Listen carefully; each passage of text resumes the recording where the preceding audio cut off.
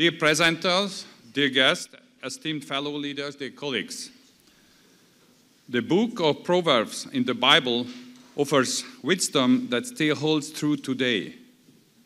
A merry heart does good like medicine. This could easily be the motto of the first conference jointly organized by Times Higher Education and Semmelweis University. For me, practicing medicine is the most sacred vocation in which our goal is to preserve and restore physical, and I stress mental health of those entrusted to us. As the book of Proverbs has already clearly put it, mental well-being can be healing in itself. Whatever branch of our profession, medical specialty we represent, this insight is essential in our everyday work. As a leading university training doctors and health professionals of the future, our mission is without question to improve people's well-being and to protect and serve health. For this reason, it gives me great pleasure as the rector of Semmelweis University that we can host this event today, which focuses on good health and well-being among the United Nations Sustainable Development Goals. With more than 250 years of history, Semmelweis University is not only Hungary's largest healthcare provider, but also a leading university in Hungary and in the region. It is considered unique worldwide as a slowly medical and health science university. The excellence of its students, researchers, and faculty is also evidenced by the fact that the institution is ranked in the top 300 by the Times Higher Education, placing it first in Hungary and Central and Eastern Europe. But belonging to the world elite is not only a privilege, it also comes with hard work and responsibility. Our work is defined by the trinity of education, research, innovation, and healthcare, which constantly complement and reinforce each other. As a result of our international relations are continuously expanding too. But it is not only our scientific links to the world's leading institutes that show how international Semmelweis is, but also that a third of our 16,000 strong students' body comes from abroad, representing 120 countries all over the world.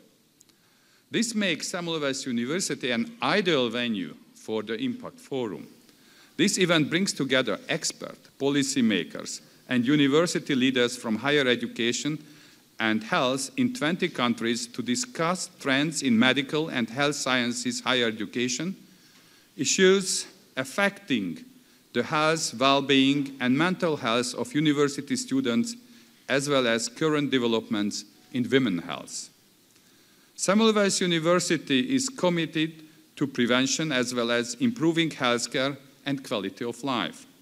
One of the most important priorities of Hungary's current EU Council presidency is to combat cardiovascular diseases and to increase the number of organ transplants in which Semmelweis University is expected to take a leading role, as it is at the forefront of both specialties, both at national and regional level.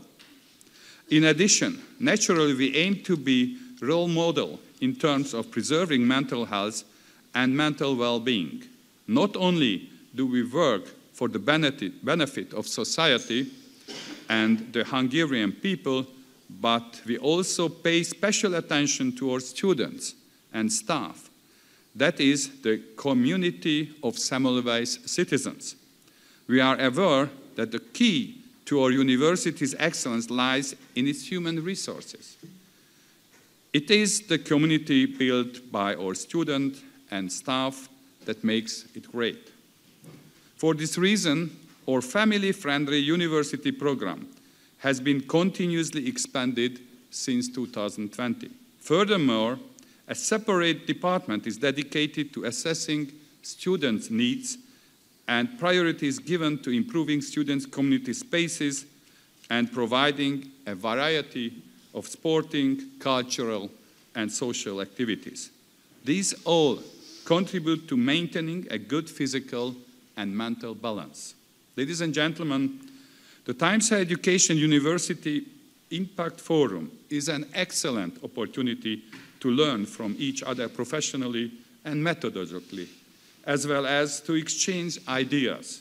I do hope that we will take advantage of this opportunity to shape the future, and our concerted efforts will generate real ideas, thoughts, and changes in response to the global challenges discussed here. I wish you inspiring experience and an enjoyable time, and I would like to thank again for accepting our invitation. Thank you.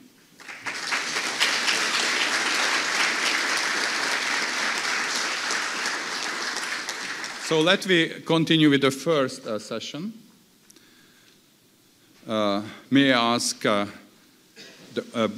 participants of the opening panel addressing critical health challenges in Europe,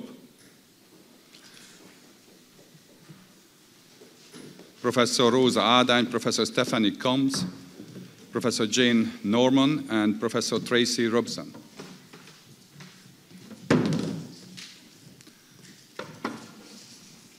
So let me start some provoking slides and some Semmelweis solution. So it is a pleasure and honor to moderate the opening panel addressing critical health challenges in Europe. Let me introduce myself.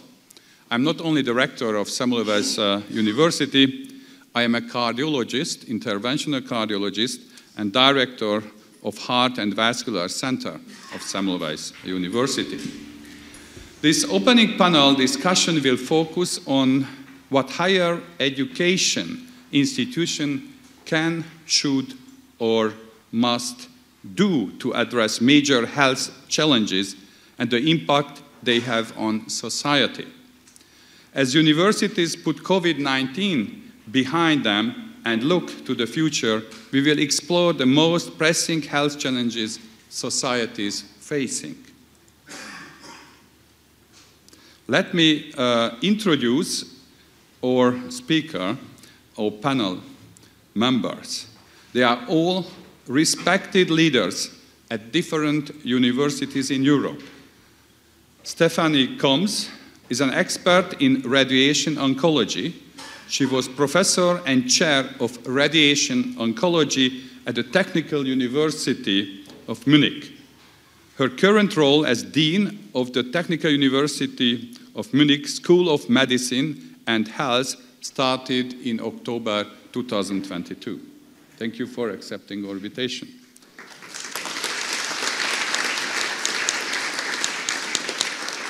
Jane Norman has been Provost and Deputy Vice-Chancellor of the University of Nottingham, UK since December 2022. She is an obstetrician and gynecologist. She has served as a non-executive director of University Hospital Bristol and Weston since 2021. Thank you so much for being here. Tracy Robson takes on the role of Deputy Vice-Chancellor of Academic Affairs at the Royal College of Surgeons in Ireland, University of Medicine and Health Sciences in July 2024. She is cancer biologist. Thank you so much. Rosa Ardány was the founding dean of the Faculty of Public Health of the University of Debrecen in Hungary, and she is now professor of epidemiology and surveillance center at our university, Semmelweis University. This discussion will focus on the following topics. What has been the impact of COVID-19 on medical health science curriculum? Are universities doing enough to prepare for future public health crises? How can universities work with the government to manage the needs of stretched healthcare systems? What are the challenges and solutions, financial, structural, human resources, in managing a sustainable public health system? Let me start with the solution of Semmelweis University. Despite Semmelweis University fought in the COVID-19 frontline, we could keep the unit of the three pillars: education, research and innovation, and patient care. We reacted promptly, adapted to the new situation, and set up distance education in a week.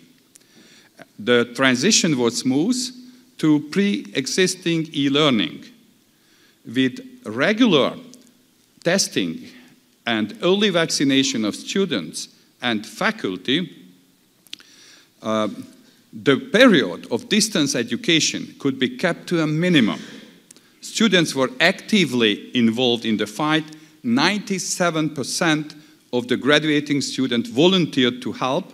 They performed PCR tests, worked in hospital and vaccination stations.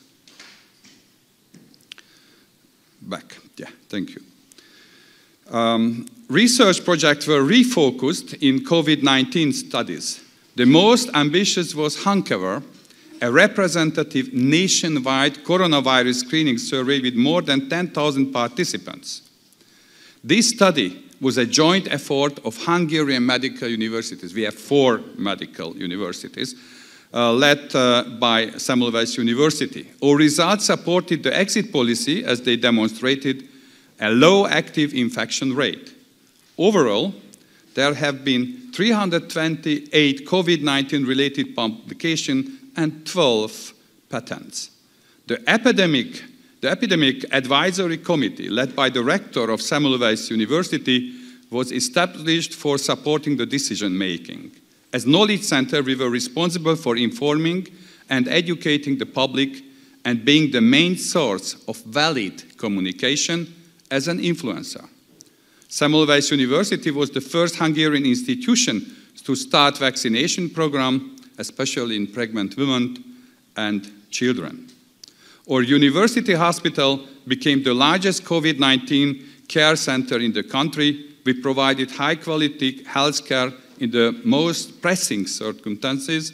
Altogether, nearly 20,000 patients were treated. More than 550,000 vaccines were administered, and over 1 million COVID tests were performed.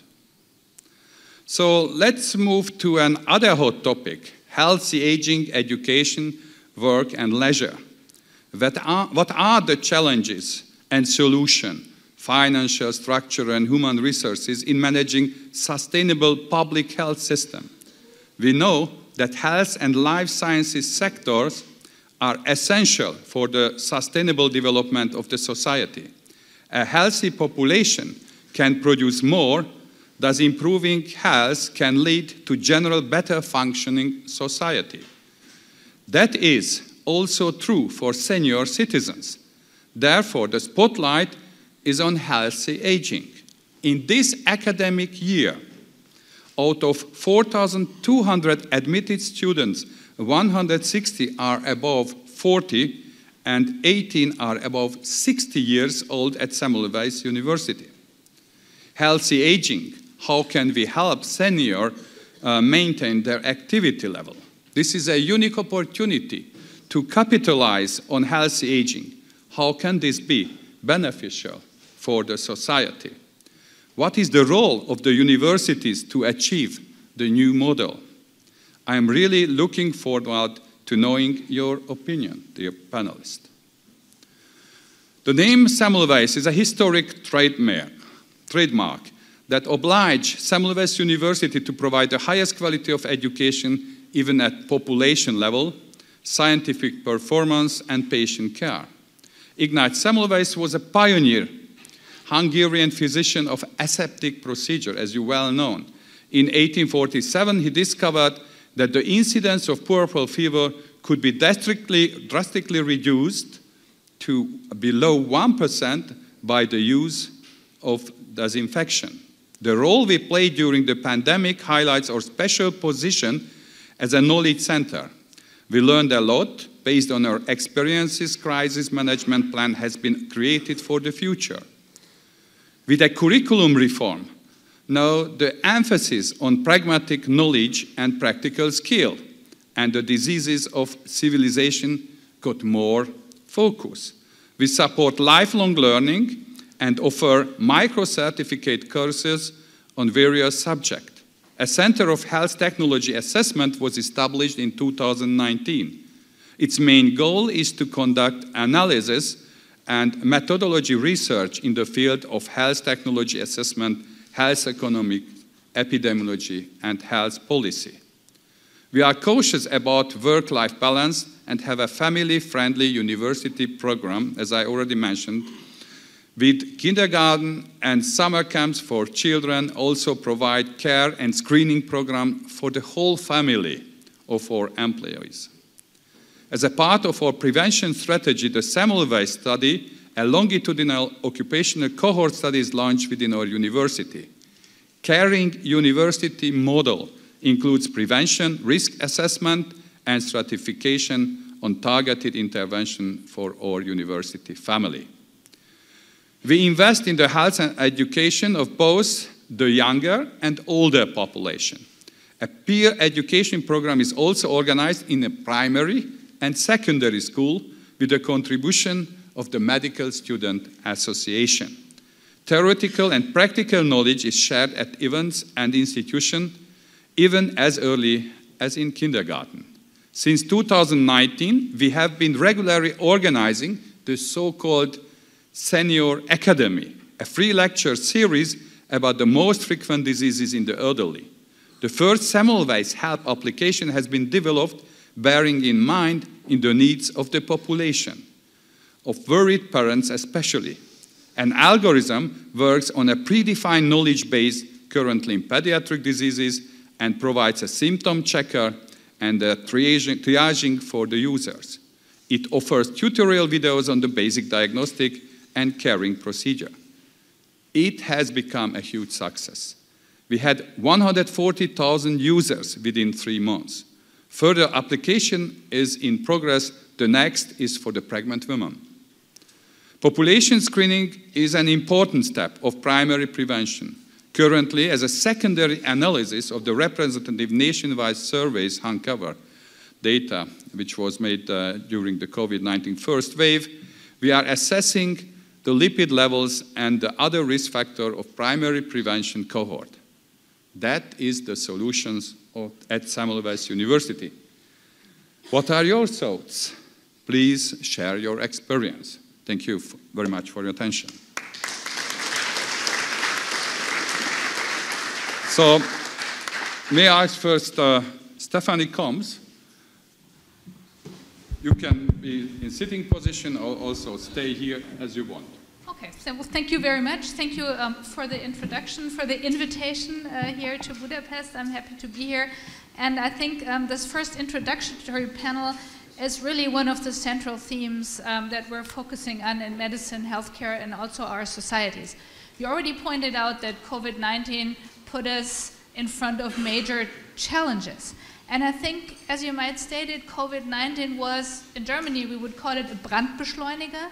It means it put it extended the fires we already had in our healthcare system and in our society.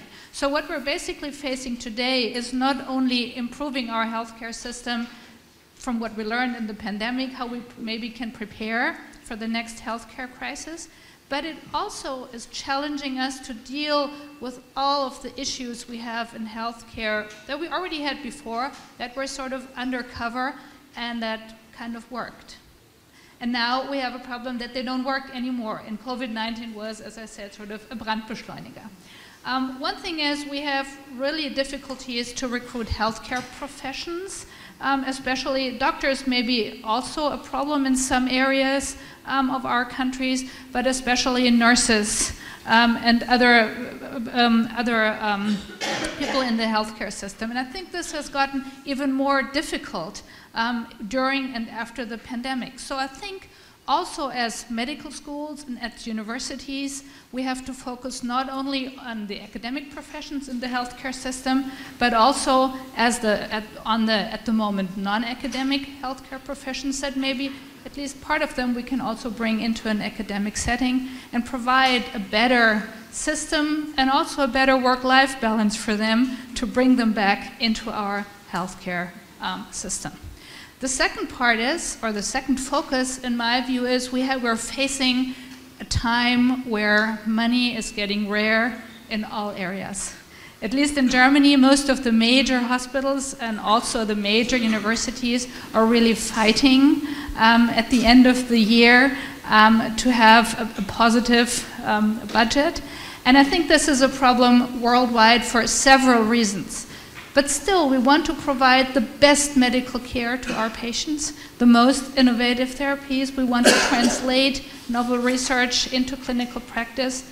And also, we want to educate our medical students. So I think one of the challenges is how to deal with these limiting resources, but still to stay on a high level that we have in our centers.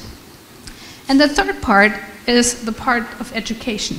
Looking at our medical students, we have learned in COVID-19 that we have to bring in new teaching format, digital formats, and that was a major problem for several of our universities because we were used to formats like we have it here today. People are in a lecture hall. We didn't have the digital technology. We didn't have the lectures prepared for digital teaching. And I think we learned a lot how we can mingle small group teaching in person, but also digital technologies that also help us educate people that maybe live further away from the main centers.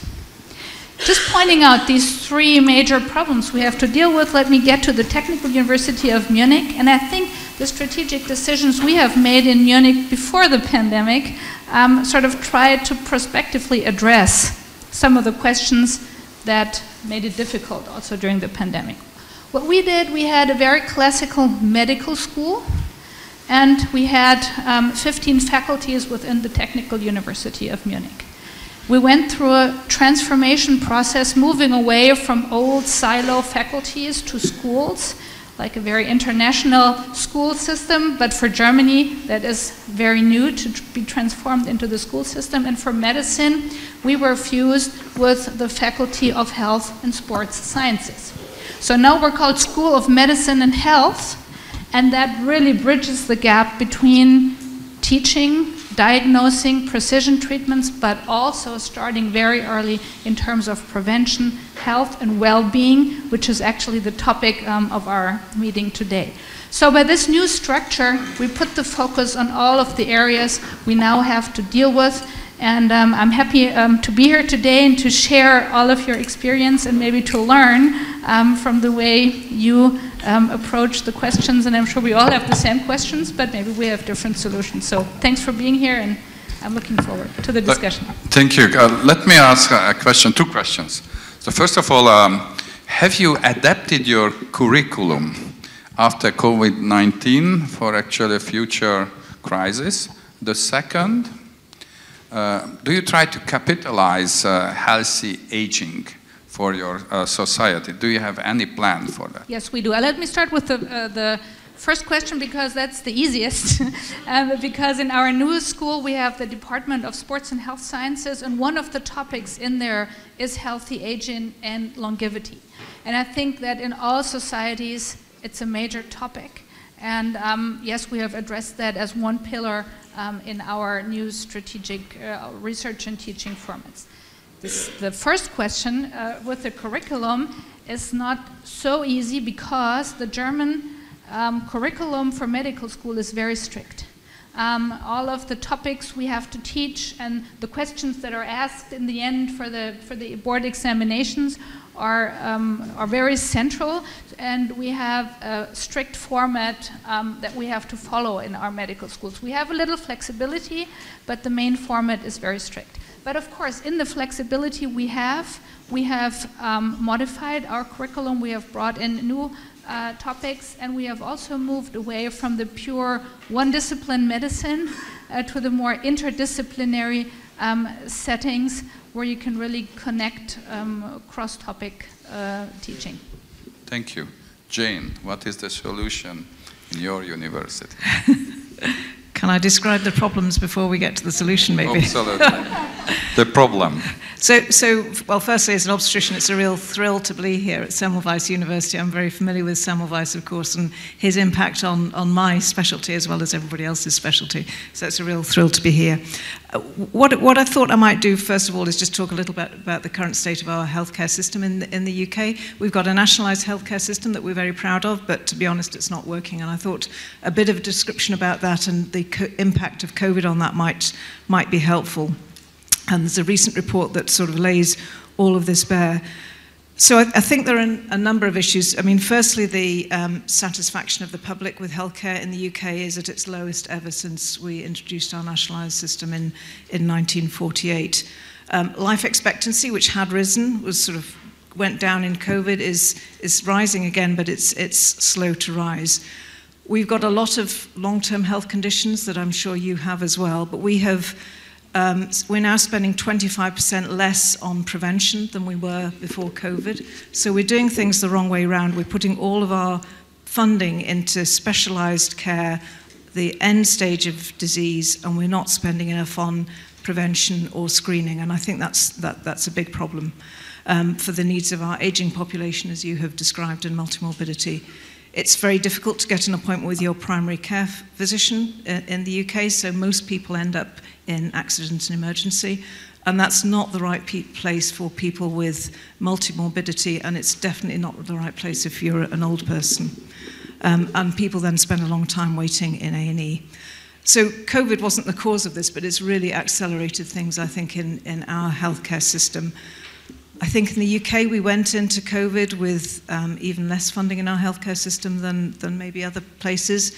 Our capital funding of healthcare was really compromised, and we had a lot of people in hospital beds. So 25% of people in our hospital beds don't actually need to be in hospital, they need social care, and that's the system we run in. So our routine care really took a hit. So hip replacements in the UK, for instance, during COVID, went down by 43%, and the world average is 16%. So what's the impact of all of this on universities and teaching? For universities, we teach mainly undergraduate medicine. It's the health system that does postgraduate education. So I think three big impacts that we all need to take care of and think about.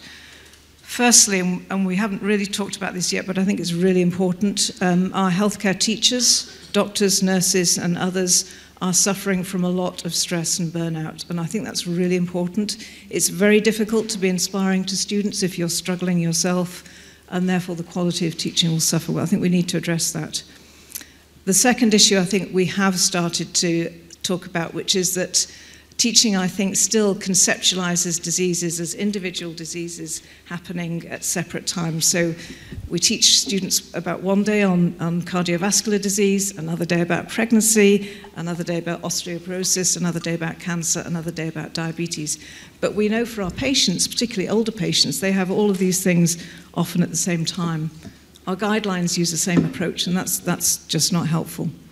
So I think we need to move our training to deal with an older population and the complex needs of multimorbidity. And then lastly, and again we have talked about this already, our focus is on teaching illness and not health, because that's where the majority of doctor-patient interactions happen. And I do think we need to spend a lot more time on health promotion. So I think some of the kind of difficulties we've talked about are also solutions. So, actually in relation to supporting medical students in healthcare teaching, I think if we can make sure that those who teach medical students do have time in their day to teach students, and you're not expected to see the same amount of patients in your clinic whether or not you have a student with you. If you have a bit more time, I think actually that's a way of reducing burnout amongst healthcare physicians, doctors, nurses, and other medical professions. These young people come in with such enthusiasm and a burning passion to make people better. Some of us have kind of forgotten that, and I think if we have time to spend time with young people, we can remind ourselves of that. So I do think that's part of the solution. And grappling with that multimorbidity, I think, is also part of the solution. But we need to learn from people around the world to do that. I don't think any of us have the solutions ourselves. Thank you. Thank you. Let me ask you the same question regarding curriculum. So, can you actually adapt your curriculum every 5 years, or is it possible to change according to the needs? So we can, and we do, and my university is just busy doing a huge curriculum redesign at the moment, which is going to take us at least 3 years. We have the same issue that you do in Germany, in that the General Medical Council is very prescriptive about medical education and what goes in the curriculum. So you can add stuff, but then the risk is you just squash more and more stuff in and reduce the time for some of the important stuff. So we are trying to do that, but we are limited in how flexible we can be. In Bristol, where I was before, Nottingham, we'd moved a lot of our teaching into general practice, and that's a sensible thing to do in terms of what medical students need, but it's causing difficulties because general practice primary care in the UK is really, really struggling. So it's very hard if you've got a lot of your medical education in that environment, and that environment is just not working, which is where we are at the moment. What about the role of universities in education, the public, the population? What is your strategy on that field as a university leader? So I mean, I think one of the things universities do, and I'm sure this is true all around the world, is, you know, we educate our students, but we have a real obligation to educate society and share our knowledge with society, and that's beyond medicine. So I think, you know, we've got a great arts program, we've got a museum that we run, we've got an arts centre. So I think opening our doors to the public is a way of engaging people with the brilliant things that life offers, and enabling people, particularly in their older age. And I loved your slide about education continuing to older age. I think universities have a big role to play in that. Thank you so much. May I ask Tracy? Yes, hello. Thank you for inviting me today to beautiful Budapest, and the weather and the sun is shining, which is lovely, although the river is rather overflowing at the moment. So yes, I'm from RCSI, so we are a unique health sciences focused university right at the centre of Dublin on St Stephen's Green. And I think, you know, in terms of responding to sort of public health challenges, we are in a unique position as health scientists.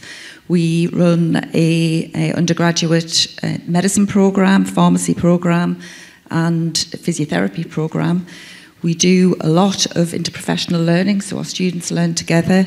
We've just come through a very new curriculum review, which I think will address some of the major healthcare challenges of the future, and I think prepare our students for that.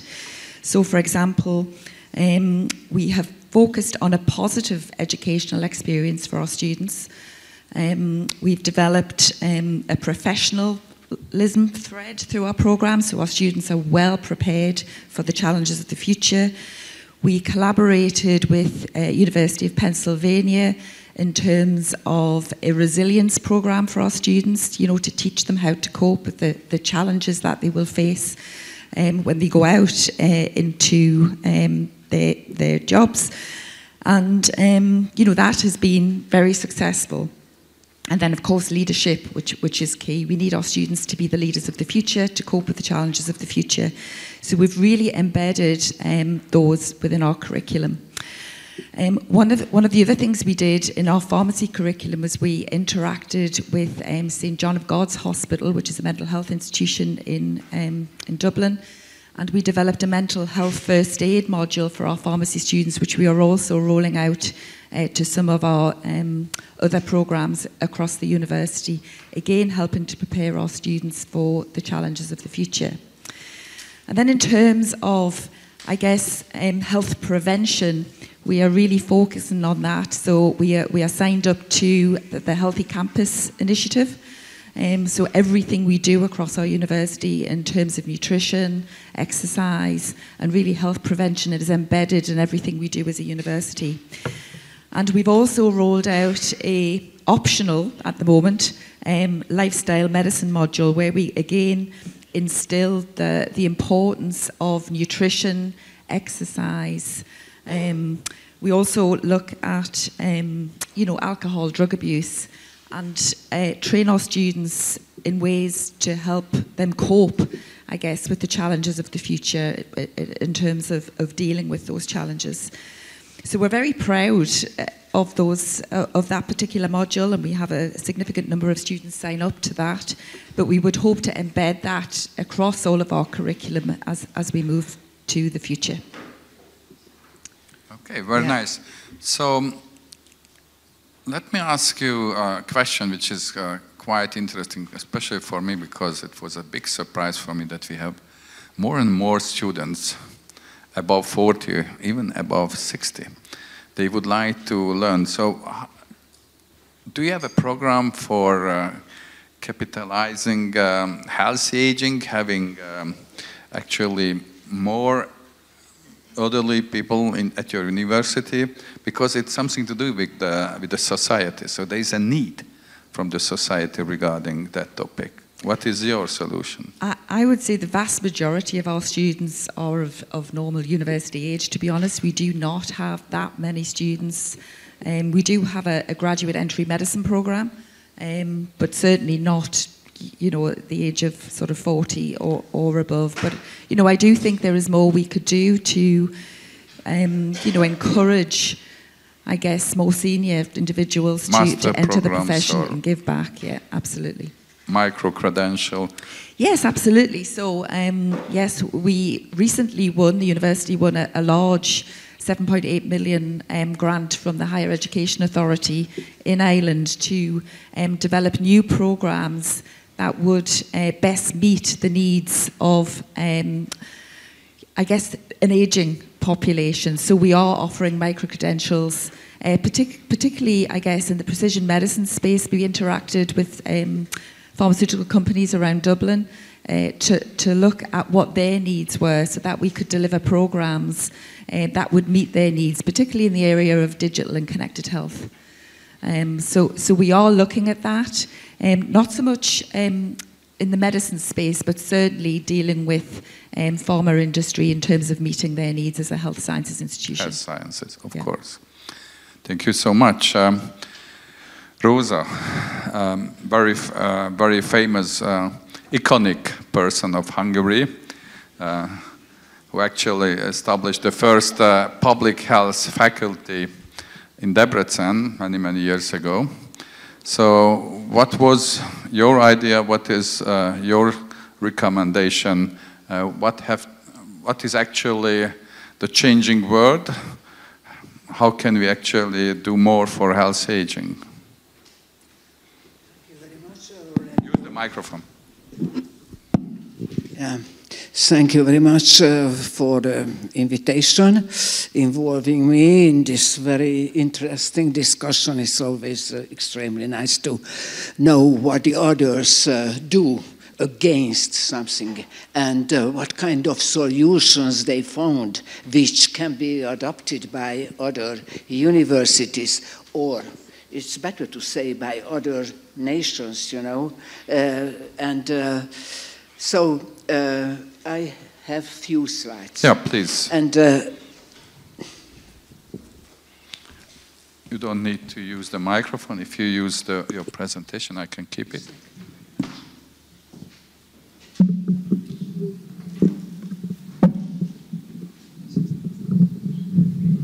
Thank you very much.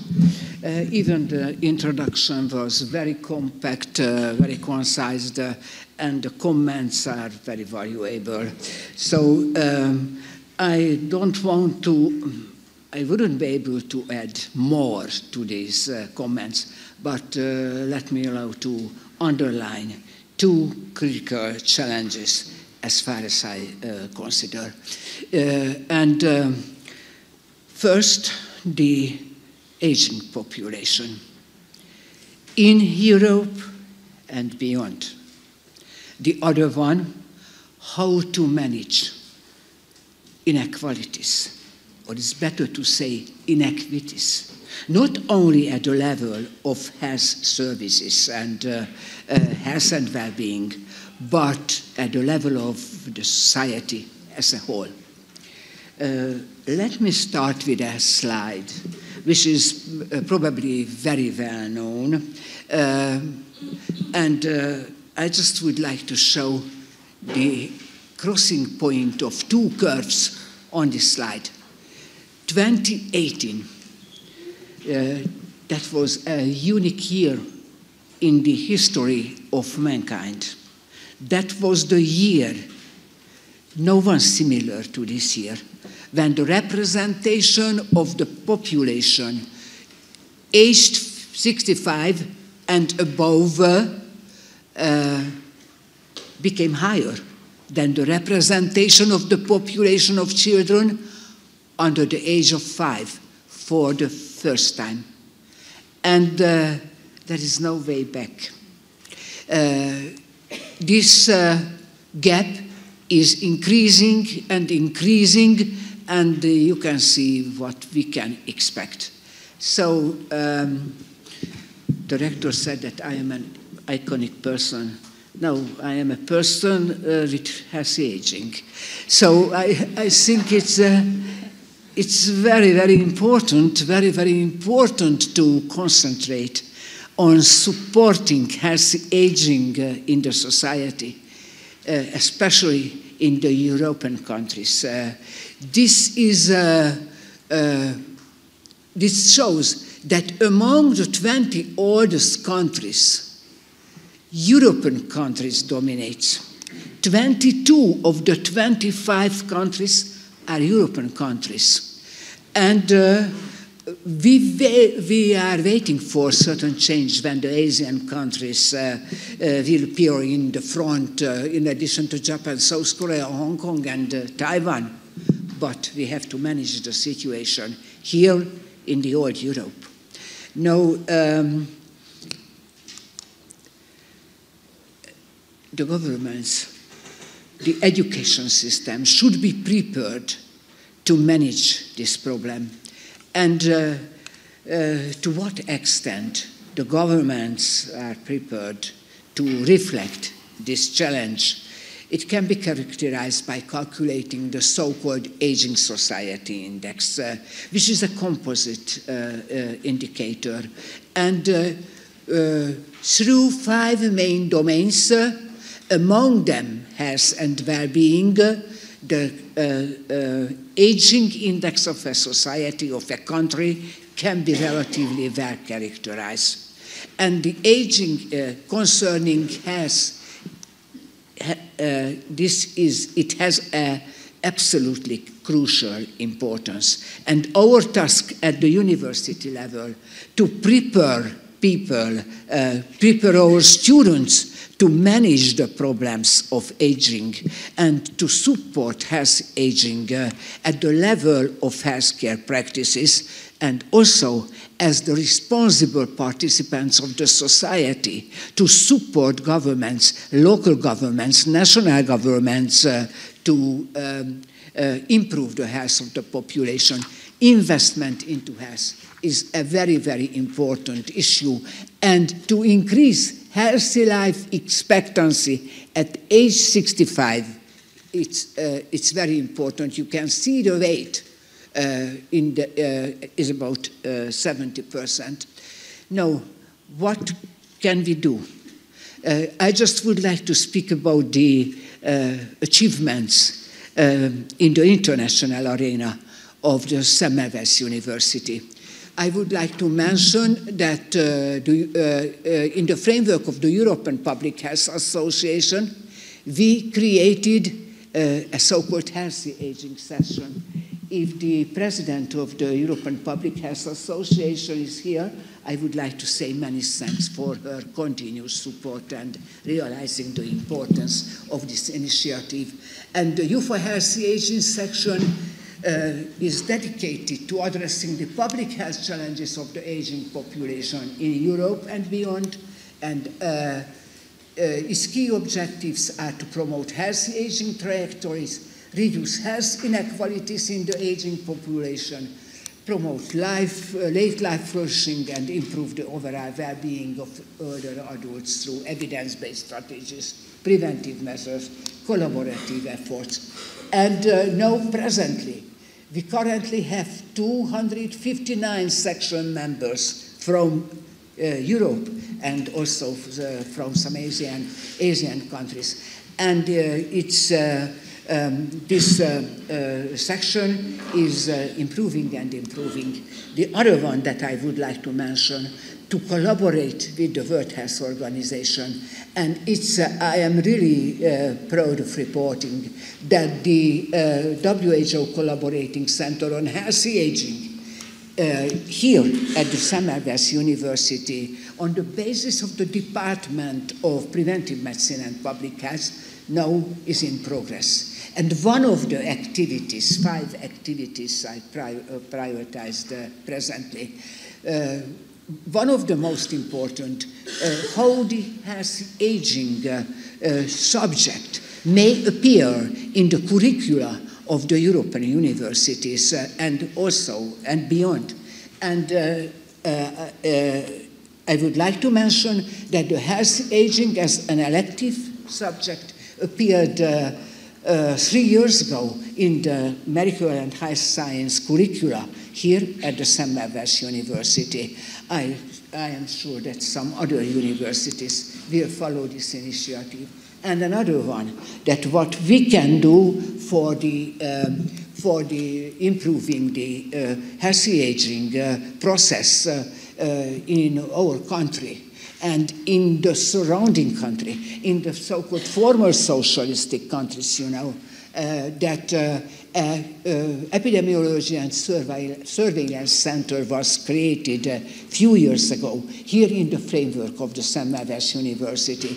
And we believe that it will be able to act very usefully during the implementation of the public health program in the country by monitoring activities. Because unfortunately in Hungary and in other former socialistic countries, no monitoring framework was created in the last 2 decades. Among the OECD countries, only 2/3 of them have such kind of monitoring capacity. And the only one that I would like to mention, that another important issue, how to manage inequalities in the country, not only in the field of health, but in the society. And now, these inequalities are inequities, if I want to use the correct term. And in the framework of the UN Agenda 2030, it's very, very important. Practically the main message of the agenda, leave no one behind. So to ethically, morally manage health inequalities properly. And what I would like to show, that this epidemiology and surveillance center that I mentioned before, published first all over the world, first in the international literature. What is the problem concerning the relationship between deprivation and morbidity and mortality caused by communicable and by non-communicable, typically age-related chronic diseases. And the only one that I would like to show, that the relationship between the deprivation and morbidity differs from the relationship between deprivation and mortality. The opposite directions can be seen. And this is a very important sign that something is wrong in the prevention system and also in the healthcare system.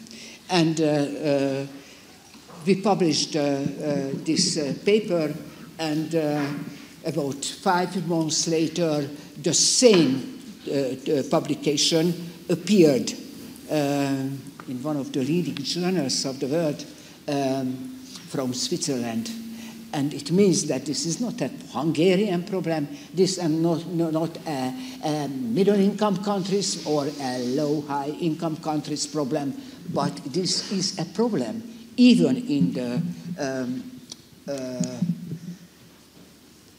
the high-income countries also. This is my last slide, just for the panelists, you know, because I realized that two of them, cancer research-related persons, and I just would like to show that the same discrepancy between morbidity and mortality can be very well seen at the level of cancer morbidity and mortality, indicating that there is room to do a lot in the field of public health and also in the curative treatment. Thank you very much. Thank you so much, Rosa. So, are there comments? We have 1.5 minutes. Do you have any comments? We have cancer researchers here among us and gynecologists. I mean, look, I mean, it's sort of, you know, certainly out there in the literature that poor diet, you know, lack of exercise leads to obesity, which has huge impact on other comorbidities. So we have to do more. I mean, we've talked about certainly the lifestyle medicine program that we run for our medical students, and we would hope that that would be carried forward, you know, when they're practicing, so they can educate patients of the future that, you know, how to live a healthy lifestyle, which would hopefully make an impact in the future. But I think we could do more as universities in terms of, you know, educating the public. So at RCSI, we do have a series of My Health lectures where we will focus on key topics such as this. And, you know, we invite the public in, we record it, so it's made available online. And we're just about to open a public engagement space right in the centre of Dublin on St. Stephen's Green, you know, where we will be hosting exhibitions, but similar to what you said in Nottingham, so we can try and work with the public and learn from the public in terms of what's needed. And I think getting our students involved in that, you know, at the undergraduate level will be critically important. And one of the things we do want to do, learning from Newcastle University actually, is they have a student-led pop-in clinic. It's really just a referral clinic, so public will come in, maybe get their blood pressure checked, cholesterol levels checked, and the students can, with fully supervised obviously, will then refer them on, you know, and we're in the centre of Dublin, deprived area, so this should really be sort of giving something back to the public around us. Stephanie.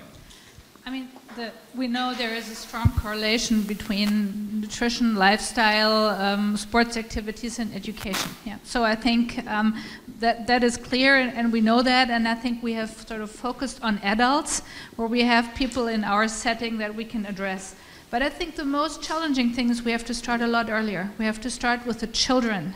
And we have to make lifestyle changes very early so they learn when they go to school, when they go to kindergarten, and sort of really grow into a healthy lifestyle.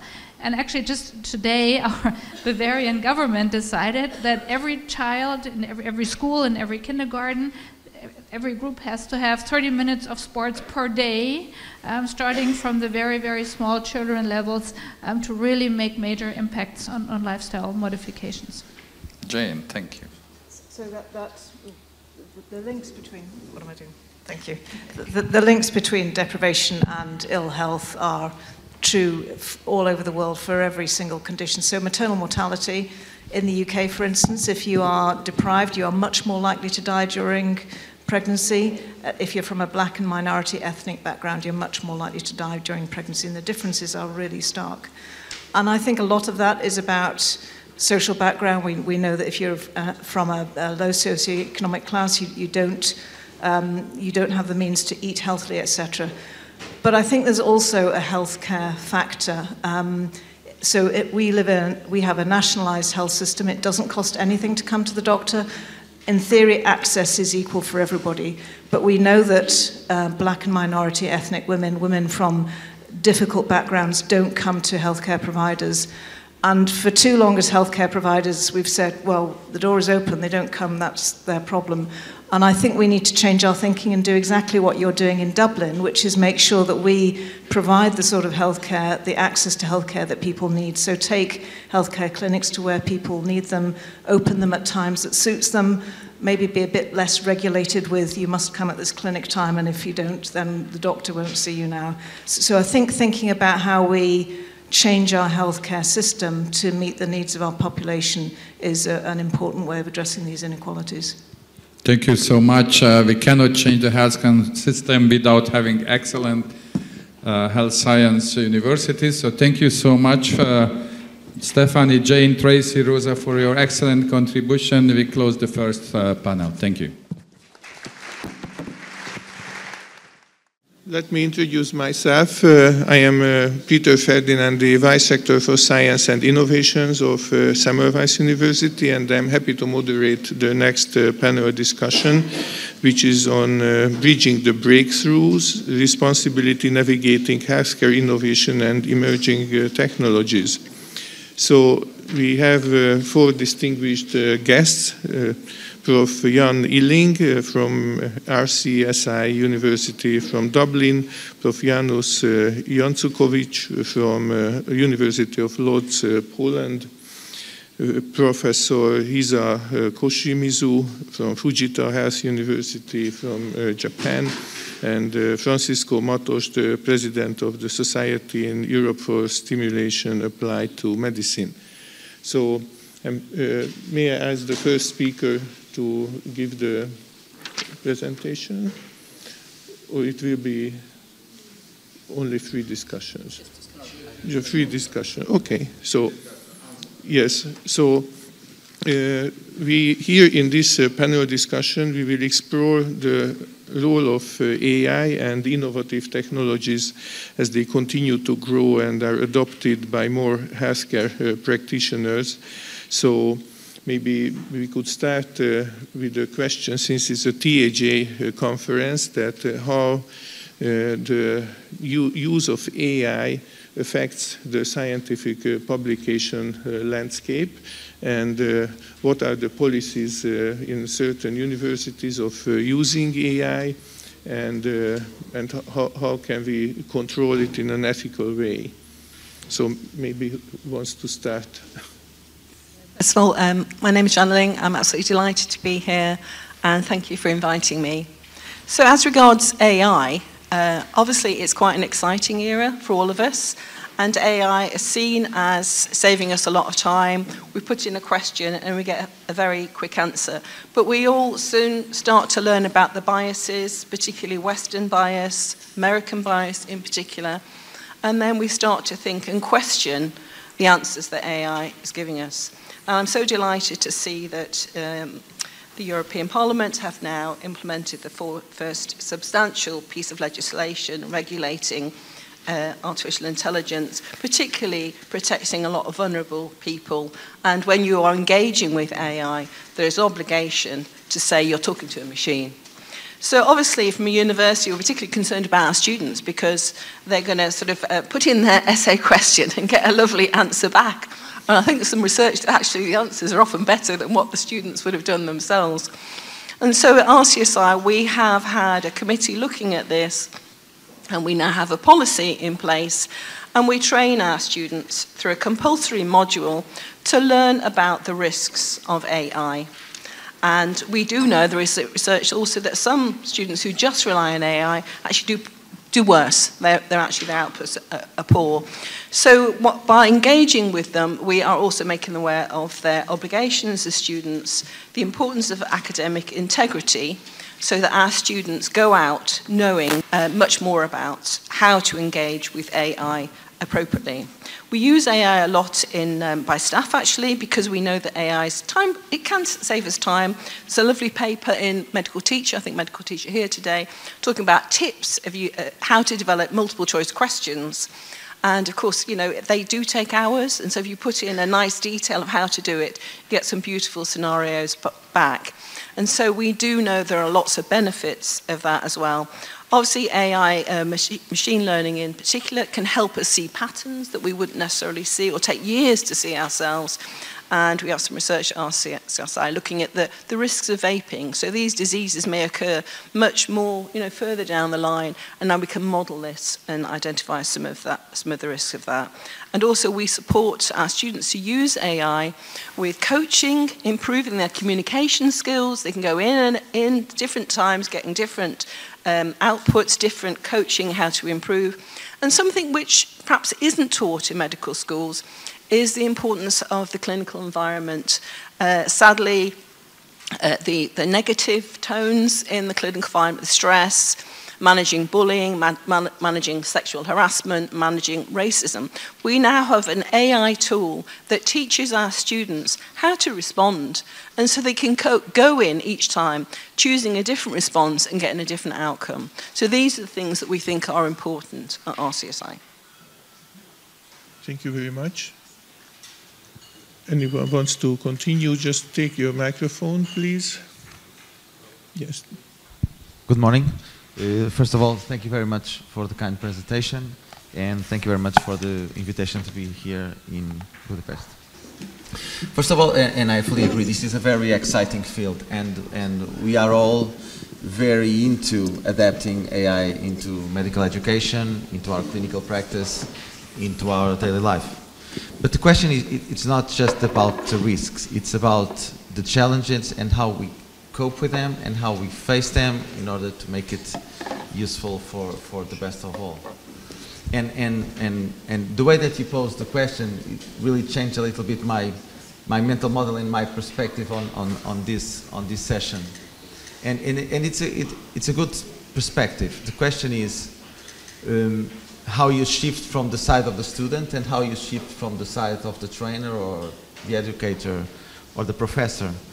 Because you really face different perspectives. The main challenge of being in a changing field is that it strikes you on different levels based on your experience, on your age, on your knowledge, on everything that it's your background. And here you have many layers. You have the trainer of the trainers. You have to know what you need to train to face AI and how to cope with AI and how to use AI, how to use it, but also the way that you train to a shifting field also. Because all generations see AI in a different way and use AI in a different way. And you have several studies about how is the impact of artificial intelligence based on your background. And you can add or you just be reliant on the biases, because the biases are very relevant. And you talk about a few, there are many others. You have a huge gender bias also on AI, cultural biases. And when you talk about inclusiveness, diversity, and equity on education and on medical education, you really need to add that factor into the AI perspective. But going more into the educational field, for sure, it offers a lot of opportunities. And when we talk about, again, about inclusive and diversity, it's a way to have access to a tool that has a high impact tool. And if it's used wisely, it can impact a lot many countries and leverage medical education to a different level. Creating new opportunities for cooperation, creating new opportunities to spread knowledge in a different way. And even in terms of competency-based training, and the way that you adapt competencies in a global level, it's also important for the AI development. But being more specific and not taking all the time, for sure we are using AI a lot, and in simulation we are using AI in a very, very challenging way. And there are many studies about AI doing the scenarios, what should be your learning goals, how to assess. And it's fun to use it, but you need to have some training about being aware of possible biases on that, but also how to face the perspectives and the trend of the medical education. And this is something that is striking us, and in fact we are developing a meeting in November in Copenhagen just to discuss extended reality and AI. Because there are a lot of challenges and opportunities that we really need to face, and to look at what we have already on evidence-based that we can use, and what are the missing gaps on research that we need to focus on to make it stronger for the future. Thank you very much. Maybe we can hear a Polish view. Thank you very much. I hope it will be the Polish view, but also a little bit European view, because I work with the WHO Europe and WHO Global, and this is very related to what I want to say. So I will start the timer, just not to speak for more than 5 minutes. So I would like to a little bit refocus the conversation from talking about how artificial intelligence impacts universities, students, teachers, to how artificial intelligence and innovation impacts patients and societies. Because this is, in fact, we need to remember about the slides on both sides. The topic of this meeting is how can medical schools participate in building healthier, prosperous, and resilient societies. So we need to remember that our ultimate goal is not improving impact factors or rankings. Our ultimate goal is to provide education that way that we will change the health of the societies. So from this perspective, every decision, when we talk about artificial intelligence, all the other innovations, I think they sort of become smaller, because when we talk about gaming or escape rooms, okay, will it really help the person in a village, in small village in Hungary or in Poland or in Tajikistan? So this is number one. Number two is we are now very much focused on innovation for innovation. We need it. Semmelweis University has it, so we need to have it in Łódź, just to show that, okay, we have artificial intelligence, we have dissection tables, and so on and so on. In fact, again, innovation is only the way to achieve the goal. So I don't know if there are any friends from Desi friends from India, from this region. There is a guru, Sadhguru, and he says, I'm not interested in what is just new, but what is impactful. Again, not for the university, but for the society. So now, how can technology participate? So this is my third bullet point. Innovation and invention, it's not the same concept. Innovation should bring impactful change. Invention is technological. It's developing the light bulb, artificial intelligence, gaming, and so on and so on. And this is not the aim unless we are talking about technology departments. Then, of course, they are focused on technological inventions.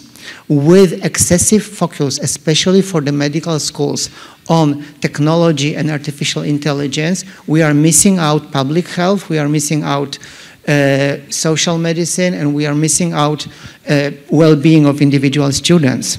So invention can be just, I said, virtual dissection table, and so on and so on.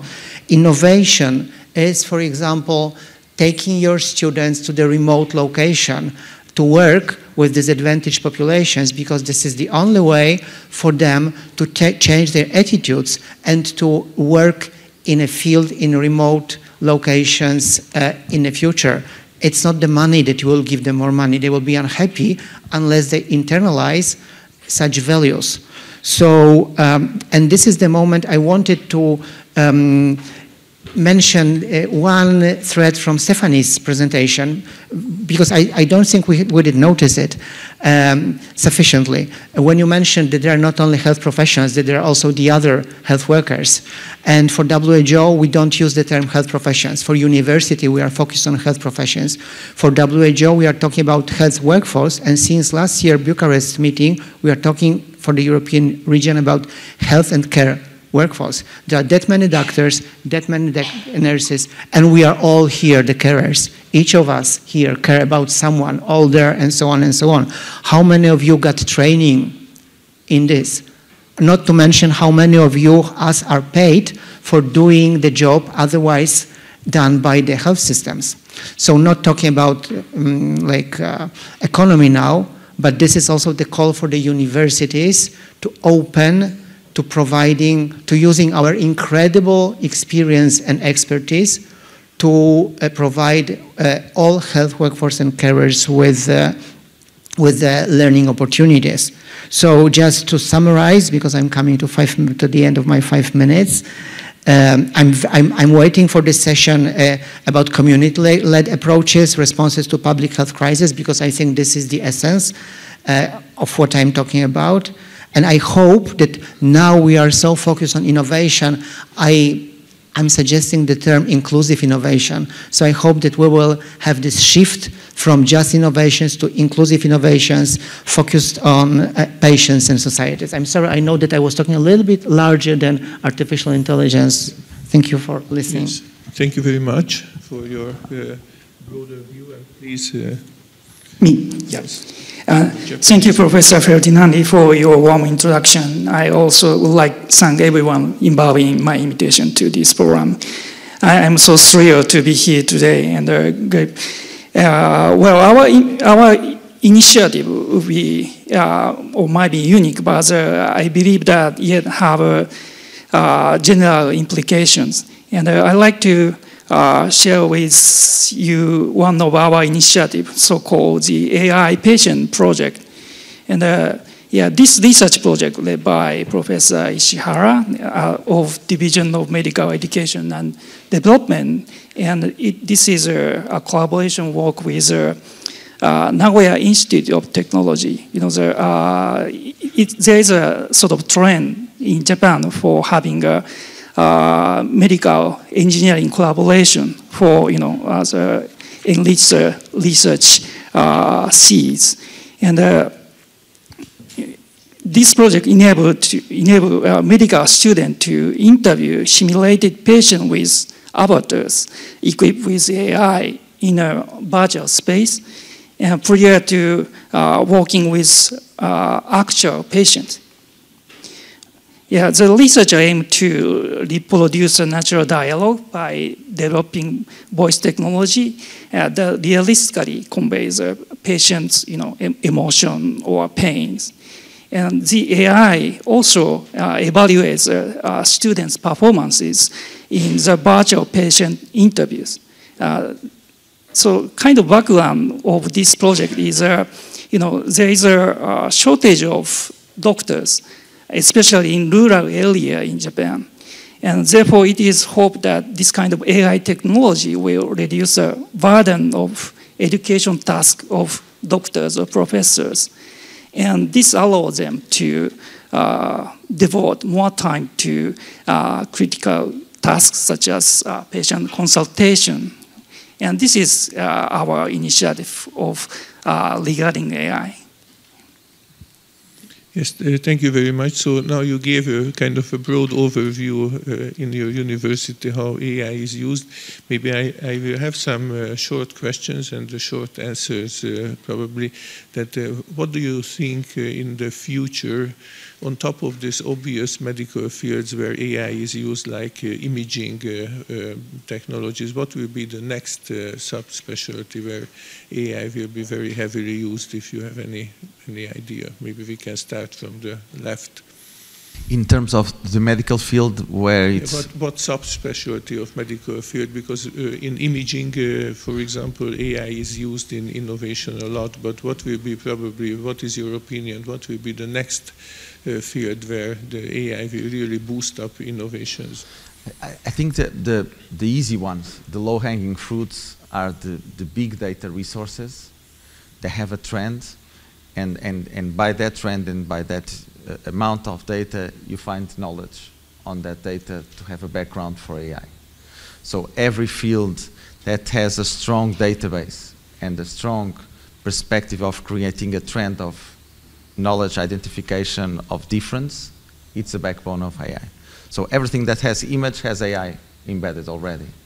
And the question, it's, from my perspective, it's because all fields will be affected because we have AI already in our pockets, in our computers, in everything. So the way that we think, it's already affected by AI. The way that we present and do a keynote, it's affected by AI. So AI, the way that people see us and perceive what we are saying, it's already affected by AI.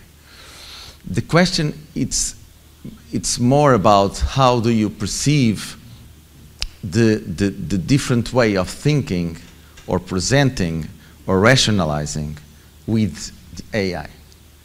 And because using it as an add-on instead of a threat. And in this session, we are talking a lot about AI, but we have a lot of emerging technologies also beside AI that help also using AI. But you have a lot of research on virtual reality, on mixed reality, and this has also a huge impact on the way that we teach and the way that we learn, and the way that we can, and there is also a trend here, which is not artificial, it's very natural, which is a trend for inclusiveness, diversity, and cooperation. And this is human, and this is all in all of our speeches. And we can use AI and these technologies and this innovation because they have a huge impact for our daily basis work and the way that we connect and the way that we connect with the students and the way that the students connect with us. And we have many opportunities. We can see, and being a little bit challenging, we can see, for instance, humanization. So AI and virtual reality and everything takes away from the connection with the patient, gets you away for a more in-depth connection in the patient-physician relationship. But what about this, if these technologies create you a path for all the competencies, have a personal track, personal educational path, that it's so faster that you have more time to be with the patient. So how can we use it like that? Yes, thank you. Any comments maybe on? I think the big contribution will be about improving patient outcomes and reducing errors. So we already see AI being used as sort of a second opinion by GPs when they're writing a prescription. Have I got this right, looking at contraindications? There was some lovely research presented at AMI actually about clinical decision making and AI listening into calls to the ambulance, 999, is this a cardiac arrest? And the AI listening in was much more accurate. It would have sent many more ambulances, many more lives would have been saved, but unfortunately there were too many false positives. And so we're not there yet, I would say, but I think it has potential to save time, be much more accurate, and I think time is absolutely crucial for the healthcare workforce. Yes, thank you. Please. Yeah, Professor Fernandi mentioned about the AI and imaging, right? And we have one initiative regarding the AI and imaging. And well, actually, you say the AI future in AI, but the topic I just mentioned is ongoing and the future one. But anyway, together with a subsidiary company of Canon, Doug Canon, you know, and we have developed a COVID-19 pneumonia analysis software, which was officially approved by the Japanese government as a medical device in 2 years ago, 2022. Yeah, the AI-powered algorithm of this device developed through machine learning, and it can analyze a patient lung image taken by Canon CT. And the system indicates a possibility of having COVID-19 pneumonia and suspected lung areas. Yeah, this is our initiative how use AI for in imaging field. Yes, thank you very much. Yes, please. I see AI quite intersectional, that it applies to all specialties, mostly those very highly specialized. So if for my university, for my city, and I'm sure for yours also, if we have Da Vinci robots performing operations, it's a very small step to artificial intelligence supporting this. And with this, I very much agree with what you said, that I hope that this shift will give us, doctors, nurses, more time for patient-centeredness. So if artificial intelligence supports us in highly sophisticated clinical decisions and so on, we can finally have time to talk to patients. We can finally have time to understand patients. So I would say, of course, we need training in artificial intelligence for our students, for our doctors, but at the same time, let's provide them with a very good training in communication skills, developing their empathy, because this is perhaps the field for them. There is a very weak at the moment discussion whether in the future we'll face the shift. Currently, you know, we all go through medical studies, and then sometimes we choose a very narrow specialty. So someone goes through all medical studies, and then we become an excellent surgeon, ophthalmological surgeon for one particular disease. Maybe we don't need to give these people the full training in medicine. Maybe they can get a very highly specialized training and an artificial intelligence supporting them, while the group of doctors and nurses will support those humanistic values. Yes, thank you very much. I have two more questions, actually. You already mentioned that we have a risk of using AI as well, because for several reasons. Because first of all, we don't know what is happening in these neural networks, and the other thing is that we are not expert in AI and bioinformatics, so we are just a user of that. So how do you think that these risks can be coped? Because you know, these supporting tools may give a seriously bad advice to the doctors as well.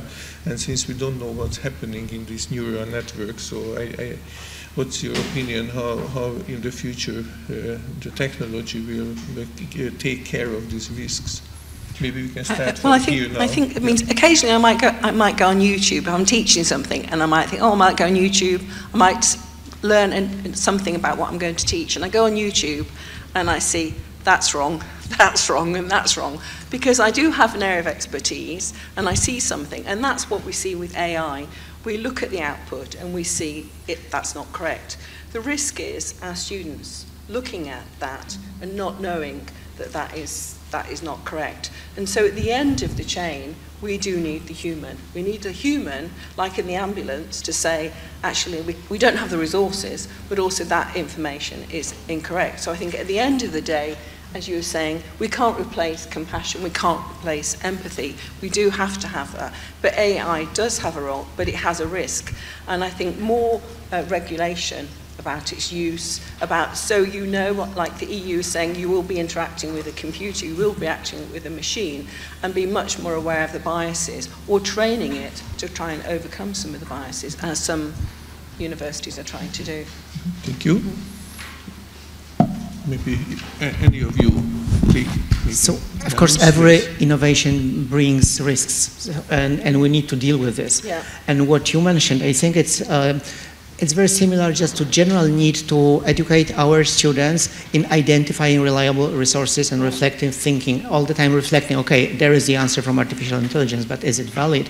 So just to give you a very basic example, you mentioned about generating MCQs. For our university, we are doing this just now, experimental phase, but we are asking artificial intelligence to generate 50 questions on cardiology, and of course some of them are absolutely useless, but still, if you get a 50 ready MCQs, then one expert just goes through them within 30 minutes, and we have it. So as for now, we just need human supervision, and perhaps it will change with time. Yes. Well, my comment will be short, because, we are not professional in AI field. And so we are trying to sort of, make the guideline policy, how we use AI, and we are pretty much aware of the risk exists. And so we keep on the eye on, what's going on every day. Thank you. Yeah, and I will support what my colleague said about the impact based on your background, and there is also a faster generation shift and the way that you perceive new technologies is also different, and the way that you embed the new technologies in your work is also different, and also the way that you teach now is different from the way that you learned 10 years ago. So there are a lot of changes that makes you focus on the awareness of having a background of previous knowledge, and the question here is, what is that backbone? What should be the knowledge of every medical student? What should be the knowledge of every specialist? And that's global health matter, because it's worldwide thinking. But I would go also to a different perspective, which is the way that these technologies are also forcing us to cooperate with the developers, and forcing us also by the way that we need to perceive this cooperation and to feed this cooperation, because we need data. And to have data for the new technologies, you need to have medical registries, you need to have an evolution in terms of the digital infrastructure of the hospitals that were really, really missing. So we are also shifting in the way that we perform, and the way that we face quality, and the way that we face safety, because the registries are a backbone of safety and quality, and we didn't have digital registries. We didn't have quality in our data, so this is forcing us to have this. And also these more close cooperations with these tech companies, with these startups, is also making us think a little bit different, be more critical about the way that we approach the patients, which is very important, because we all live in a cluster, and our cluster is the hospital or the university, but it's also, everything is healthcare related. So it's very important to have outside feeds also to address the safety of our patients. So these challenges and the way that we are working together, and we are doing also a very challenging work related to, I'm an anesthesiologist, a proud anesthesiologist, and we are doing a study on anesthesia delivery machine, a prototype of that. And the first conclusion we made was that we don't know anything about what we are doing. Yes. So and that's striking. I also have an answer, or my view on this. So first of all, I think that the medical doctors should be aware of the AI tool they are using, if it's a registered one, so it was developed as a medical device and checked by the regulatory authorities like FDA or the European Medicines Agency, because there are a lot of AI tools just on the web, and the doctors, they are not aware if this has a CE mark or it's allowed to use for certain decision making. So, and I think this is one very important problem currently, what needs to be coped. So, and my last question is about the publications and the scientific output of the universities.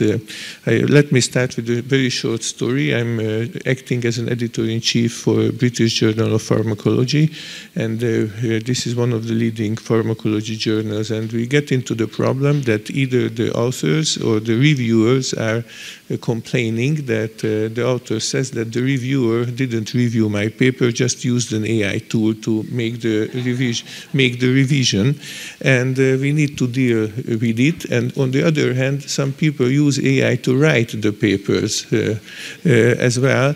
So now it seems that there will be a competition between AIs and AIs to write and review and decision. So what do you have a policy on it internally, or we don't actually, not currently, and also the publisher is trying to get a policy on how to use it, because It's not a way to ban it, because AI is here, so people will use it. So we need to find a way how to use it ethically for paper writing and paper evaluation.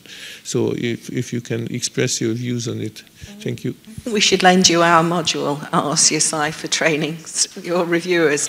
I think it is about academic integrity, and that the reviewers have a critical eye on the work, consider it rather than feeding it into a machine. And also the same, when you're writing an article, you're thinking about what you're doing. I can see that there might be at some level perhaps some brainstorming about where you might get ideas for your article. But I think to leave it to a machine, given what we've talked about today, the risks, the biases, is very, very disappointing of our academics. So I think they need to sign up to academic integrity. Please, Janus. So, first of all, thank you so much for mentioning the reviewers, because we usually are focused on the authors. And I can assure you, I'm the associate editor of Medical Teacher Journal. We'll be talking about this later. The creativity of reviewers is significant. Sometimes I just get a review, thank you. This is the review. So maybe even it would be better if they use the artificial intelligence. But on a serious note, I think it's really an area for the international cooperation, because this should not be developed by individual universities. We should develop it all together to have the same policy. I very often reading every week a lot of submissions, very often have a feeling that this has been written by artificial intelligence. I cannot prove it. So now we need to decide whether this is really wrong, that has been written, to what degree this is wrong. And I cannot, because there are certain areas that are confidential, but we have some sort of instructions and policies that help us in such decisions, but they are not ready. So let's work on this. This is extremely important. Associate editor of one neuropsychopharmacology journal, and actually that subject the board member discussed, and we made a policy regulation for how to use AI, and it goes like if you use AI, that's okay, but you need to describe precisely in material and method section, and AI cannot be an author. That's a policy that journal made. We also have a policy, and it's very similar. But I will tease to a different perspective, which is we really need to study AI. So we really need to focus and publish on AI biases, the way that AI is changing the way that we perform clinically and the way that we teach, and the way that our students perceive what we teach. And this is very important because we need also data to improve not only the way that we teach, but also AI by itself. And by doing that, it's very important that we all have a movement on that. And I can give you an example, and it's a very, very short example that we are studying. For instance, if you ask AI to give me an image of a head of a department of anesthesiology in Portugal. This head of anesthesiology has a gender, has a color, has an age, and all of these are biases. So we really need to face that in an open way. Yes, thank you very much. And I also conclude with one comment that I strongly believe that AI tools will help scientific publications, especially in these days where it's very difficult to get reviewers and to answer in time to review a paper, and especially checking the quality control of certain papers. So, but of course, new AI tools should be developed. So with that, let's conclude this session. So I think we agreed that AI is here. We need to use it, and we need to turn it into a benefit of patients and for education. But we need to really realistically find out the current risks and develop some policies minimizing the risk. So it's the same as with every new technology. So thank you very much. Good morning.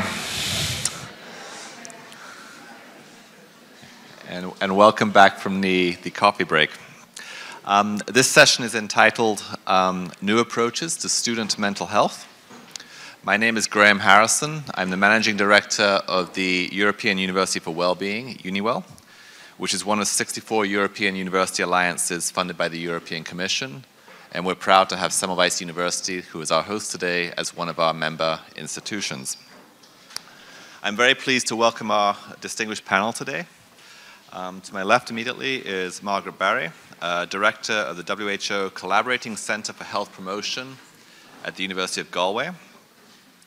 Then we have Andrew Tay, who's the Chief Wellbeing Officer at the National University of Singapore. We have Beatrix Busse, who's the Chief Development Officer of the European University for Wellbeing, UNIWEL, and also Vice Director for Teaching and Learning at the University of Cologne. And we have Georgi Pyrbel, who's the Director of the Institute for Behavioral Sciences at Semmelweis University. You may note in the agenda that we had a fifth panelist, Ronnie Brufatz. Unfortunately, he's unable to be with us today. So I'd like to thank all of you for being here. And before we get going in our discussion, I'd like to give a couple of comments. Evidence suggests in the International Journal of Mental Health Systems that 35% of first-year university students report symptoms indicative of a lifetime mental health disorder. And the WHO puts suicide as the fourth leading cause of death amongst 15 to 29-year-olds. We have a diverse group of panelists here today.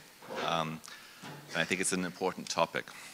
I think that perhaps the best way to open this discussion is to ask each of you to describe, in your own particular roles at your institutions, how you approach student well-being and mental health. And maybe first to Andrew, you're a Chief Wellbeing Officer. What were the considerations of NUS in creating this role? And what have you chosen to define and pursue this role?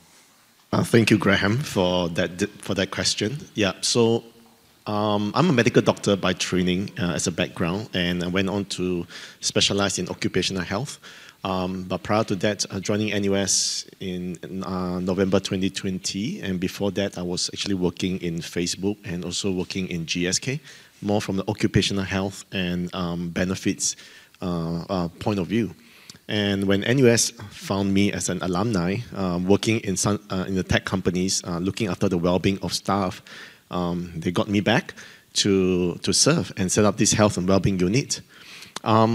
Now, on the question on Chief Wellbeing Officer, we are probably the only university, I have not heard of any others, that has this designated role as a Chief Wellbeing Officer. And I would love to, describe myself as like having the best meal, best sleep, and exercise the most, but that doesn't happen. So as a Chief Wellbeing Officer, it takes on a strategic position in trying to understand what is the whole of university approach to well-being, and at this season in time, it is mental well-being.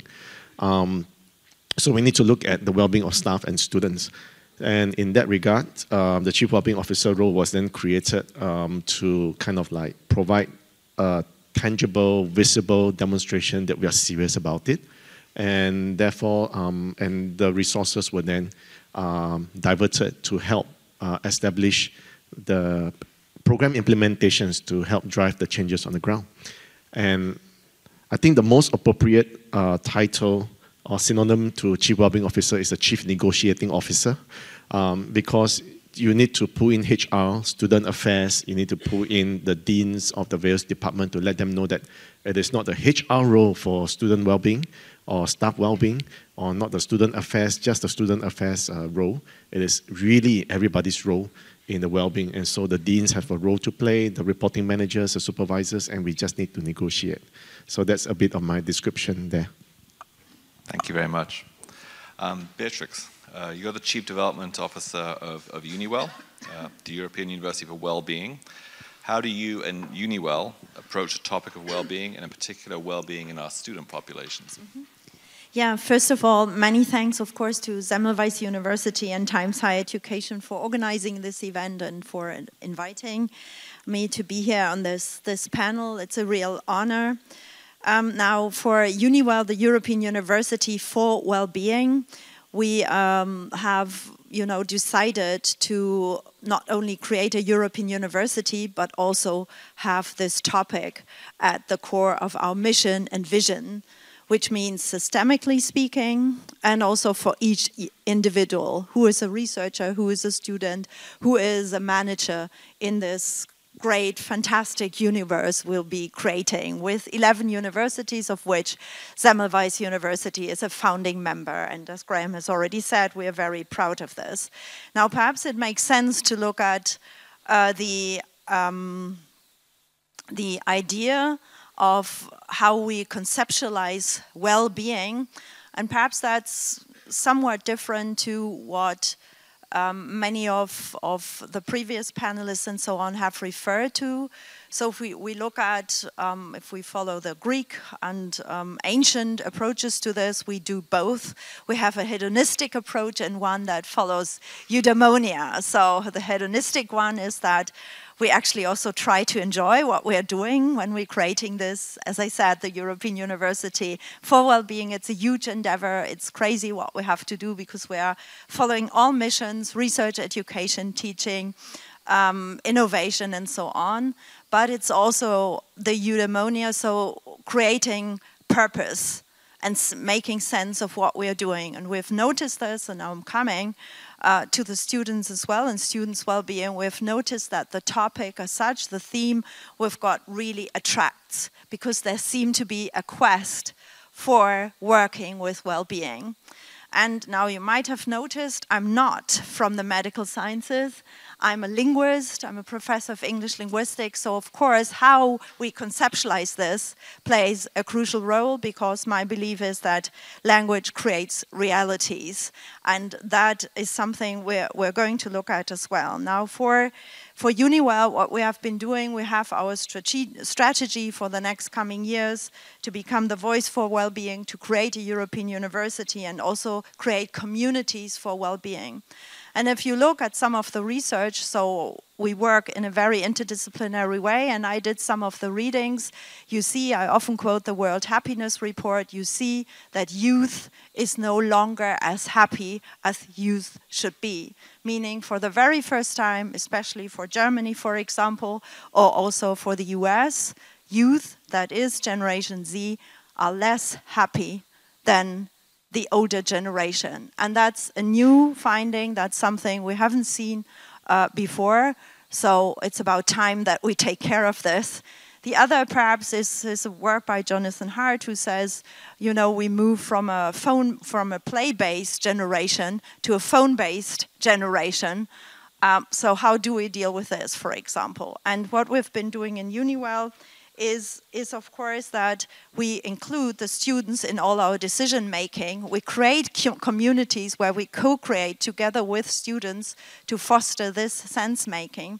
In addition, we had, even here at this university, funded by a seed funding call, the Good Practice Symposium on Student Well-Being, which also resulted in a study on how the students feel and what their needs are with regard to well-being and mental health.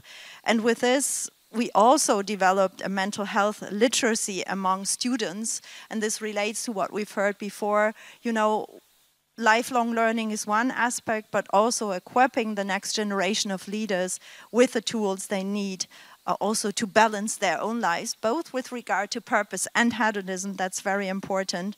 We try, and that's a study we're doing now, supporting and also measuring student well-being, both qualitatively and quantitatively. And we have launched the Uniwell Training Academy, because we think that educators or researchers' well-being interacts with how we co-create with students, because if our researchers and so on are overworked, if there's not the right environment, then this has an effect on how we teach and how we, you know, foster, in German I would say, Bildungsprozesse, so how we focus on Bildung in the Humboldtian sense. And that's very important to us. And perhaps one final point is that we try to create also smaller units, we've heard that as well, micro-credentials, learning experience, with a different skill set on how we define well-being skills. Thanks, Beatrix. Georgi, you're the director of the Institute for Behavioral Sciences here at Semmelweis.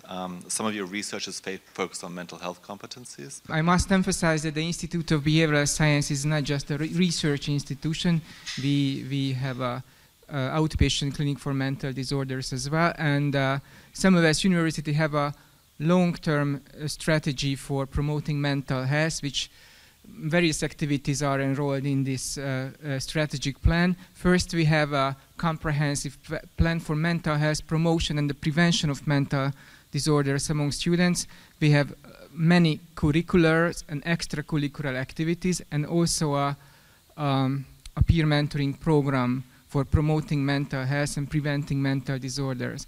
But the other hand, the other leg of this program is a comprehensive mental health service, a stepwise service for the students, which started with a student counseling center, and in a stepped care we can start with counseling when students can approach psychotherapy as well in our institutions, brief psychotherapy, and for those persons or students who has more serious mental health problem, we could provide mental health service, psychiatric service as well.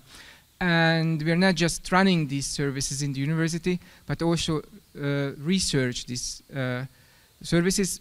For example, a couple of weeks ago, that was published a paper about the efficacy of our peer mentoring program in the prevention of mental disorder and the increase in academic performance. That was the article is about.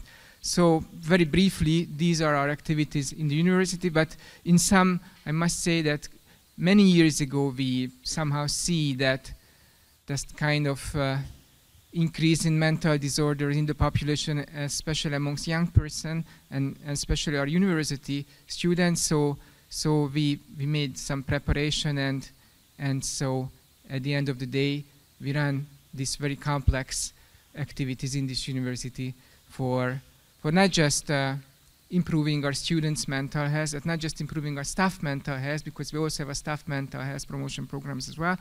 But we also think that this is an investment, because those doctors who leave the university and has a lot of social skills, life skills, and mental health skills, they can face with the challenges of medicine quite better. They can prevent their own burnout in their professional career in the future.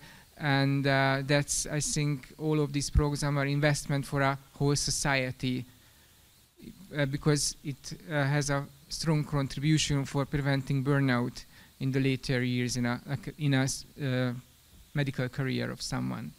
Thank you. Thank you. Margaret, the Centre for which you're director is focused on health promotion and research. What does the research undertaken in Galway say about developing the appropriate environment and the culture for promoting mental health? Thank you, Graham, and thanks to the organisers for the invitation to speak on the panel. It's always good to have a clear focus on mental health.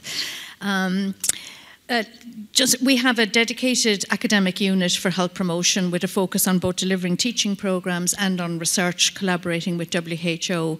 And I suppose from the outset, maybe just to say that a health promotion approach to mental health is a positive and a proactive one. So it brings a clear focus on what is good mental health or mental well-being, and what are the protective factors that can enhance good mental health at a population level. So this is very much in keeping with the WHO model. So when we look at higher education settings, I suppose the challenge becomes, how do we create learning, living and working environments that can enhance good mental health for staff and for students? And that's very much the focus of the WHO Health Promoting Universities and Colleges initiative that was started back in the 90s and has been developed since. So it also, it very clearly looks at the interconnectedness between the individual and the environments in which they function every day, because that's where our mental health is created or damaged. So, the supportive environment is really important alongside bolstering the individual skills. So the research that, for example, me and my team, we would do, we look at examining what works. So synthesizing the international evidence regarding, best evidence, best practice, but also producing evidence in terms of mental health promotion interventions, what are their impact and how can they be most effectively implemented in real world settings. So what we know from the evidence is that mental health promotion works. It not only improves mental health, but it also has benefits across other areas of health and social functioning. From an education point of view, it also improves academic performance, engagement, motivation, and reduces student dropout. That's quite important because a lot of students who drop out have experienced stress or difficulties. The other aspect of it is that from a work point of view for staff, it reduces staff absenteeism. If staff are happy in their workplace and feel a sense of belonging, you know, much more productive in that sense. So when we're looking at, you know, creating a mental health promoting environment, it's the quality both of the physical and the social environment. So the quality of the built environment. We spend 90% of our time indoors. What type of a learning space is created? What kind of a working space? Are there social, recreational spaces where people can positively engage? The quality of the residences for students, their living environments. And then also really important is creating a culture of belonging and inclusion across the board. And I think that is really critical, that people have a sense that each person matters, that they belong. If they don't turn up, it's noticed. And this is, I think, particularly important for students. And that issues of bullying, discrimination, and harassment are dealt with comprehensively. So most universities sign up to values, most universities have equality, diversity and inclusion policies, but I think it's how these are translated into the experience of people, staff and students in their everyday life, that really makes the difference. So I think, you know, as I said, mental health is created where we live our everyday lives. So we need to start thinking upstream in terms of how we can support that, make it more positive, and enable people to really achieve their potential. Thank you very much. And I'm going to turn to you right back again for the next question, actually. Could you expand on this whole campus approach when you talk about both promotion, which you've just talked about a lot, but also then the prevention and then the provision of dedicated treatment? Okay. And support services? Yeah, the whole campus approach, the idea here is that you need an integrated approach with action at multiple levels across the institution. So it's a whole institution. Because when we start to think about supporting student mental health, it's very easy to say, well, that's a job for the health services and the student health services. So we give more counselling and we give more access to treatment. And that's really important. That matters. The students have timely access to the best quality treatment. But it's also important that we take it a step further up. So yes, students experience stress. How do they manage stress? How can we address the sources of the stress? So look at the issues for students, their financial worries, their accommodation worries, balancing work and education and keeping up with studies. Many students have caring responsibilities with family. So it's quite complex. They're coming, I think, with quite complex lives that need support. So how can they achieve both their educational objectives and their life goals as well? Lots of transitions there.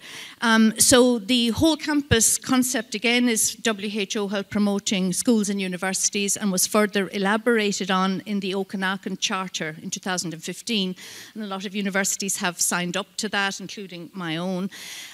So in Ireland, our Higher Education Authority have developed a charter for a healthy campus approach, and it's an overriding framework, and all the universities have, the majority of universities and colleges have signed up to this. There's a national coordinator for this. And it really looks at, you need action in terms of leadership and governance, because that's got to do with strategy and policy.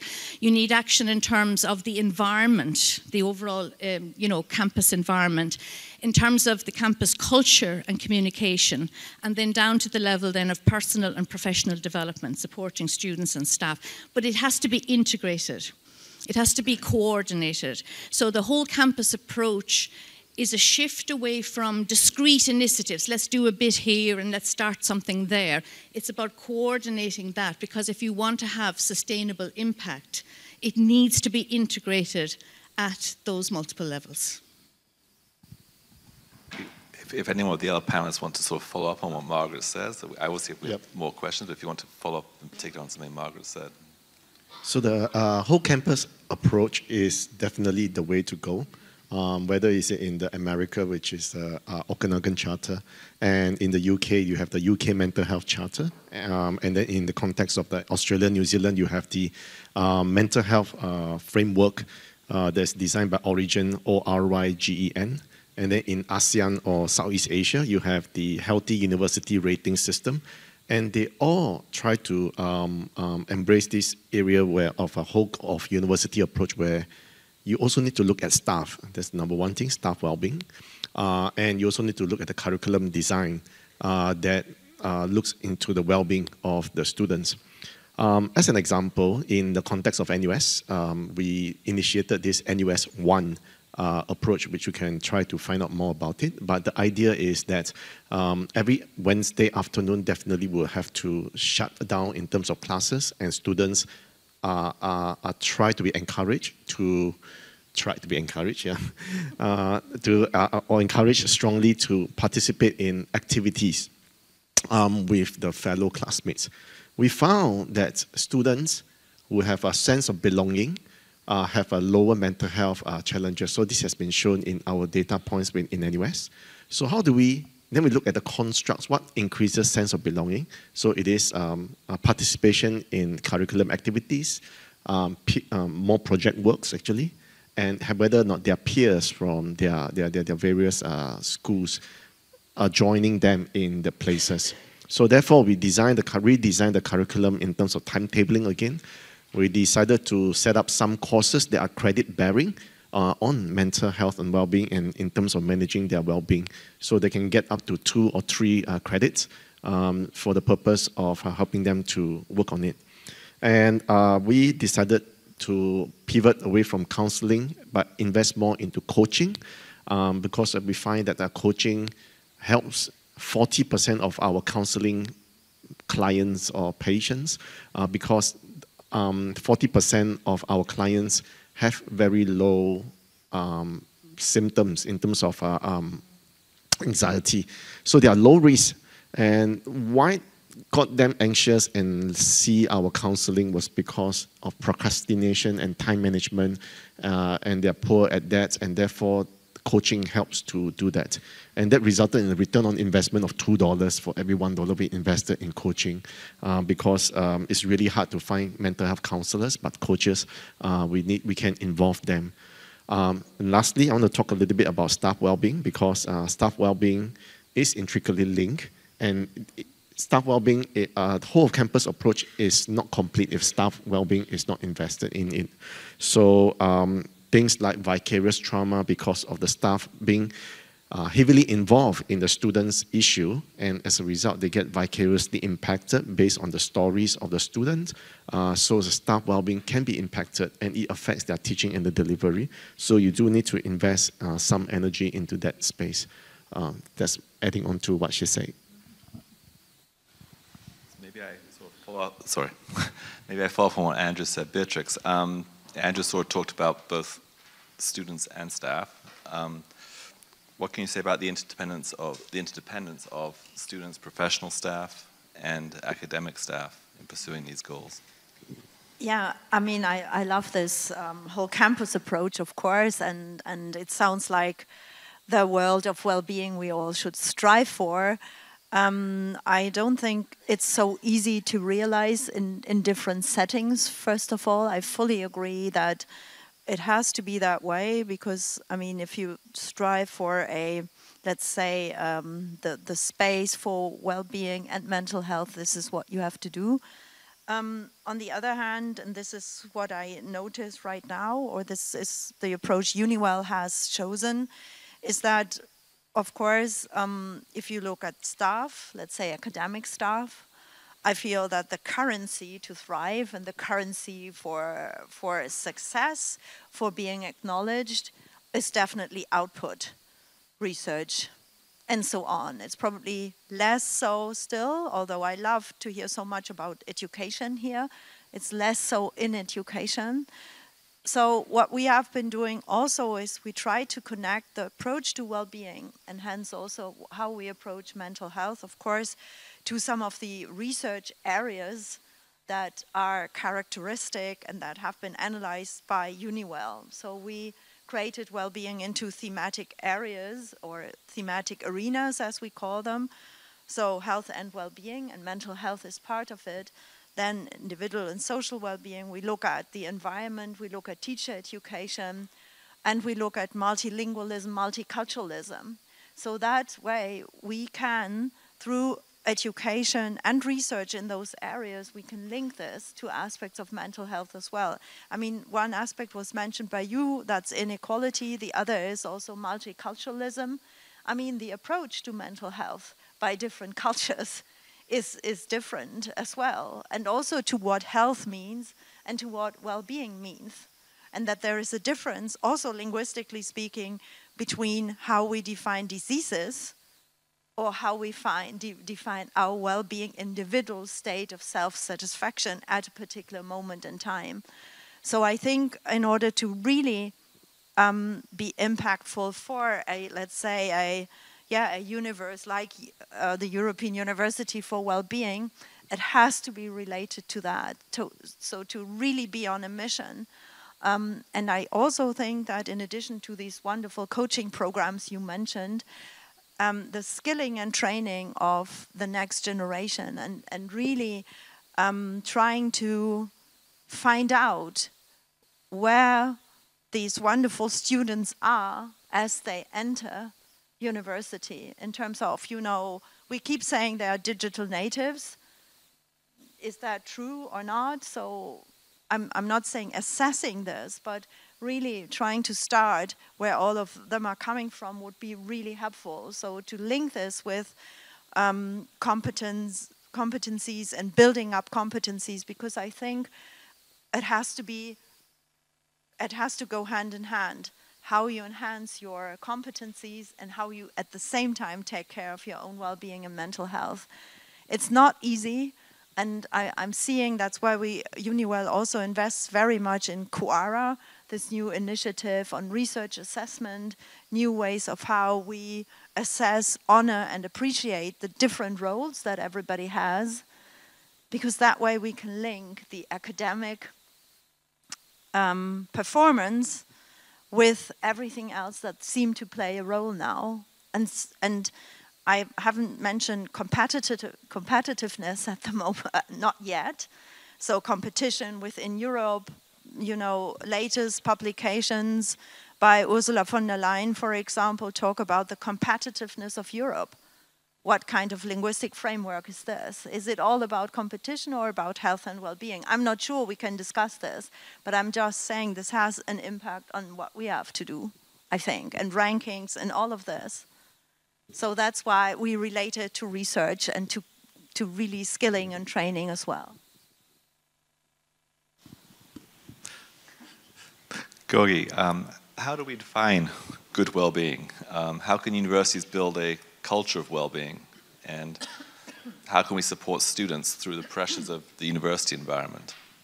I think if at the very beginning of the university career, it is a very well verbalized and very well announced thing that this university, we care for you, and this university, mental health is important, and well-being is also important. Well-being, physical and mental health, couldn't be separated. So if we say it and we announce it, that's amongst our basic values, that we are taking care about your mental health, that's very, very important. The whole campus approach, I think it's fundamental. Support for both the staff and students, well-being in a multi-level approach are very, very important. You can see that according to many studies, half of the population outside the university who has serious mental health problem, half of them won't seek mental health care or professional health care at all because of fear of stigmatization, because of a lot of things. So that's why an emphasis on mental health in a university, not just in an academic, among the subjects which are learned in university, but also a kind of demonstration that we're not just saying about that mental health is important, not just talk the talk in lectures and practices in different classes, but we also walk the walk. We take real steps about our students and our staff mental health. It will provide a very important attitude change for those who enter the university, not just the student, but the students' family, parents, relatives as well, and not just our patient, but our patient's family as well. And that's how university can change a community, a culture, a country's attitudes toward health and toward mental health. Because if those people who can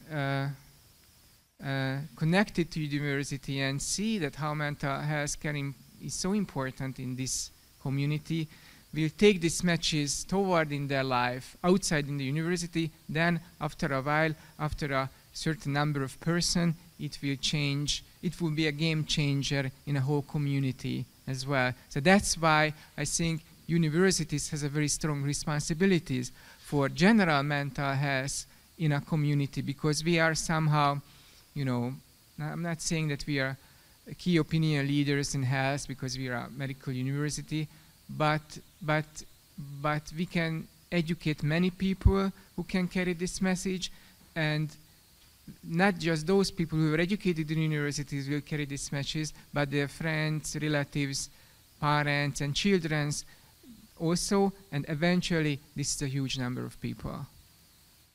So maybe I sort of follow on from that question to anyone who wants to answer, is that you've talked about the university and some of the opportunities that come there. What are the challenges and opportunities and differences between being in a university environment, looking at the student age maybe, the student cohort, versus not being in a university environment? Is it a net positive? Is it an opportunity? Are there costs involved in that? So that's something that I want to add on. Let's talk a little bit about social media, because it is an equalizer of sorts in terms of equal access to information. But we also know that the social media has issues pertaining to how it disrupts or rather it affects the well-being of a person. Now, the studies have just come out only yesterday from Singapore on the local population mental health on youth, and there are few magic numbers to remember.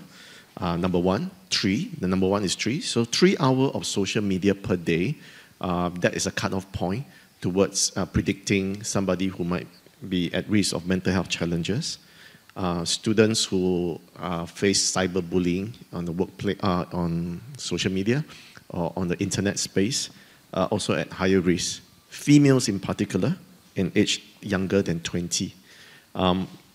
So social media is a space where everybody can express themselves a lot, and through the process you are able to find that, hey, there are students who use the platform to learn and also have their behaviors and their mindset shaped.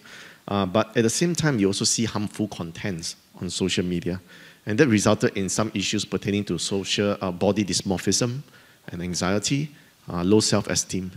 So to Georgie's point, in terms of trying to shape the culture, we potentially can use social media to our advantage, and that's what we do in NUS. We try to curate mental health publicity and resources, not just through our emailers, but we also curate it and put it onto Instagram and Facebook, and we pay the advertising fee to boost our posts up so that it will be preferentially being shown up onto the feeds of our Gen Z students. So we try to do that also, to engage them and remind them that there is help available. We also pay influencers whom we know are being followed by the demographic of students in undergraduates. So the influencer will curate contents together with us to help influence and push out the relevant information to not just our students, but also to the bodies at large. So we find that to be helpful in shaping the culture in the community too, using social media as a tool. But yeah, that's what my inputs on social media and use as one of the two. Anyone wants to add on? I'm seeing mics move up and down a bit. That's an interesting question, using or approaching influencer to carry messages from the university to the public. I think this is a double-edged sword, because sometimes influencers try to carry their messages through the university brand to the public. So we are very cautious about it. Instead of it, we try to develop, there is no better word for that, for our influencers, which could be popular, which could be well known by the publics, and then they will very strictly and congruently can carry the university's healthcare messages to everyone in a community. But yes, I think that's very important, using social media. Yeah, I would say that as well. It's very important because you address and use a medium that one would think at least students are very used to, and students now, again, very much generalized. You mentioned one aspect that relates to gender. There are other, I think, also studies that show that, for example, while female Gen Z members are more influenced by social media, the male Gen Z members are more influenced, for example, by gaming and games. So is that something we should use, could use, or not? I'm not sure. What I also see is that, also with the students from Uniwell who are here, that they constantly remind us that they also have a say in what we are doing. It's quite particular that here we don't have a student on stage, although we're talking about their mental state. They're there, over there, so they keep reminding us, can we please listen to to our opinions as well, and how we feel about mental health, and other topics as well. So what we have been doing when creating, yeah, I had to say that because I constantly hear this, and I am reminded, or we are reminded of this in the board as well. So when we create the well-being office, the well-being offices at each of the 11 member institutions, we also include, of course, the students creating them. So what is it that is important? Of course, we have lots of data, but there are also the qualitative narratives there as well. And another point I'd like to highlight is, if you also, as a woman, I say that now in a very subjective way, you sometimes act as a role model as well. So talking about my way of taking care of my mental health is sometimes also perhaps of use. So I'm highlighting, because we have mentioned very many quantitative aspects as well, the qualitative narrative storytelling aspect to this. So I do reveal sometimes, what I do, how I do it, and how we and the board, for example, do several things, talking about stress that is involved. Because, I mean, what you mentioned about this whole campus approach, if I now think of my own university, fully decentralized, only 6 big faculties. We're not like the TU Munich with schools that are much more agile, for example. Then we have, at least you mentioned that, 7 silos, at least I would call them, who is in charge of mental health, of the topic as such. So how do we bring them together? And then the students' voice coming with it. We haven't talked about resources yet. So I think we have to mention this as well, saying we are on a mission there, but inclusion and also listening to different voices is key here, or are key, and also with the tensions we have at the moment at universities with different camps, we are experiencing on the situation in Gaza, and so on and so on. Lots of anxieties, where I'm never sure, and there I need the professional support as well. Is it an anxiety? Is it moving towards problems? Or is this already an illness? So to have those multi-dimensional aspects as well, where, of course, then the real expertise in those fields comes in. So I was going to follow up on different questions at different points in terms of the remarks that have been had. Maybe first we go to the issue of technology. You talked about social media. Society and universities increasingly use and rely upon technology. What are the innovative technologies and tools associated with technology that students can or should access, or should not, maybe, to improve their mental health? So speaking of a little bit of the experience from our side, and also expanding more on the conversation on influencer, we understand the risk.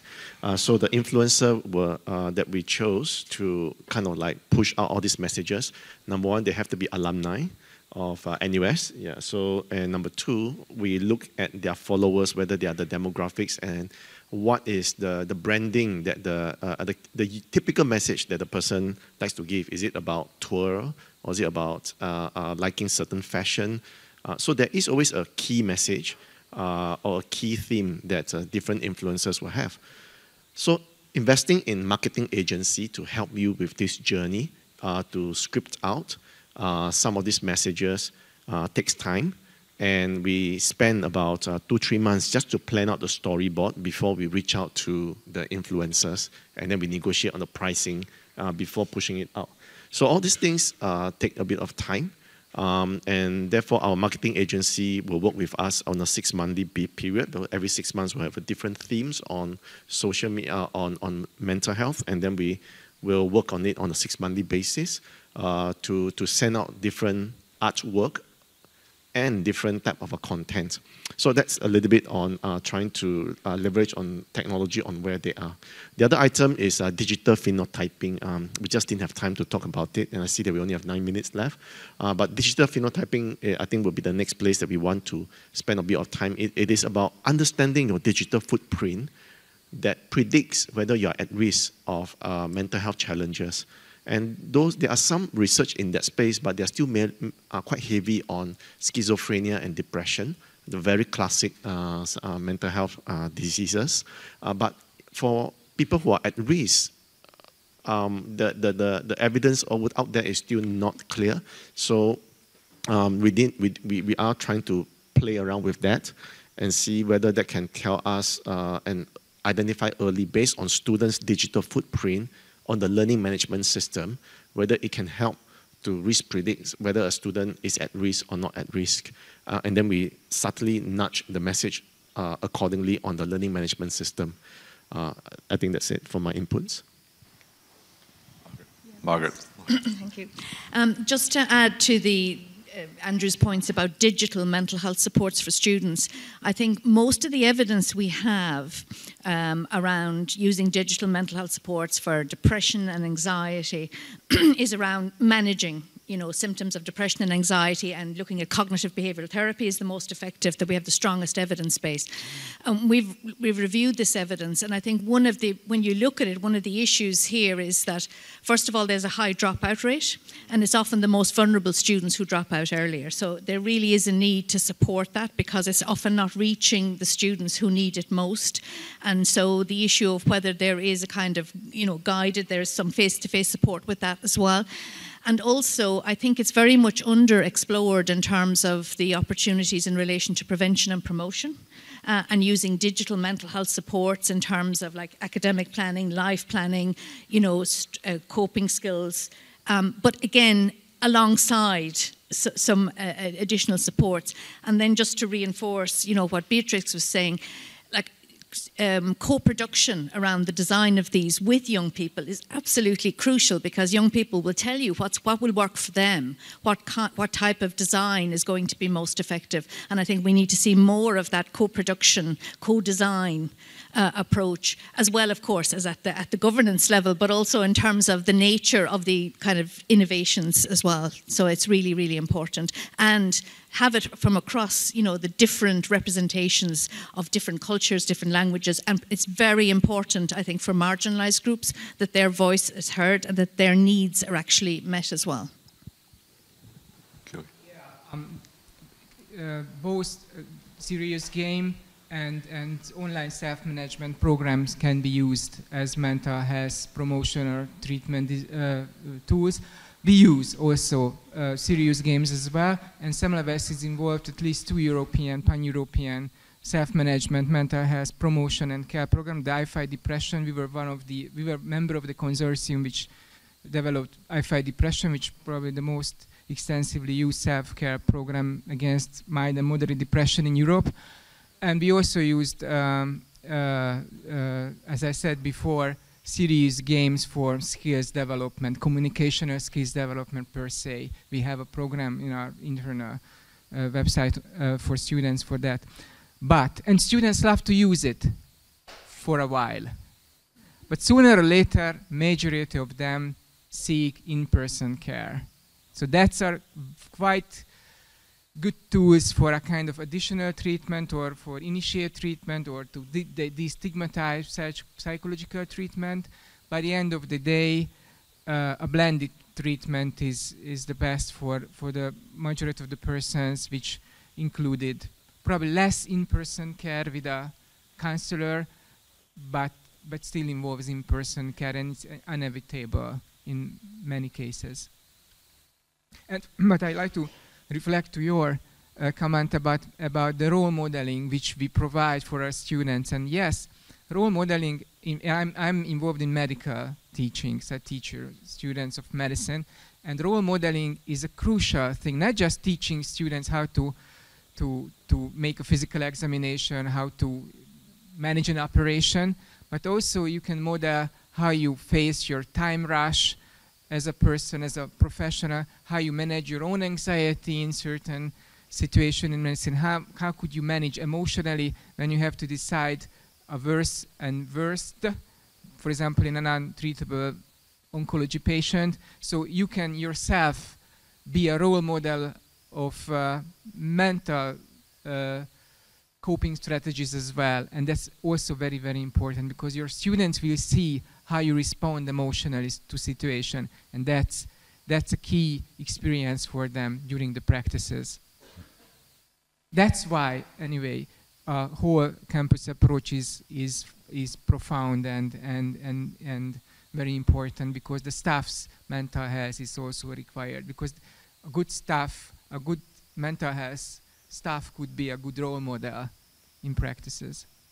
One other aspect that UniWell is also very concerned about is through our work in teacher education, so what happens at school and so on.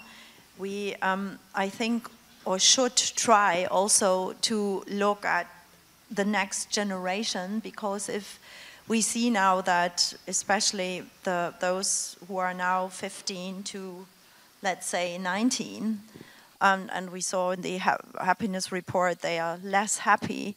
Now, if happiness in youth is a predictor also for thriving in, when you are an adult, this will have huge consequences on how, let's say, a community, then a nation, and so on, thrives and grows if we want to follow that path, that we still need to grow and so on. But what does that say for jobs, for innovation, for creation as such in the future, if that is the situation we are in? I think that's also something we should, you mentioned foresight and, anticipating mental health issues.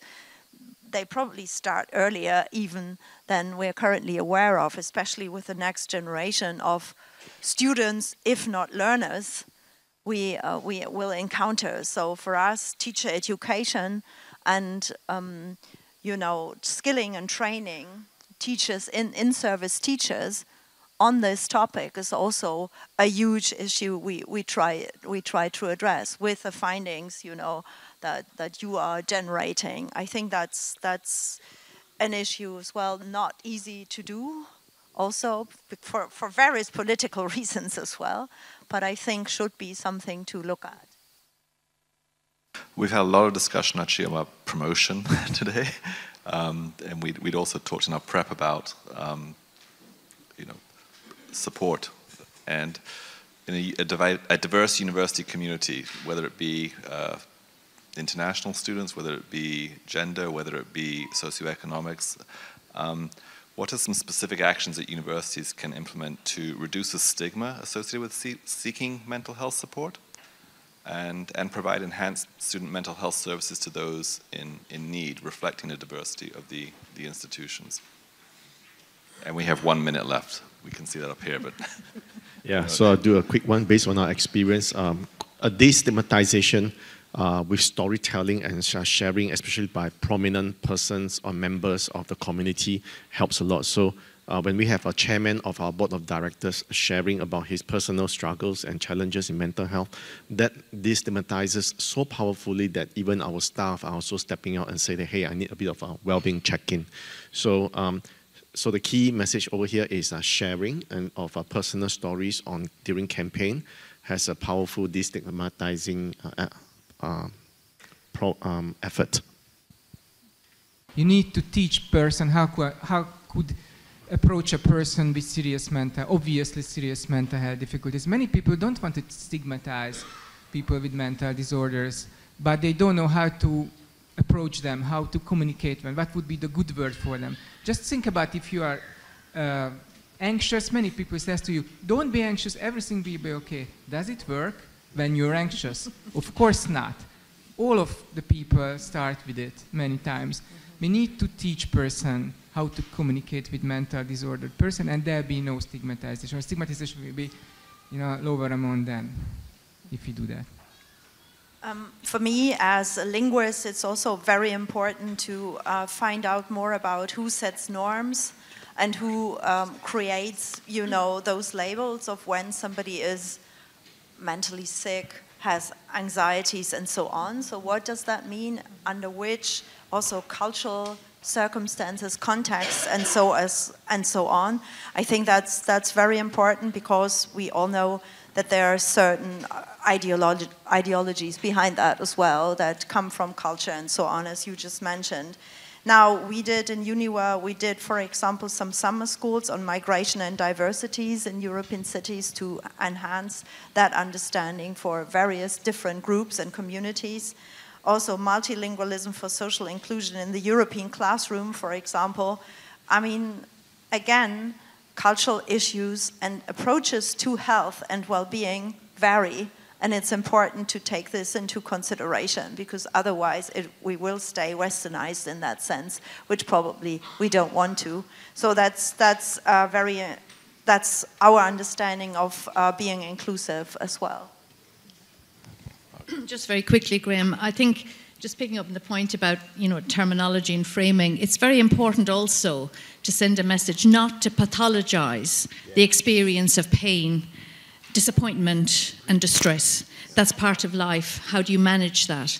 And to know the difference between that and what are actually quite complex clinical needs. So I think from a continuum of support where you have some support for all, you have some targeted prevention for those at higher risk, and then it's actually quite a small percentage that need specialist clinical services. So I think reframing the kind of conversation in that way is actually quite important. We all have mental health needs and we all have mental well-being needs.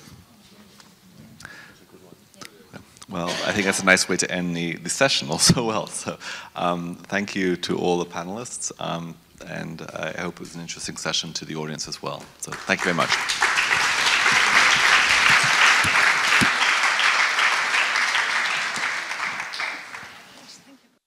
So welcome at the next session, which is dedicated to future-proofing of our healthcare. How do we manage health in an economic and political crisis, the role of universities? We have three distinguished speakers. Gabriella Finn, Vice Dean for Teaching, Learning and Students, University of Manchester. Iveta Nagyová, Senior Research Leader and Head of Department, Pavol József Safarik University. And Iveta Nagyová is also the president of the European Public Health Association. Unfortunately, we miss Helen Wedderly from York because she had to cancel her participation. She couldn't come. And we have the third distinguished speaker, Luciano Sasso, professor of the Faculty of Pharmacy and Medicine, Sapienza University of Rome, and he also serves as Secretary General of the UNICA network. As for organizing this panel, we will listen to introductory speeches by the panelists, and then we are having a discussion. So first I would like to ask Gabriele Finn to give her speech. Thank you. So we've been asked to reflect on future-proofing healthcare in an economic and political crisis with a focus on declining workforce, health inequality and volatile global health, which are huge topics and somewhat daunting in a couple of minutes. And I want to present this as oddly as a bit of a feminist theory issue, and I'll circle back to that in a moment. So excuse the slide, it's a bit of a brain dump, but a bit of a summary in case my northeast accent is not quite so understandable for some of you.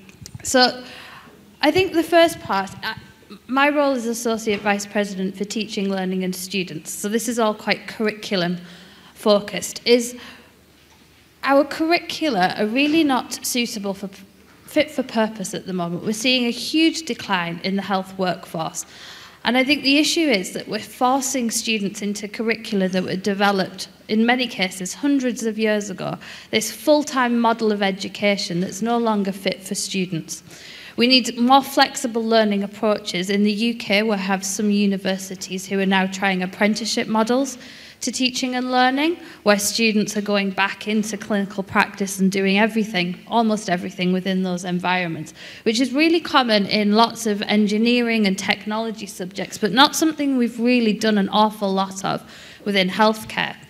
And I think that trying to think about these approaches is really important when we're thinking about declining workforces, because we want to see more diversity in our learners and therefore in our resultant workforce. It's particularly important when we think about the economic side of things from that cost of living and the funding perspective as well for our learners. Lots of my students, although I'm Associate Vice President across the whole of the university, I'm Professor of Medical Education. What we're seeing with a lot of medical students, nursing students, is they're at university all day, they've got families, and then they're going off to work long, long hours and very poorly paid jobs just to make ends meet. So I think trying to think about how we might reflect those needs in our curricula is really important. We're also not making our healthcare careers very attractive to students. Post-COVID, for some, COVID inspired them to think about a healthcare career for the first time. Not for a lot of people. A lot of people, all they saw was the media and the political representation of NHS in the UK, workforce, people dying, people not being allowed to see their families. And actually they think, why would I want to join that sort of workforce? So I think we've got quite a lot of marketing almost to do around that. But then the other part I wanted to touch on around health inequalities and how that fits. And I think in terms of this, there's quite a shocking statistic that no EU member state has achieved equity on the basis of health outcomes related to gender. So I said this is going to be a bit about feminism. No EU member state where women have equal health outcomes to men, which is shocking in 2024. And I think this feeds back into the whole of our workforce. We're not supporting women in particular, people with families to come into the workforce, and without trying to appreciate where we are, the issues that we have, and particularly around gender, we're never going to be able to fix any of those health inequalities that we're seeing. So that's also links into the curriculum side of things, because there are things such as gender bias within pain medication, all of these issues that we're not getting students to learn about, and we're not preparing them for those contemporary healthcare needs either. So women may need to have online telephone consultations, for example, but we're not adapting the curriculum. We're not teaching healthcare workforce people how to do video consultations. We're still teaching them how to pass an OSCE, but we're not teaching them methods of telecommunication, for example. We're not teaching them about global migration and the need to adapt. We're not teaching them about diseases that don't come from the country that they're from. So I think the curriculum is a huge issue for addressing all of these issues: the declining workforce, the health inequalities because we're not acknowledging it and we're not supporting our diverse learners, and we're contributing to that the volatile global health issues by not addressing any of those problems. Thank you very much. And before we move to the next presentation, I'll ask our panelists whether they would like directly comment on that or ask related questions. Not now. Well, I have a burning question, actually, if you don't mind. That of course, would be very important to make healthcare itself more attractive, but also the training to be more attractive for students choosing these professions.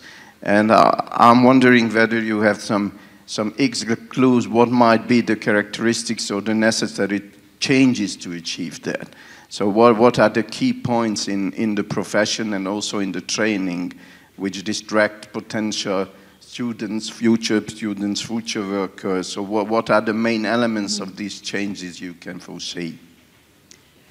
That's a big question. I think for one part, a lot of it's around the widening access, isn't it? Healthcare, for many students, especially in deprived areas, having a career in healthcare can seem like such a huge pipe dream because they might hear about other people whose families have doctors or nurses, but we're not letting students from those deprived, low socioeconomic areas get insights. So I think part of the key for me is trying to get more students, younger students, even as young as primary school, into science, into STEM subjects, going into schools to try and give them a bit of insight into these kind of careers and to actually, you can do this. So I used to teach gross anatomy and I go into schools, deprived schools in my local area and do heart dissection, and the kids absolutely love it because it's gory and they get to, we've taken a big ox heart which fascinates them.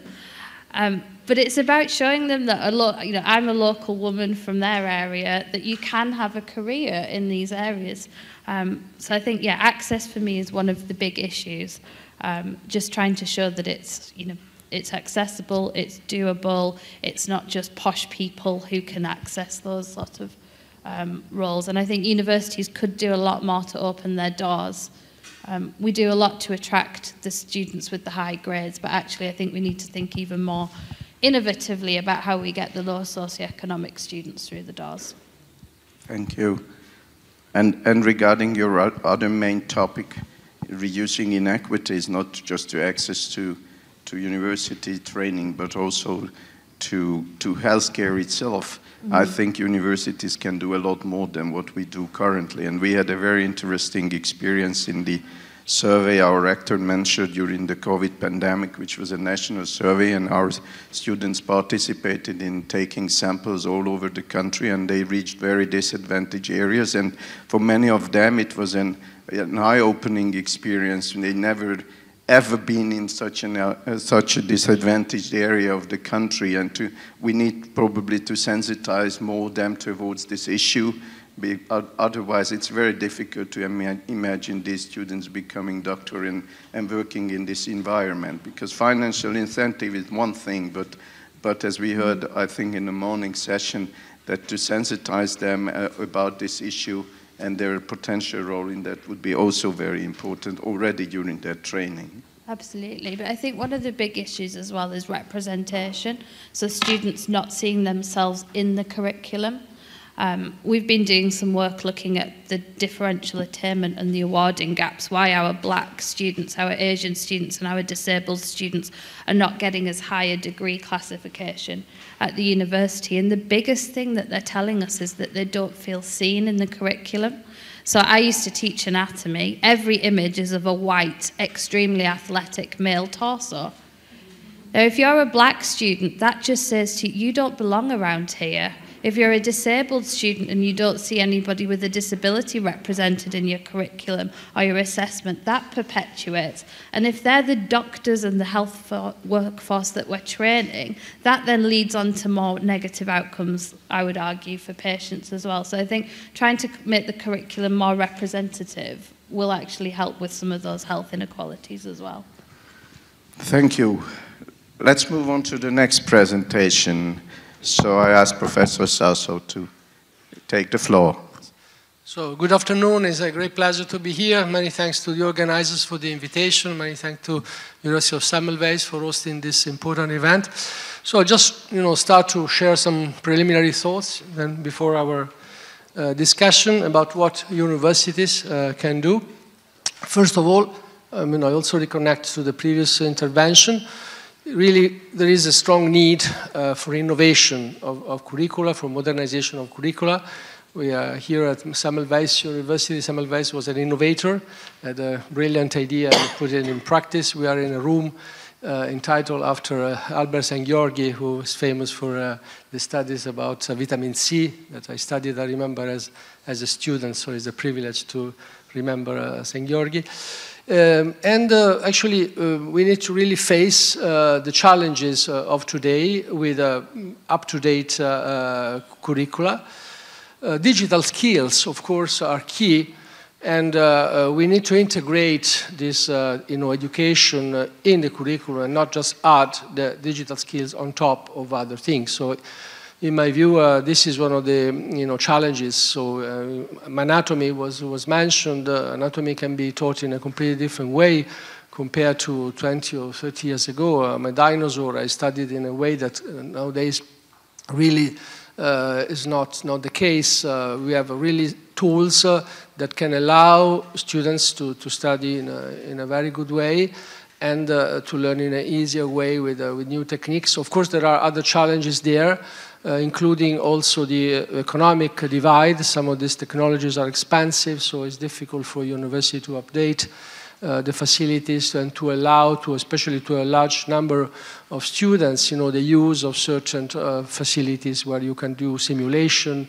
and then you can use augmented reality and many other tools where you can learn in a much better way. But it's key to try really to integrate all that in the curriculum, including, of course, artificial intelligence, which really came relatively recently. As we know, ChatGPT, that is the most famous system of generative AI, is not even 2 years old and is already used by about 200 million people in the world. So it's difficult even to predict what can happen in the near future. But for sure, these tools are very powerful, and it's important to include them in the education, because we know very well, especially in some disciplines, in all the diagnostic activities, of course, artificial intelligence is already there, is very, very strong. We say usually that artificial intelligence machines will not replace immediately humans, but humans not using this device will be replaced soon. So I think all professionals should be able to use these things, and again, should not be done after the traditional studies, but should be integrated. Another point, as you know very well in the room, there is also a very high rate of burnout in the health professionals. And one of the reasons in many countries is also the very high administrative burden that health professionals have.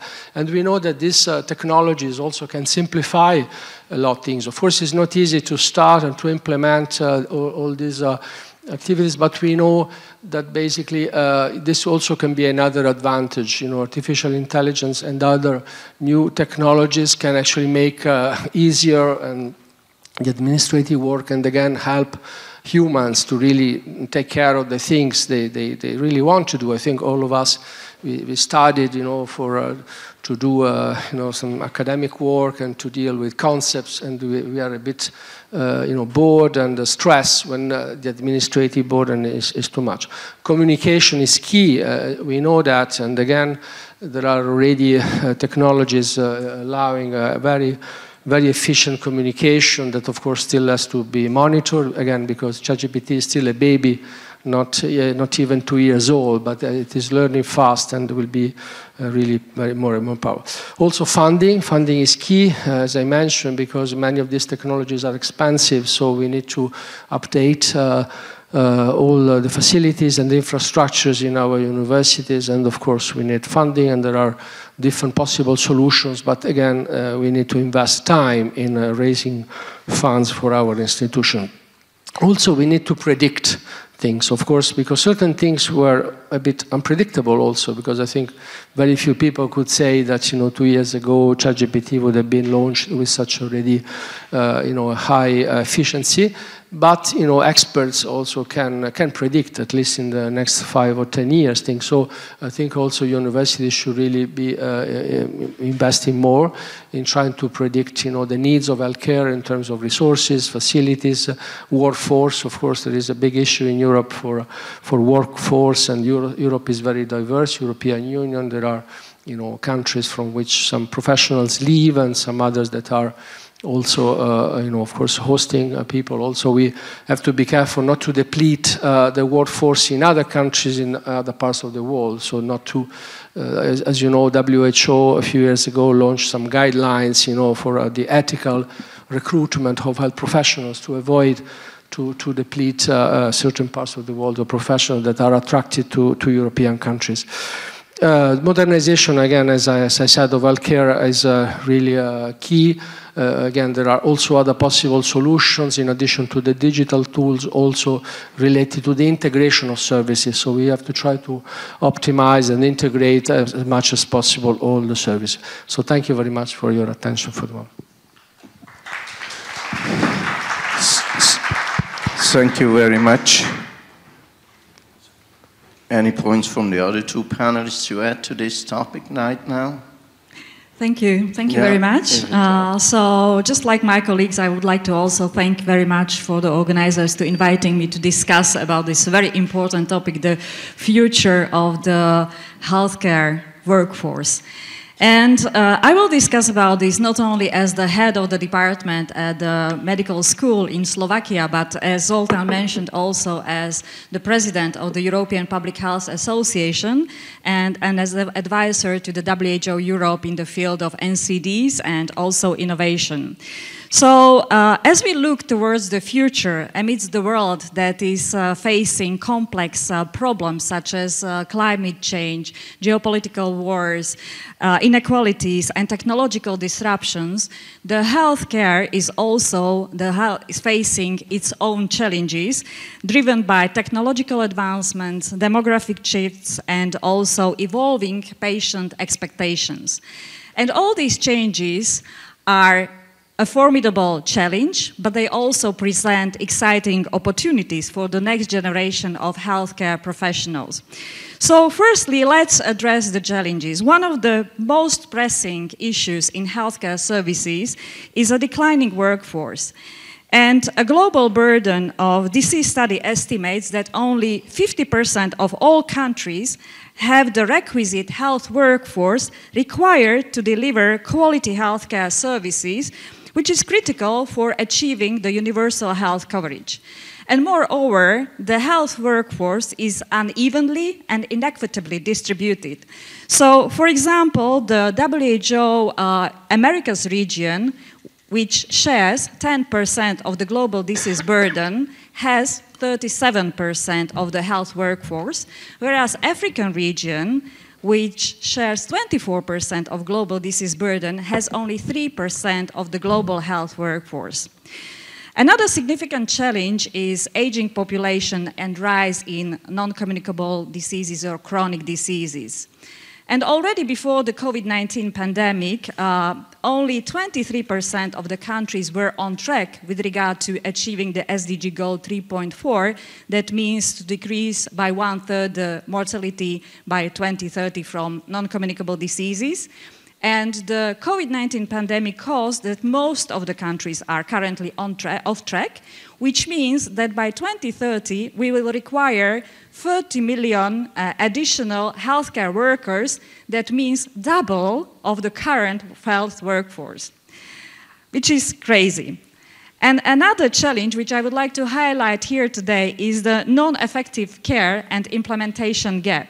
So currently, only 55% of the patients receive care that is recommended, and 20 to 25% of patients receive care that is not needed or is potentially harmful. And the reason for this is that we are not very efficient in translating the advances, most recent advances of research into healthcare and serving the patients. So the whole journey takes 17 years. It's a 17 years odyssey from the first research outcomes till it is implemented in practice. But if we would adopt knowledge translation and implementation more properly, and if we would teach medical workforce about it, this process could be diminished to some 3 years. But it, of course, requires collaboration with policymakers and politicians. So what are the opportunities? Just like Luciano said, one of the greatest opportunities which are at hand today is harnessing technology. And technological advancements such as artificial intelligence, telemedicine, and robotics, yes, on the one hand, they present challenges, but on the other hand, they also present tremendous opportunities for better and higher quality care. For example, artificial intelligence can assist in diagnostics of diseases with unprecedented accuracy. Predictive analytics can foresee health trends, and telemedicine can extend healthcare access to remote or underserved areas. The question or challenge here a little bit is that who is going to be in charge? Is it still humans, or is it the artificial intelligence will be in charge? So it is a little bit kind of like ethical or philosophical question whether we are going to have centaurs or minotaurs in the healthcare system. Anyhow, to harness technology, it will require definitely to reshape our curricula, and also a clear roadmap to align technology and the workforce is very critical within this context. Another opportunity is to developing new care models. Let's be honest, the current healthcare models which are designed around acute and hospital-centric care are no longer sustainable in the future. So what is needed are new models of care which are embracing wider socio-economic, cultural, behavioral determinants of health, integrated models of care. That means, again, we will need to train the new health workforce to more efficiently work across disciplines, and also to be humble and to embrace also other fields and disciplines. And the third thing which I would like to highlight is strengthening governance frameworks. So setting up strong frameworks, governance frameworks, to guide medical education, health employment, international exchange of medical services, migration of health workers, and innovative partnership models is crucial within this context. Also, fostering sustainable public-private partnerships would require strengthening of institutional models with high quality and accessible cross-sectoral inputs such as finance, education, and training, among others. So to conclude, how should we prepare the next generation of health workforce? To navigate these challenges that me and my colleagues also highlighted and seize the opportunities, it is imperative that we invest into education and training of the future health workforce, but in a proper way. Just like Luciano said, curricula must be dynamic. They must incorporate the latest advancements and emphasizing the interdisciplinary learning, system thinking, and also knowledge translation. And this should be coupled also with a spirit of collaboration across sectors and a drive for innovation. Thank you. Thank you very much, Iveta. Both of you focus mainly on the challenges innovation poses on societies and more specifically on universities and healthcare. And there are, of course, many, but I would like to focus on two issues. First, about that, how you see what universities can do that the challenges created by this rapid technological development can be met by the society, meaning that increase the speed and efficiency, how these inventions really become innovations, having an impact on the care itself and on the societies as well. What roles and what mechanism you can see here the universities can play or use? Yeah, it is difficult actually because academia, we try to be, again, innovative and up to date, but actually our system is not easy to innovate. I mean, professors are there for 30, 40 years. I finished my PhD before internet in 1992. So this is one of the challenges to innovate, is actually to really try to convince university, first of all, to know that even when you get a position, I mean, you need to keep yourself updated, and that in that way to update also your students, and to try to introduce quickly, first at the university level and then in the society, all the innovation. That is a bit challenging. I think in many cases we are conservative. I mean, things before they fly, it takes time.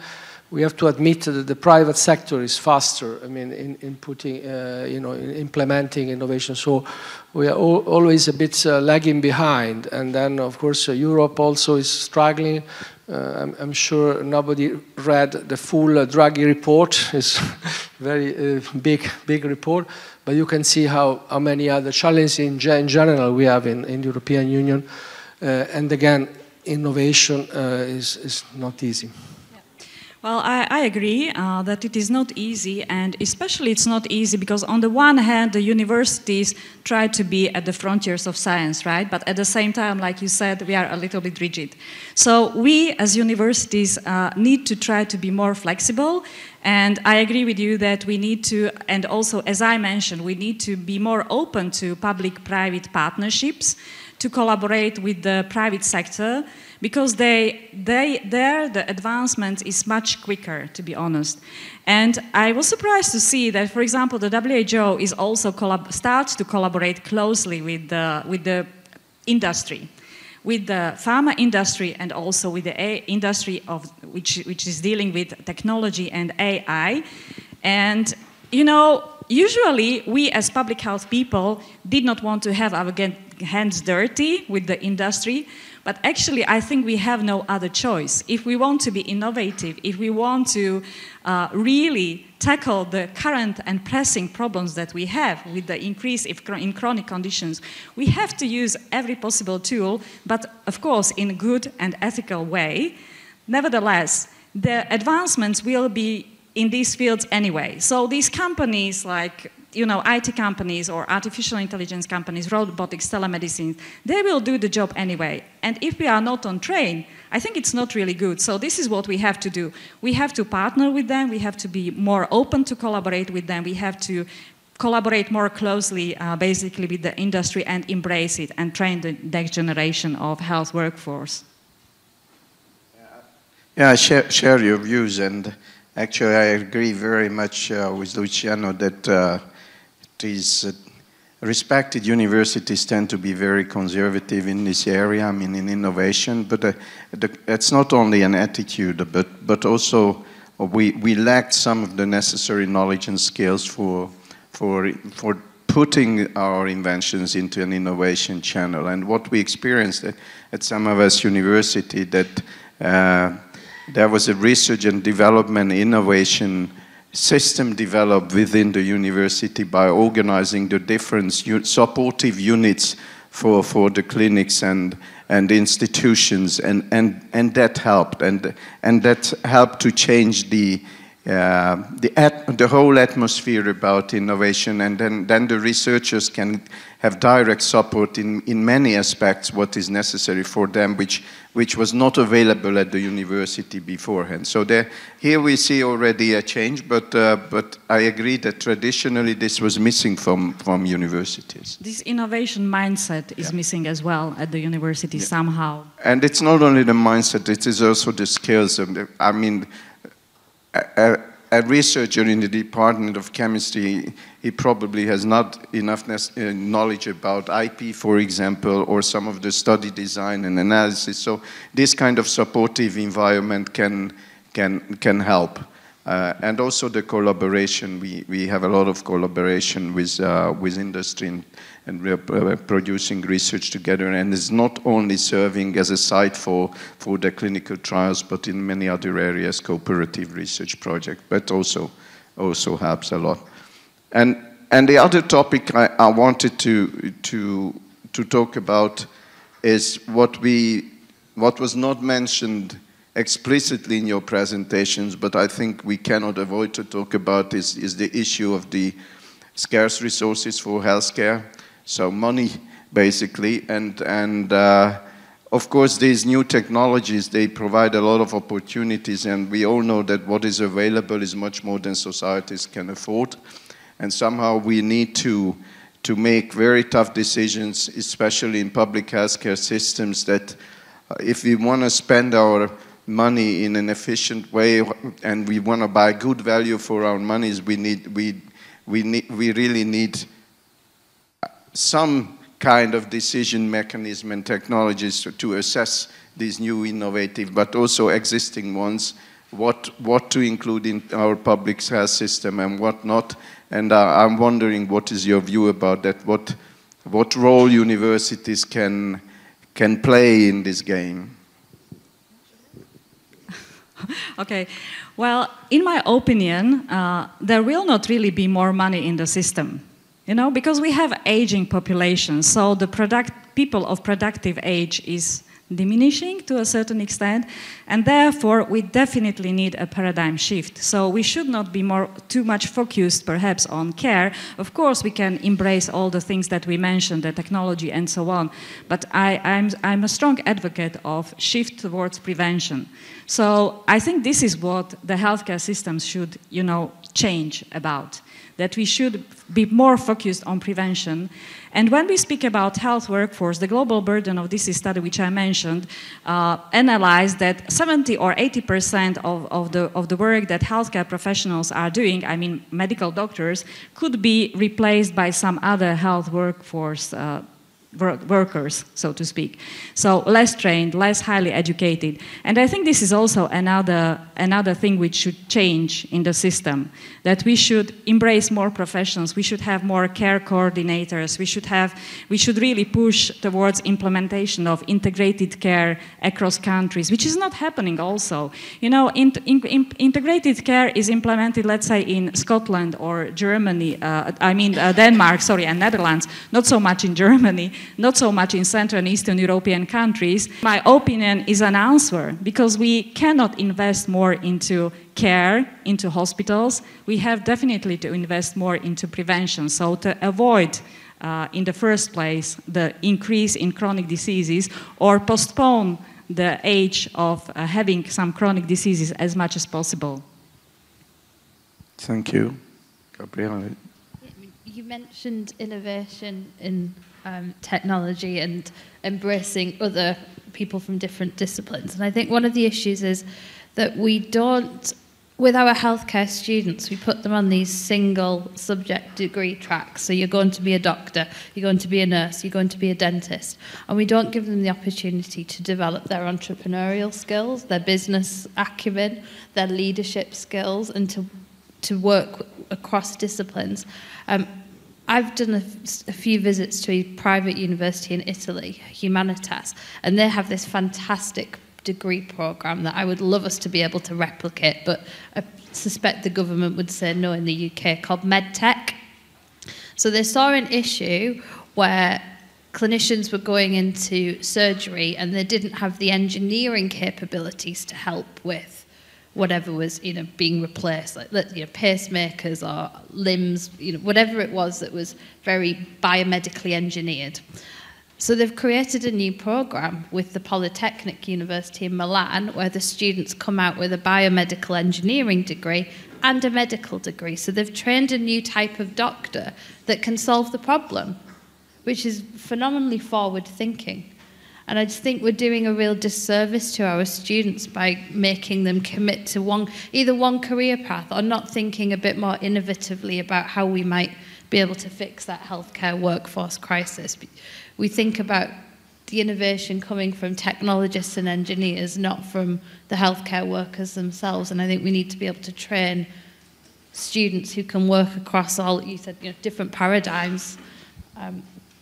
So again, I've made it back to a curricular issue in some ways, but I do think there's a lot of work we could do in that space. May I react on that? Sure. Because I think it's very interesting what you say, but you know, while listening to you, I thought, is it feasible? I mean, can we increase even more what we require from, let's say, medical students, because their training is already quite complicated? But I think it's not perhaps necessary to educate them in everything.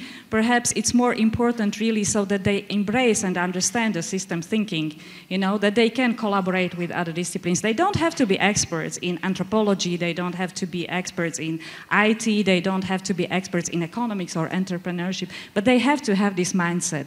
Because we are trained in silos, which is on the one hand okay, because I think it is required, but the diseases are not happening in silos. We have to understand this wider concept. We have to understand also, let's say, architecture, design, and so on. And I think this is perhaps more important. I'm not saying, you know, I'm not against you. I'm just trying to add a little bit from my view, like what I would like to see more at the universities to have more this understanding and this mindset of collaboration and cross-fertilization, let's say, across disciplines. And yeah, I think collaboration is the best way, and communication, like also Luciano said. Yes, I can add, of course, in my view, there is also space for, you know, in terms of financial resources.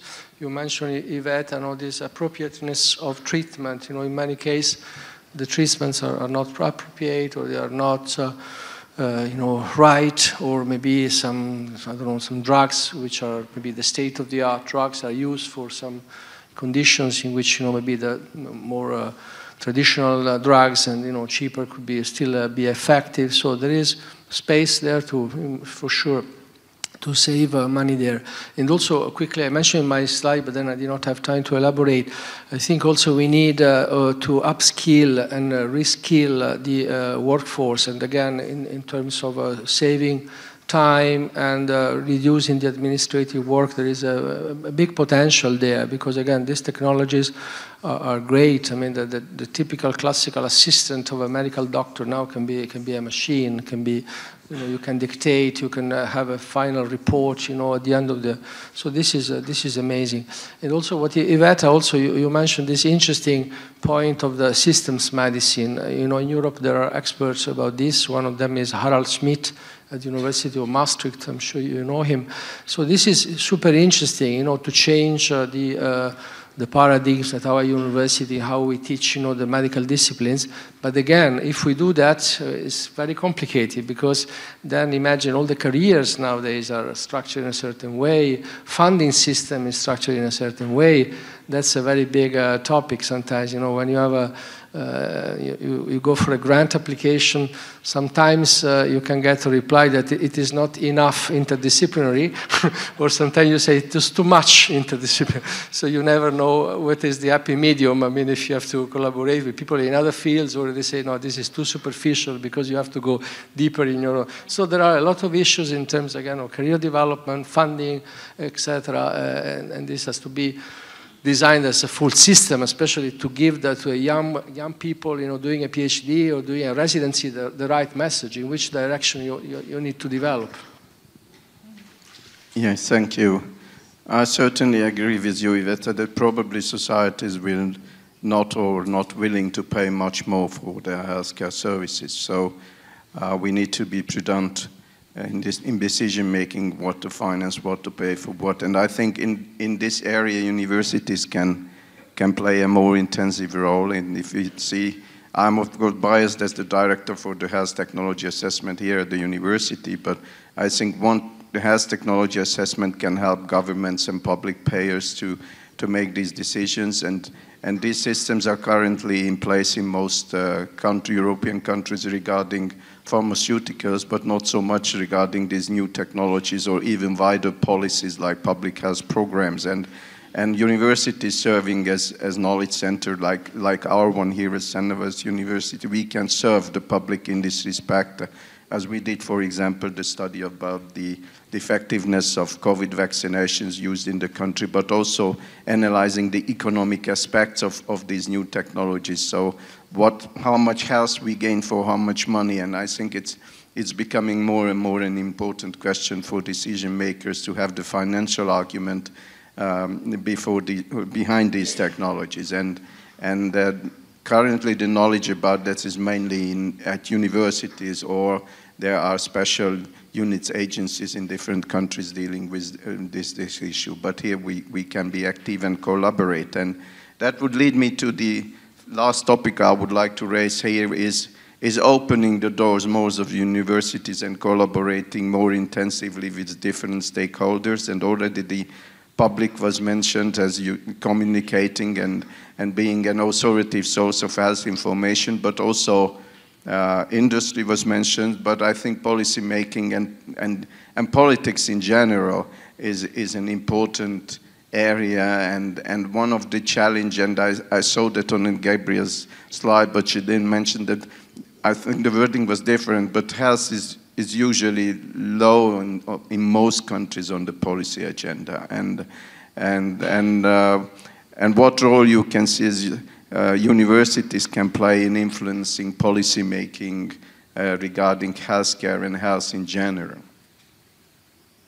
What do you think of that?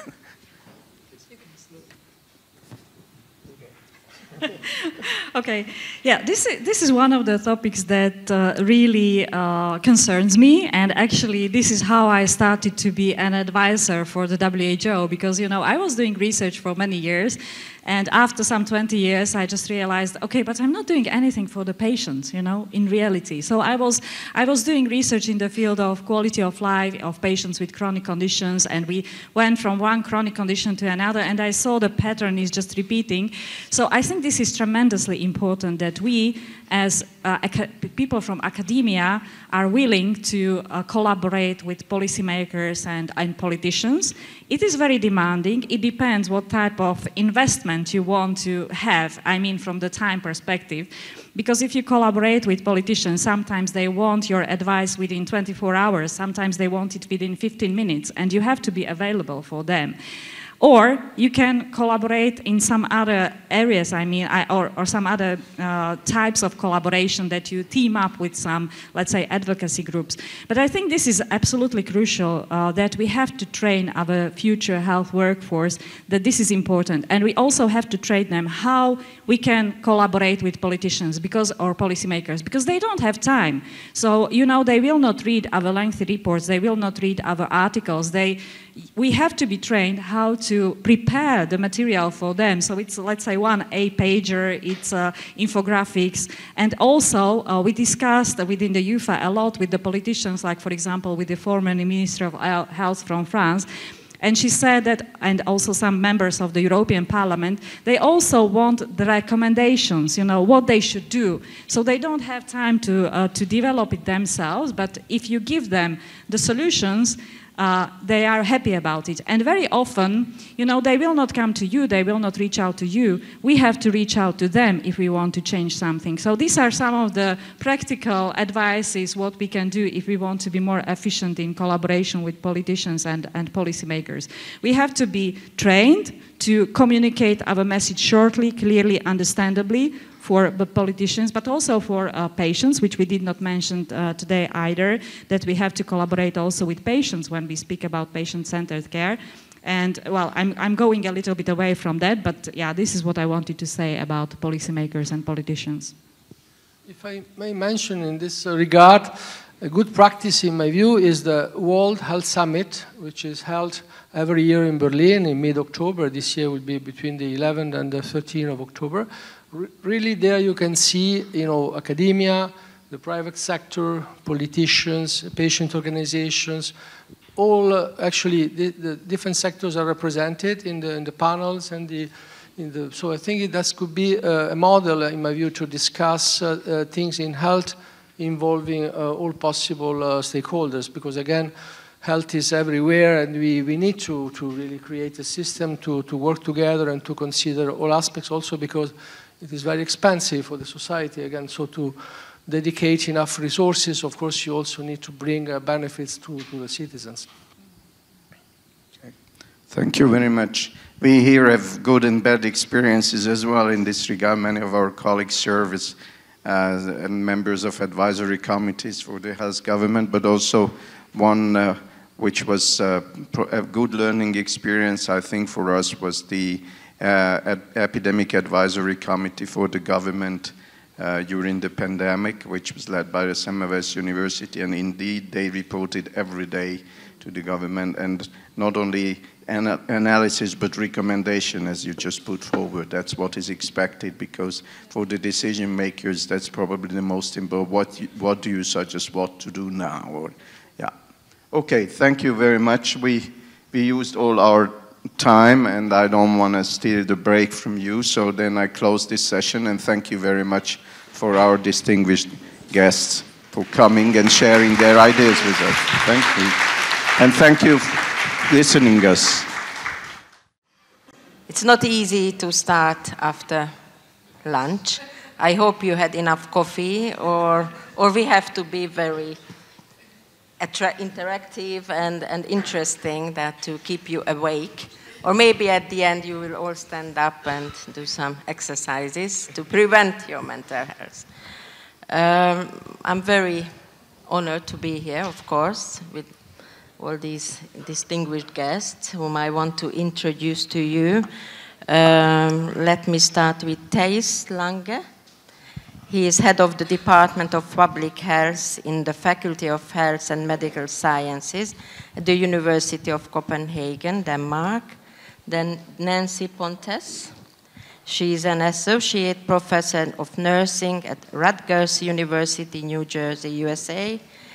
And finally, but not least, but not last but not least, Toms Pulmanis, Vice Dean, Faculty of Health and Sports Sciences, Riga Stradins University, Latvia. So welcome everyone. And my name is Belle David, and I'm the Vice Dean for Scientific and Educational Affairs at this university, Semmelweis University. I'm a sociologist, so I have to think all the questions and issues in a societal context. So when I was preparing for this panel session, I rearranged the questions that we got in advance to follow somehow the original or the focus is, I think, for all of us, although we didn't really mention, or sometimes we did, is the COVID. So somehow the starting point is the COVID, and we think many things or rethinks ever since is what happened then. From a sociological point, concerning also the university and the role of the university, is trust or distrust. So if we thought of that time, whom did we trust? With the information, with the misinformation? What were the channels people got the information from? So I think the role, especially also in Hungary, if we think of those days back, our rector and also the university, all the members of the university were the most trusted people, really. So especially in Hungary, the level of trust is quite low. So I think this university was one, or maybe the first one to trust. So if we think of this as an origin, I'm asking the panel members that how they remember those days and what were their experiences in this regard, and what did we learn, or what did you learn from that? Can I go first? Thank you, and wonderful to think back to the COVID days. I had two roles. I'm a mathematician by background, so I was being invited in to advise the government in Denmark on disease modeling, in particular when can we open, how much should society be closed down, and stuff like that. I was also in the leadership of a university, so that was sort of my other role, and experienced how we suddenly got asked different questions and with a different time frame than we were used to. And I would like to highlight three things, which is not specific on research, because we should always do our research. We should be academics. but that goes without saying. What were 3 barriers that were problematic and could have been prevented when we were doing this? The first one was the legal issues, the legal status of a university professor if they have to advise the government turned out to be a problem. Are you doing this as research or are you doing this as government? Can they instruct you or not? And are you allowed to access the kind of data that the health authorities routinely access? We spent months trying to figure out that with legal issues, and there were no reason that was not done 5 years ago. It had nothing to do with the current COVID. So that was one lesson. Why were we spending time of those kind of issues instead of the actual problems? Then there was a problem that our partners, the health authorities that wanted to use academics in a different role, they didn't understand our system. That, for instance, I don't run, as a head of department, a consultancy company. I cannot go out and say, okay, now you can hire a professor for 10 hours. The funding system works differently, and we had to educate them. Again, it could have been done before. And then maybe the last one, and the one that is most inwards looking for universities, career perspectives. There were a lot of prominent researchers who said, I won't advise the government because that time spent, I could write and land a Nature paper. And some did. They got them in Nature. The ones who were advising the government the most, they got fewer Nature papers. That's a real thing. So as a university leadership, we need to make sure that that all of our staff can see that taking up that role, mathematical modeling, vaccine hesitancy, whatever, it actually also promotes your career. So that was 3 lessons I took away. Thank you. Thank you, and thank you for inviting me to this forum. It's been a great day. It's interesting because COVID was a very dismaying time for me because, in part, I was so focused on a grant that I had, a larger grant application, and I was supposed to take students to Puerto Rico, and we were going to be doing earthquake response during an active earthquakes. And so I was very excited because my background, I have a background in training in public health leadership and emergency response.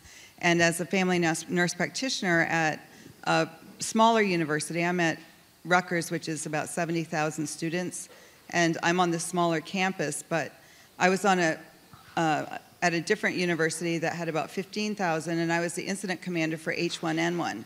And I remember how we were able to provide vaccines with almost no vaccine hesitancy.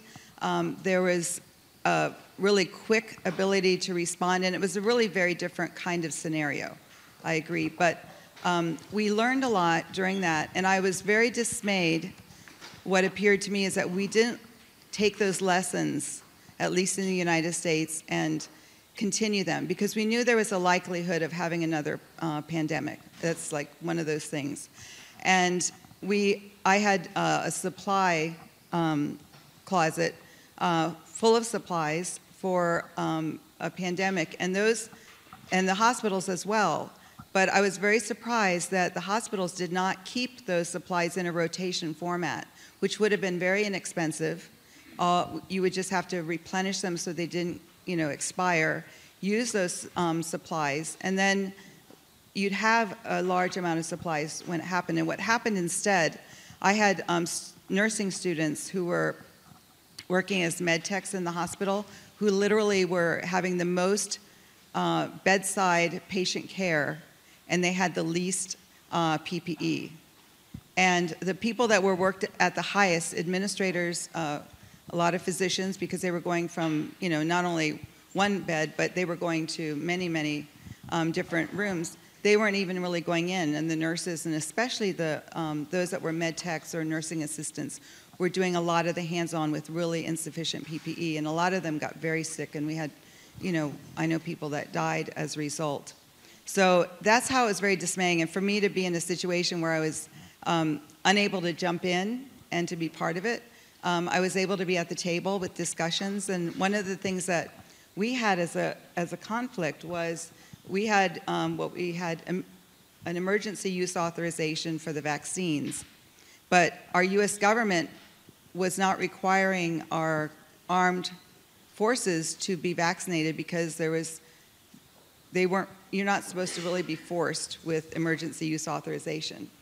And so I was concerned about increasing hesitancy and lack of trustworthiness if we just forced it very early on. They forced it for us as faculty, and as someone who'd had anaphylaxis from a vaccine in the past, tetanus toxoid, I was a little bit not hesitant, but because I have had every vaccine known to man because I lived in South America, but I was a little cautious. Let's put it that way. So that was, I think, a really turning point for our university as far as that being forced. I think what happened in the previous time with the H1N1 is students were afraid, families were afraid, and they wanted the vaccine. But the minute we told students they had to have something that was emergency use, we had a lot of problems with, and we had people that were not able to continue work. We had nurses and some physicians in the hospital that were hesitant. So I think that we have to take our lessons learned, and I hope this time that we learn to keep the preparation, because it's not about having the plan. I've written a plan for a pandemic, and we use like an all hazards approach, and we specify it accordingly to what type of disaster we're planning. But it's in the planning process. It's getting at the table with people and doing the planning and the talking and doing that routinely. And I'm concerned that this is behind us, sort of, and that we haven't really continued with the process of planning and doing an autopsy, so to speak, of what went well and what didn't go well and what needs to be done in the future to make it better, make it more seamless. We did a lot of things, I think, well, like we put up a temporary hospital in an area that was underserved with a lot of crime, a lot of human trafficking, unfortunately, in that area, under-resourced area of a city. And one of our nurse practitioners who had been in the armed forces as a chief nursing officer, he was able to set up this unit and run it during a time when we really, really needed extra beds. We also did administered vaccines in Camden, which is, again, not so much under-resourced, but it's a problematic city with a lot of crime rate, a lot of unhoused, people with housing insecurity, food insecurity, a lot of drug use and drug sales. So we were able to have our vaccines available, and we found out because it's has a lot of African American population, a lot of Latinx, there was a lot of hesitancy for vaccination.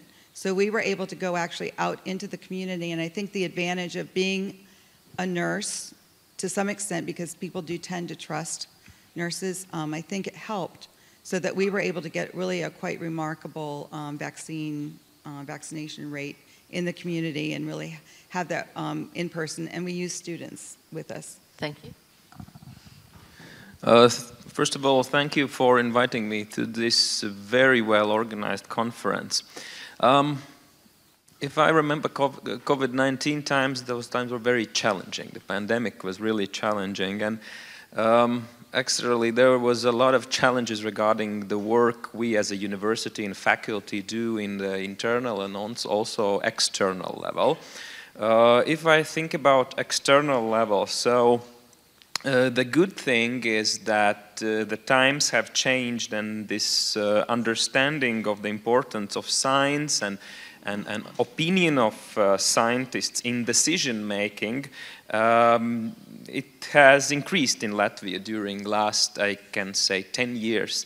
And during COVID-19 pandemic, our cabinet of ministers in Latvia even invited an expert group of scientists to participate and give opinion in government meetings. So science and policy actually worked together closer than ever before, and there was a true willingness to collaborate with experts.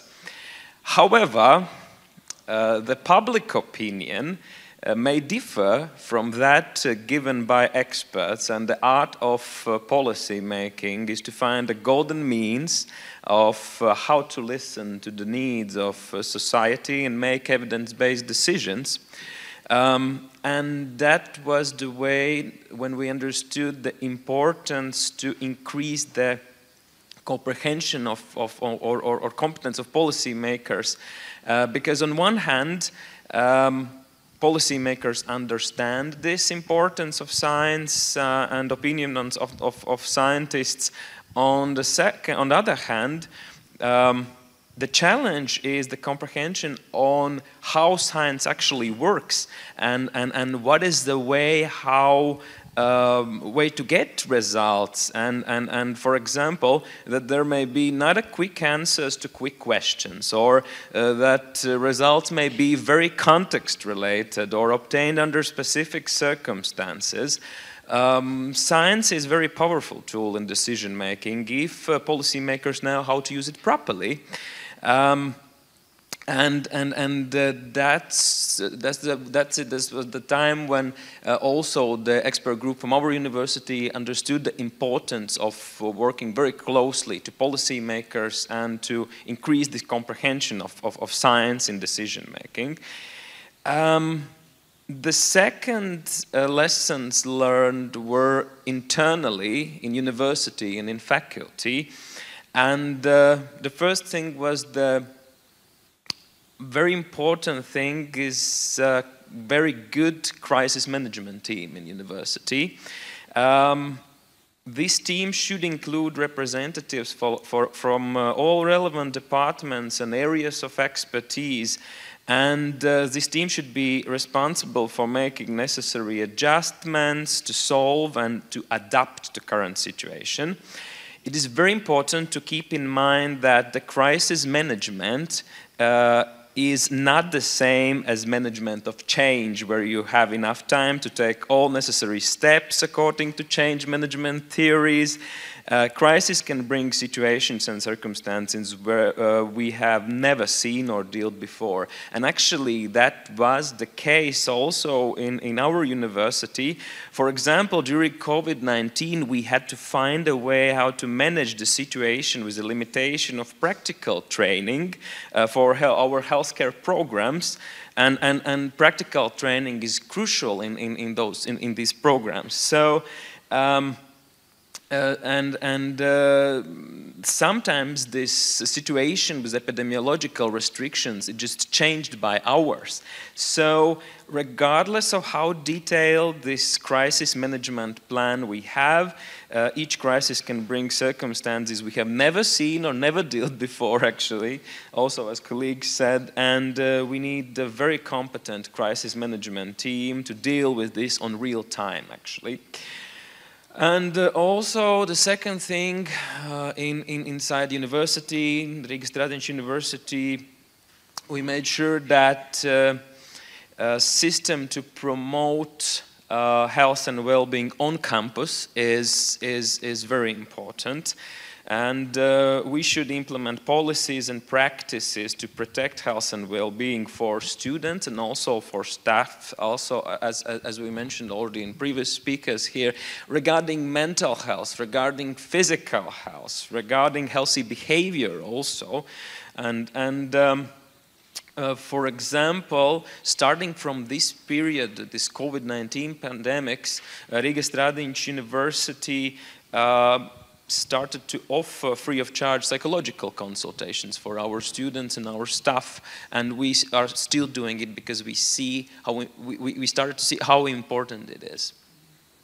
Thank you. So this leads to the next point, really, to the present. So if we think from the COVID perspective, now we are living in post-COVID era, and what you mentioned that how students and the staff now experiencing this kind of post-COVID on a societal level, I think it's social isolation. So I'm a social network person, so what we measure, it's getting worse. So the people's isolation is is going into a level that is really, I think it's one of the biggest problems, which is, of course, leading to mental health problems and this kind of social isolation, weakening of social cohesion is I think, the present issue now that we have to deal with.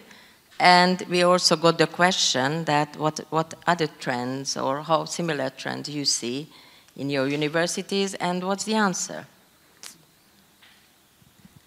I think I could give one very specific thing we did right after it was sort of the worst part was over, and that was we started the discussion about how we work, because people had responded so differently.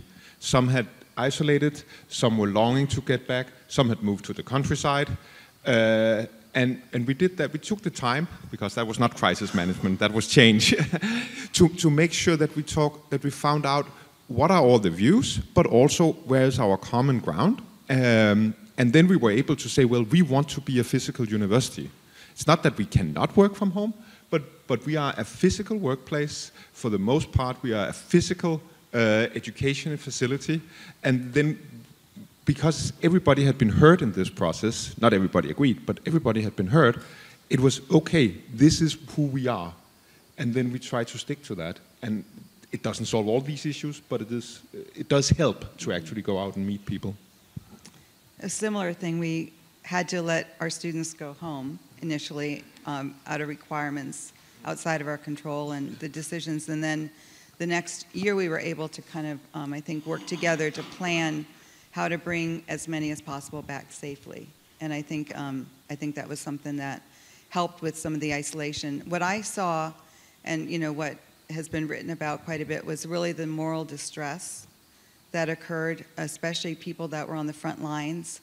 And we talk a lot about the physicians and the nurses, but there were a whole team of people. And even those that worked maybe not doing direct patient care, they were having some vicarious trauma, because there were a lot of nurses and physicians and others that they worked with who were got sick, nearly died, some died, left the practice, felt they were too old to handle the stress. And I think we still have the fallout from that. Our suicide rates went up, and we have really, I think, because of that, have more attention about really how do you develop, your moral resilience in this case, and how do you have a voice? It was hard because I think we didn't have enough maybe intellectual humility during the process, because we thought, oh, we know what we're dealing with. We got, pandemic, and I think that allowing more curiosity and more questions. I had a few questions that I really felt as a faculty member, wasn't safe for me to ask. And I know that others have had that same, just out of curiosity, trying to be a problem solver. And because we were, I think we needed a little more intellectual humility in the process to be able to really realize that this is something we really think we've encountered, but it's different. And we have to really be flexible to be, as you said, in real time, to be really responsive and get that message out. We need better communication. That's where it always breaks down, how we communicate together, how we communicate with the public, and how do we keep that trust? Because I don't think anyone went out to try to sound untrustworthy per se, but I think that there was quite a bit of distrust that we're still working to win back, and to work with the fallout of those that were burnt out because of the moral injury that happened on their job. And we've lost a lot of really strong, experienced, competent healthcare providers because they have just left the field. Yes, if I just turn back to COVID-19, the start of COVID-19 pandemics, then if we look from this teaching side, then we adapted really fast and really good, and all the on-site lectures were held online, and this was really fast process. But of course, this in these times of uncertainty, social isolation, also economic instability, of course we understood that it's not only about teaching. In university, students are getting more things here. It's a socialization process. They are going back and to university and back and dealing with other things and telling each other different. It's a socialization process. So we understood how important is the work also of program directors of our university to make this additional, for example, Zoom calls or some small meetings electronically in Zoom environment, just to talk and to understand the problems of issues, of challenges the students face during those times. Because in the study process, of course, they are learning things, but it's not the whole process of that. But today, what remained? So how can you overcome this? Do you have any practical examples or experiences? So we are talking about communication. How do we communicate? Do we communicate differently now, or we go back to the same? Could we really learn something that we really can, use for the future? I can add one thing that I learned. It was interesting because when we switched to online immediately with our students, I had one class that had almost 70, I think 69 students in it. And they were all like sophomores just starting, their clinical and very anxious.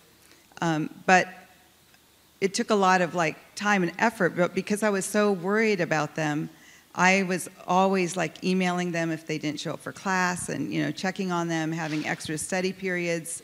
And it was really interesting because their review of the class was actually better than the previous semester in person. And it was shocking, but I think it taught me that I need to continue that. There are people that fall in the cracks, and going after them and trying to really identify those that have a need, that are struggling. And we do have counseling services on our campus, but they're often underutilized. So that's something that I think I learned about, really going after and really trying to make sure that they're in a good place, they're not falling through the cracks. I recognize this very, very much. And I think it goes a lot of society that we realize our systems can do so much more when pressured. That goes from vaccine approvals to I don't know what.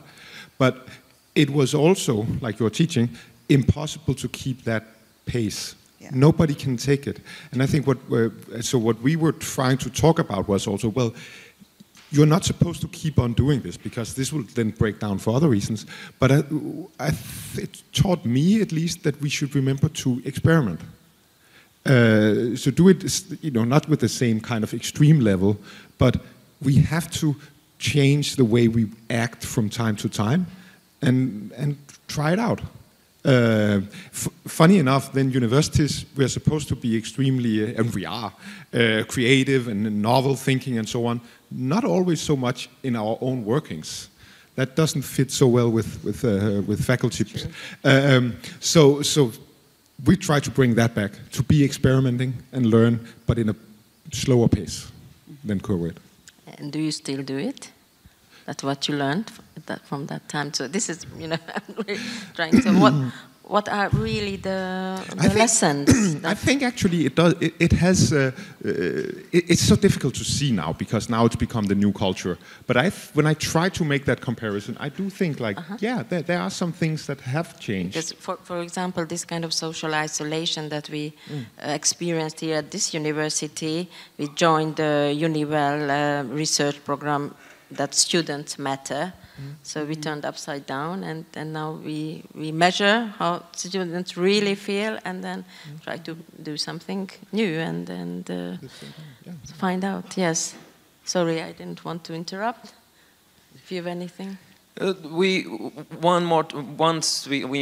actually understood that once in a while that this communication is really important between students and also between staff members and also with the management. Also with the management that with this from this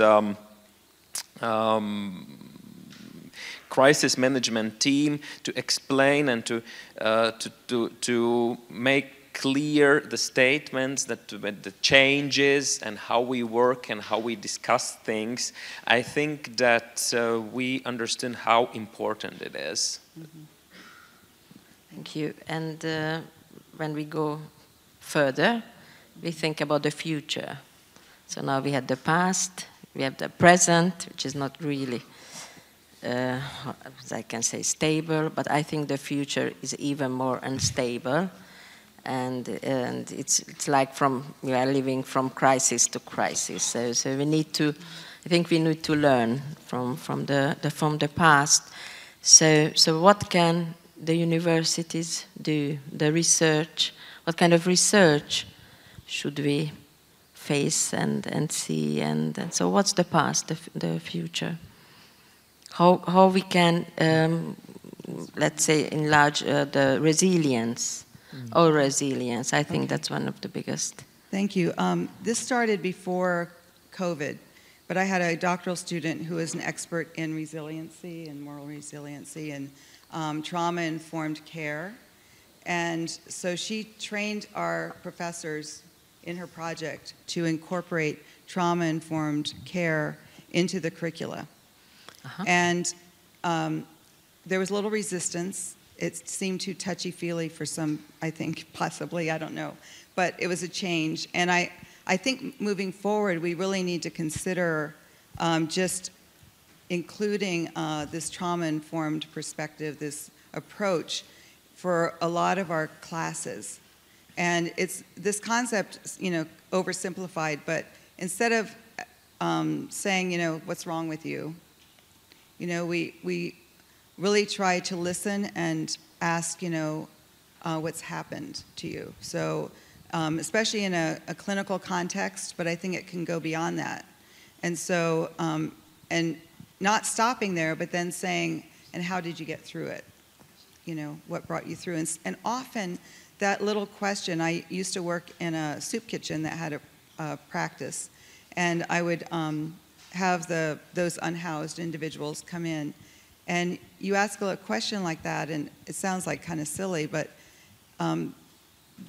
it's like a warm hug for them, that someone's actually looking them in the eye and asking them a question that we want to listen to. And it doesn't take an hour. It's really rather short. And so I think that, and when we consider the alarming trends, my work is really in the area of large data sets and examining adolescence and some of the trends. And one of the trends we saw was that in 10 years in the US, the serious suicide attempts among males decreased about 13%. But among females, it increased 36%. And this was out of a data set of over, well over 100,000 that was nationally representative. We also found that in forced sexual victimization and even bullying, that it really has a very large impact on suicidal ideation, suicide attempts, and depressive symptoms. That's not a surprise, but when you look at the alarming rates, when you see that someone who had an experience of forced sexual victimization of female in her lifetime, 17% of that group had attempted a serious suicide attempt in the previous year. This is among high school students in the US. So I think that we have to really pay attention to this place with our students, looking at those most marginalized, those who are on autism spectrum disorders, those who have ADHD. They're more prone to bullying and to having anxiety and depression. Any child with a chronic disease, such as asthma, diabetes, they're also more at risk for things like bullying and victimization. And we can't underestimate the impact that this type of victimization has, whether it's in the home, whether it's dating violence among adolescents, and really realize that they're coming into the college with this kind of background and these experiences. And so I always said I saw the dark side of college because I used to run health services for 4 departments. And it seemed like every other day I'd get someone was suicidal. You know, it was just, but now I have a little broader perspective and focusing on the broader perspective of wellness. And I think others have mentioned earlier things that they do with the students and in the community. And for us, engaged civic learning in the community is a big piece of students doing better in school, feeling better about themselves, having joy in their work. So our campus has a lot of emphasis on connecting with the community, often with professors and doing projects or working in settings that are maybe not your typical experience, like in a soup kitchen or in an elder home, for example. So I think things like that, so much more could be said, but I don't want to take up any more time. It's actually a perfect lead-in. Imagine this. What if this idea had been a new molecule that someone in your lab had invented? Then there would have been a very clear pathway for, okay, next step would be to create some small company that was developing it, then second founding, get some extra money, then at one point sell it to Big Pharma, and you would have something that was really changing a lot of people's life. Why is that not happening to these kind of novel ideas? I think it's because we lack that perspective of how do we bring the non-commercial, the ideas about interventions that have a more public health perspective or are more between people. How do we bring those to scale? There's not a company environment that will do it for us. So we need to invent that, we could call it the public health pipeline of innovation, which could take an idea like that from Rutgers to all campuses, because that's where it should be, if it works. It'd be nice if maybe the companies wouldn't make quite as much money and they could share with us so that we could try these out, right? But anyway, I digress. Thomas, do you have anything? Yes, and I hear the word innovation, actually, that is all for the future, but some things from the future is also nowadays already incorporated in, for example, in our study programs. In Riga Stradiņš University, for 10 years we already have medical education center where we have state-of-the-art simulations in medicine, and also we have simulations in social sciences. But why I'm telling this is that after the pandemics we learned that we should also add those simulations, for example, to simulate public health crisis, public health communication scenarios where there's ability to work together, for example, from different study programs, public health students, medical students, communication students from social sciences, to simulate, for example, and this is the real example from one activity we did, public health crisis communication. There was a competition between students for the best solution for that, and that's one other thing we can get from as a lesson learned, and for the future to try to teach how to work interdisciplinary and together to solve the public health crisis. I think that's what our university does as well, to kind of not forget, to raise the awareness continuously. So that's a very good example, and also we once with the researches, with the knowledge we gained and we experienced, to build up this kind of awareness.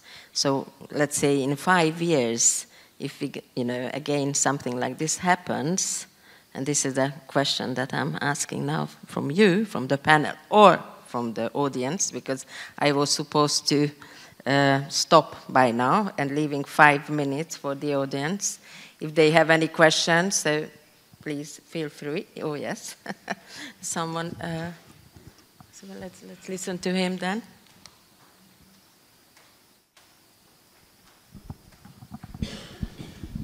Thank you. So I have two short comments. So one comment is generally that I think that COVID was, in many cases, not the reason behind the problems. It only forced us to open eyes and see all the neglected areas. So people who were complaining just, oh, it's broken. Okay, because you didn't fix it, because you were following the don't fix it till it's broken approach. So people who were calling me, because we had a lot of consultations from all the world, like, the online assessment is absolutely unreliable. Also, you are telling me that your pre-COVID assessment was so excellent. No, it wasn't. So I'm very worried that there is a tendency for many, there is a dream of many people that will revert to pre-COVID. Then the second thing that I want to say is that my team for WHO, which is Pan-European Leadership Academy, we are constantly trying to identify new competencies, exactly what you were talking about. One of them is the competence to deal with uncertainty. This is a very practical competence. Then we have developed the triangle of trust in communication. So if we want to have the trust of the public, we need not only evidence, but also we need to know how to communicate, but we need to educate the public so they understand what we are telling. You may read it in Medical Teacher. And finally, again about communication, because this is also what you are so focused on, and when you were talking about communication in public health, so there is a special unit in WHO Euro, which is called RCCEIM, and this means risk communication, community engagement, and infodemic management. Yeah. And if anyone is interested, they have ready courses that you can take and implement for your university, how to communicate with people. And these are courses perfect for interprofessional education, because you can bring public health nurses, doctors, paramedics, and they can learn together very practical strategies how to communicate with people exactly during all types of public health crises. Sorry for speaking for too long, probably. No, thank you very much. I agree so much with the uncertainty thing. I remember I was invited to Danish TV's major news outlet one time, and the discussion there was essentially we had provided some predictions for the spread, and then the political debate has essentially short-circuited by half the politicians talking about the lower point of the confidence interval, the other part of the upper, and not really acknowledging that this was not two different stories and they were not contrasting. It wasn't that one was wrong, it was part of the same story. But a language and understanding of risk, and in particular maybe more uncertainty, at one point in the education system, everybody just needs to learn it. The best way to predict the future is to create it. So this is how we need to educate them. Thank you very much. I just wanted to add, thank you for this comment, because one important job of university, as you said in the beginning, for the university is also not educate only students, but also public. And for example, in Latvia, our experts were key experts on media talking about pandemics, about vaccination, and but however, there's still a lot of things to be done, because if we look at, for example, in vaccine confidence, there is still a way for improvement in this vaccine confidence in our society, for example. And there are many other health issues that we talk about, where we talk about health communication. But this is a different session, I guess. Yes. I think we should have to conclude, and thank you very much. Just 2 remarks. So we shouldn't forget that what we experience with the students and ourselves as staff at the university is how the society is really. So it's the reflection of the whole society. So if we do something in small amongst ourselves, that will have an effect on the society and the other way around.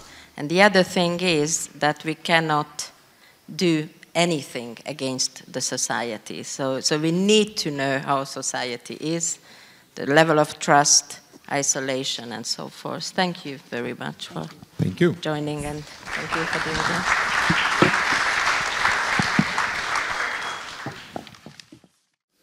Welcome, everyone.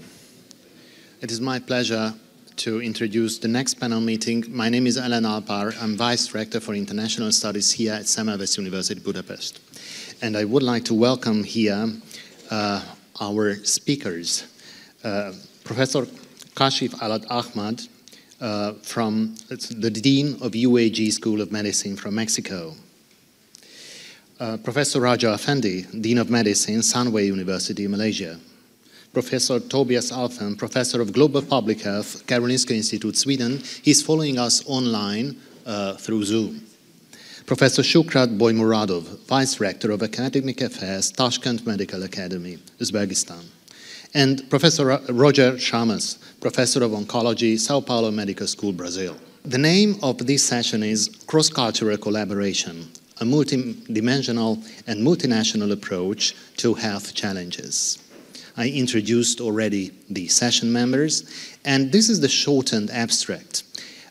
So shortly, what is the challenge? The challenge is good global health, via which we can safeguard societies, and sustainable development. And what is the task? To put it more properly, what is the task which the universities have to carry? This is to improve global health advocacy and support. Now, these are the speaking points, and at the end of the presentation I will come back to this slide and we'll leave these sections there. So first we will talk about what are the latest trends in population health. Next, crisis response strategy to bring together science and policy.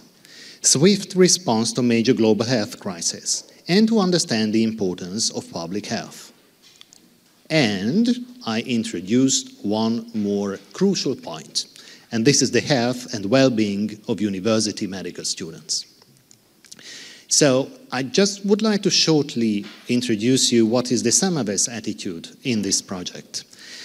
We have a triple mission, and it means that everyone who teaches at this university, all our doctors, they do not only heal patients, but they do science at the same time. And they teach students, because we firmly believe that we have to educate people at the university via those people who are excellent in science. They know the latest news. They know how to formulate a question. And this is the only way of a proper education. So when we have already the new doctors which are taken up by the whole world, then they can have an approach towards any new challenges and question. So shortly, we have to develop knowledge and ability to react. One important attitude is that Semmelweis University is put together by 6 faculties. We approach this problem from different viewpoints. So we have a faculty of medicine, a faculty of dentistry, a faculty of pharmaceutical sciences, a faculty of health sciences, which offers 19 different programs, a faculty of health and public administration, and a very special one, the tip of my heart. This is the András Pető faculty, who deals with heavily disabled children, how you can really involve them into the life of society.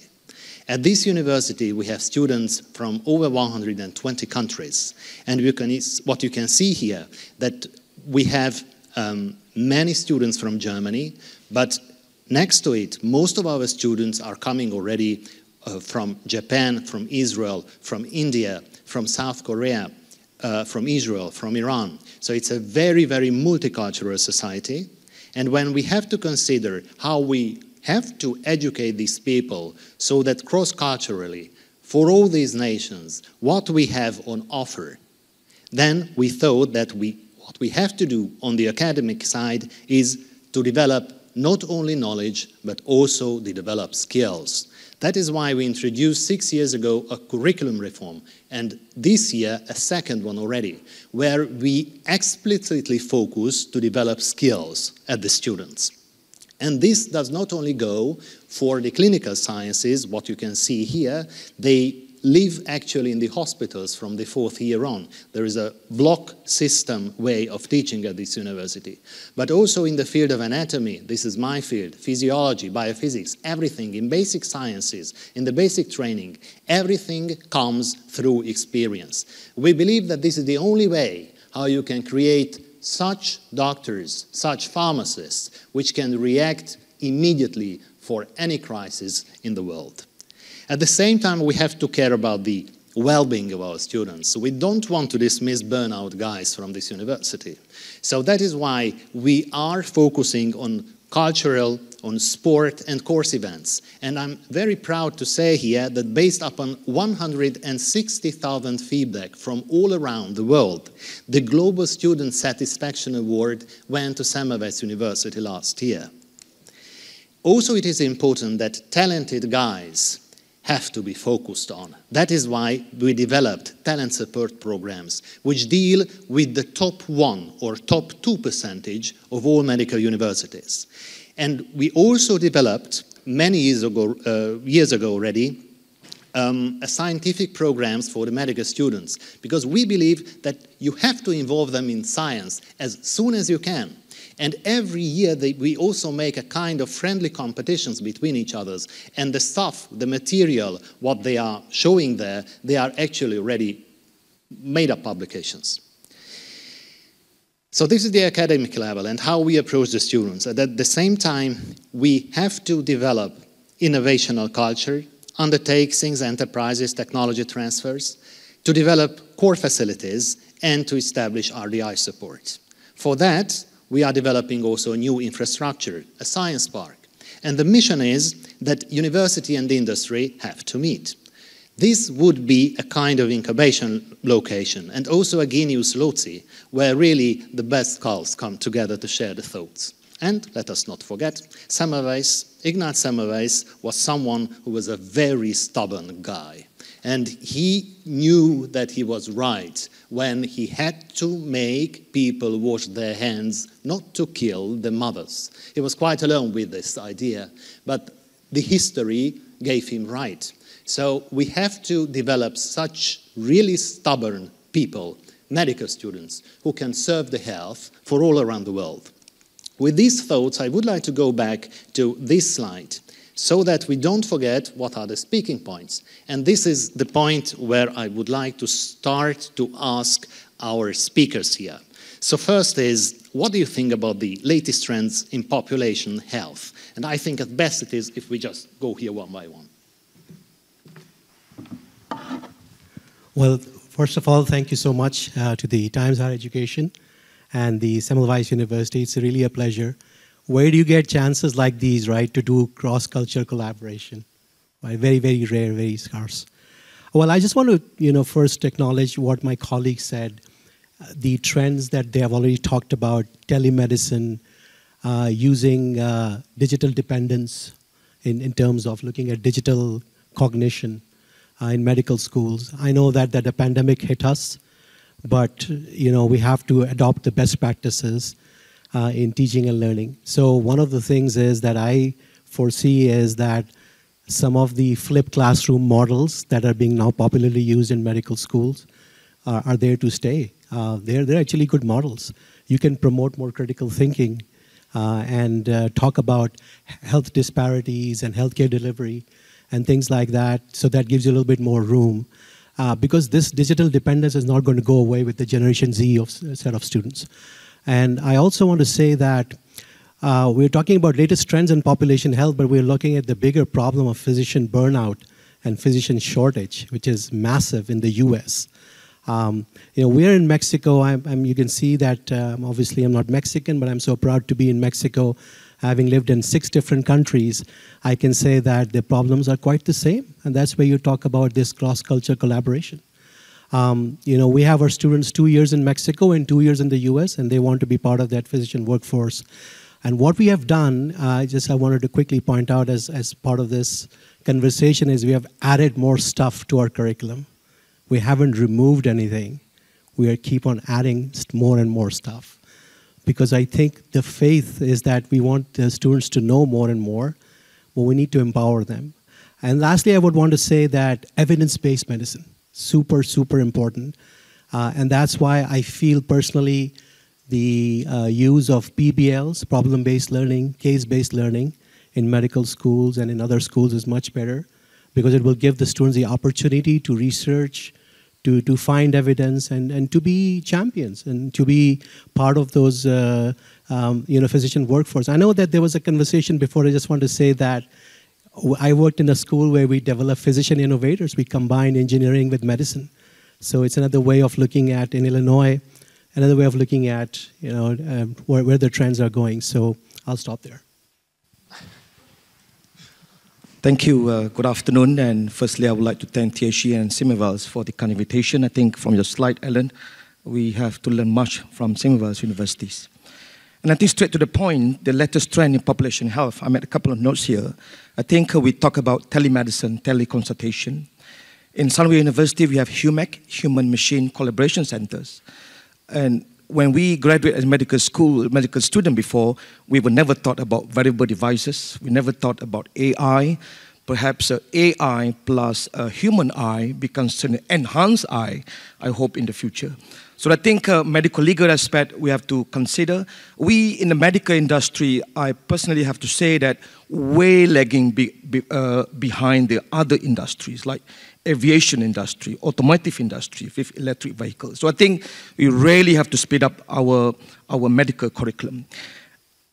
Next thing is I want to say that the human health and the well-being is a human right. Regardless where we stay, we are global citizens. I think we hear from Dr. Kashev just now in Mexico and US. And I think we really have to think to embed the knowledge of the curriculum to the medical student, the future-ready medical student, that humility, how this health is part of the human right in the patients that we're going to treat in the future. And the next thing that I have to say that among the latest trend that Sunway University that going to start medical school in the end of this year is embedding a planetary health in medicine. How do we create the problem-based learning, such as typically, traditionally, 70 years old coming with chest pain, how you work out with differential diagnosis, how you treat. That for me is probably going to go to museum soon. It has to be, for example, I also don't know what I don't know in terms of planetary health. I'm learning for the last 2 years or so. The problem-based learning is supposed to be like a man or a woman with disease A, recurrently admitted, hospitalization because of disease A, because of exposure to the flooding, to climate change, to the socio-economic class. How we fix that problem? Rather than treating the disease, it's treating the human beings. I think we should adopt the latest population health for the human beings. And next is about, we also embed in our curriculum sustainability medicine. I'm a gastroenterologist. I found guilty that using colonoscopy, using CO2, and polluting the planet to prevent the complication. But at the same time, I need to learn eco or green endoscopy so that there's no planet B for us to go. So I think the latest trend in population, we really need to adopt the sustainability and planetary health in medicine. And I think we're talking about AI, personalized precision medicine, and I think cross-border. I think we are living in the same world. The world is getting smaller. There's a lot of advancement in technology. I think we have to do cross-talk, communicate together. I think we all academicians, we used to be told by our senior lecturers, either you publish or you perish. Nowadays, either we cross-talk or collaborate or we crumble. That's the beginning. Thank you. Good afternoon for everybody. First of all, I'd like to thank organizers for inviting me.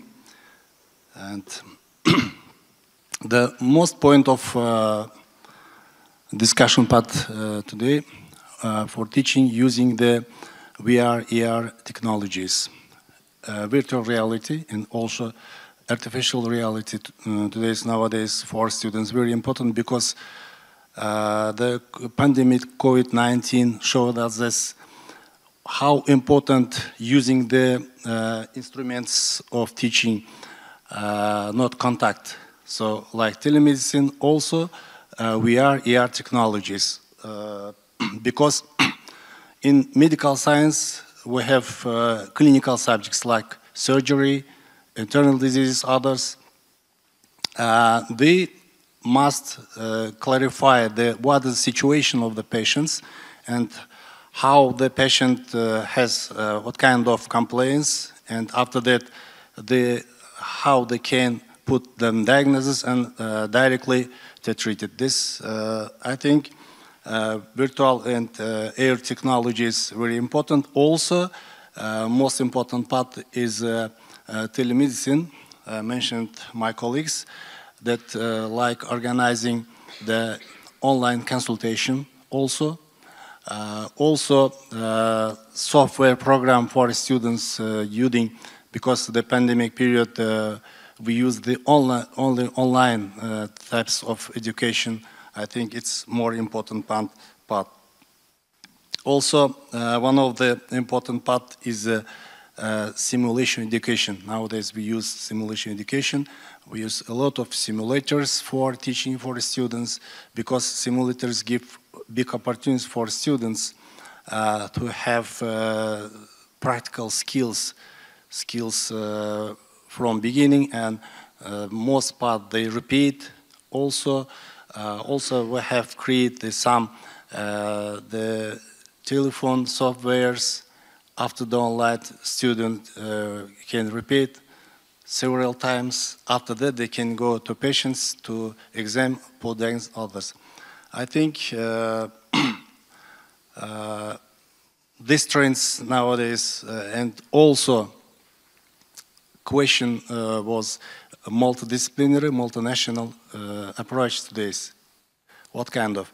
In Tashkent Medical Academy, we have a lot of international students from 28 countries. They're very multinational, so we're trying to do the educational policy, the internationalization, because it's very important today to understanding each other. Thank you.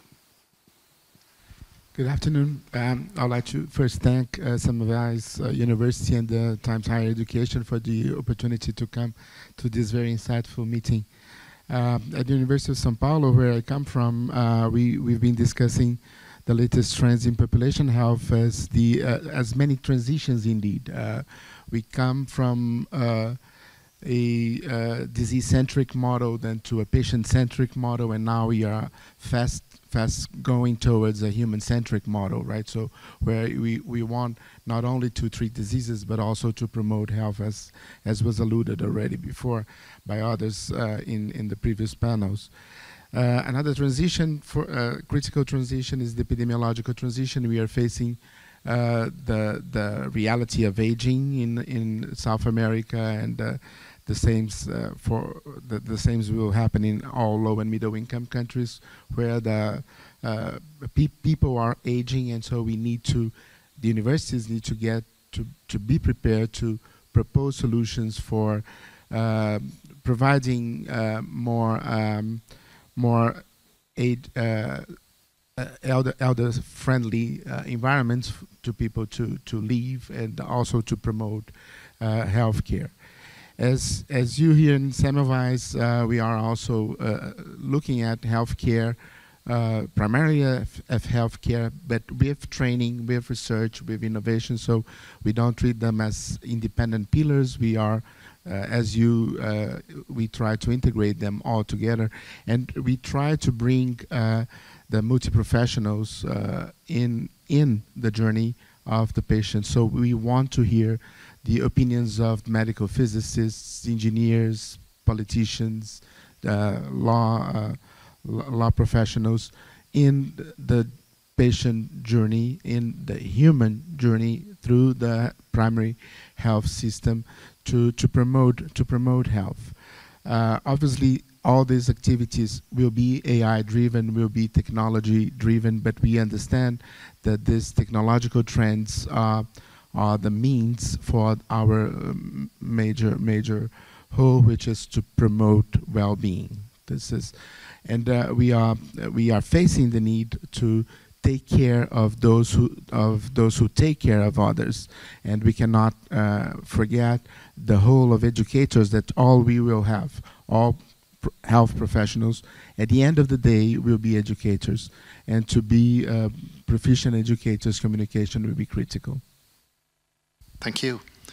Now our colleague from Sweden, I would like to address the same question. So the first one, and of course we are also open for introductory ideas on your side to latest trends in population health. Thanks a lot, Alan, and thanks to all of you but first thanks to Semmelweis University and Times Higher Education, and thanks for having me online and for all the important contribution already.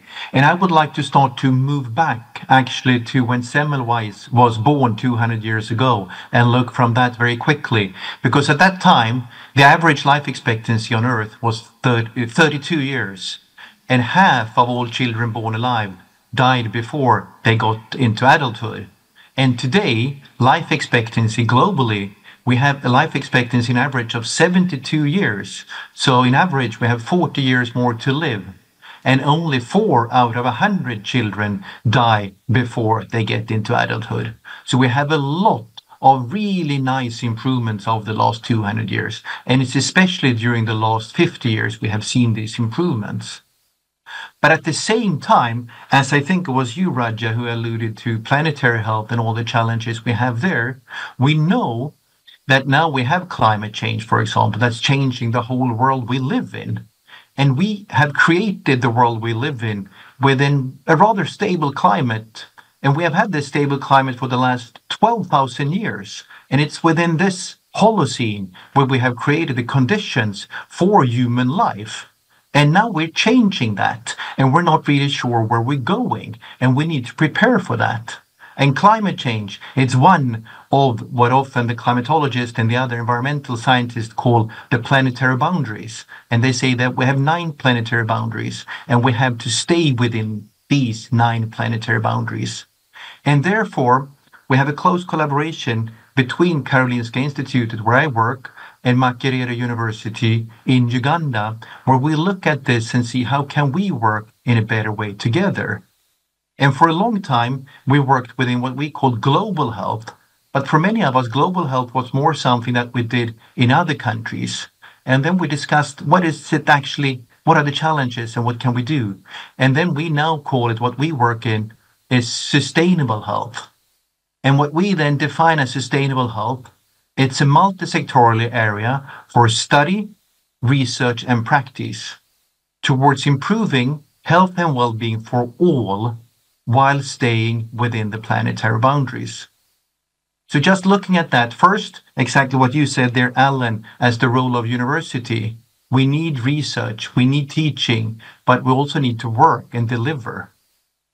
And secondly, that sustainable health is for all. There we need to look at the equity. We still have 1 billion people living in low-income countries in extreme poverty, and we need to tackle that. And last, staying within the planetary boundaries, that if we don't work together and create a stable climate, that we have enough fresh water, enough food, we cannot get good health and well-being. And also something that you brought up, Alan, it's not only about the health, we need the health and well-being for all of us. And if we work together, coming back to that, we cannot do that alone. We need to do that from medical universities, with other universities, with civil society, with UN organizations, with governments, and with business, and convene all these actors and work together if we want to make a real difference. And then I think you have discussed also AI, technology, etc. These are important tools that if we get this right, the possibilities are great, but the challenges are great at the same time. So it's really, we're at the crossroad, defining what the world will look like in the coming decades. So I think this panel is very, very important to start that discussion and debate, what we can do as academia. Thank you for these very precious thoughts. My head is pretty full. Nevertheless, I have some thoughts because I also feel some very contradictory challenges here. So some some key issues here. People live much, much longer, which is a major change in health, population health. We as the university and health management wants to solve such an issue under climate change. We are using virtual items to solve these problems, albeit we are dealing with human beings. So my question is here actually that if we should perhaps not only the policy as a party and that we educate the students who will become doctors, or as we as a university should also implant into the heads by education what further parties exists. Here I mean family, churches. So now those societies which are kind of ripped apart in today's life in many parts of the world. So I would more than welcome your thoughts just shortly, and I don't want to go one by one, but if you could please address this issue, I would be happy. Well, I just want to say that it's a bit of both.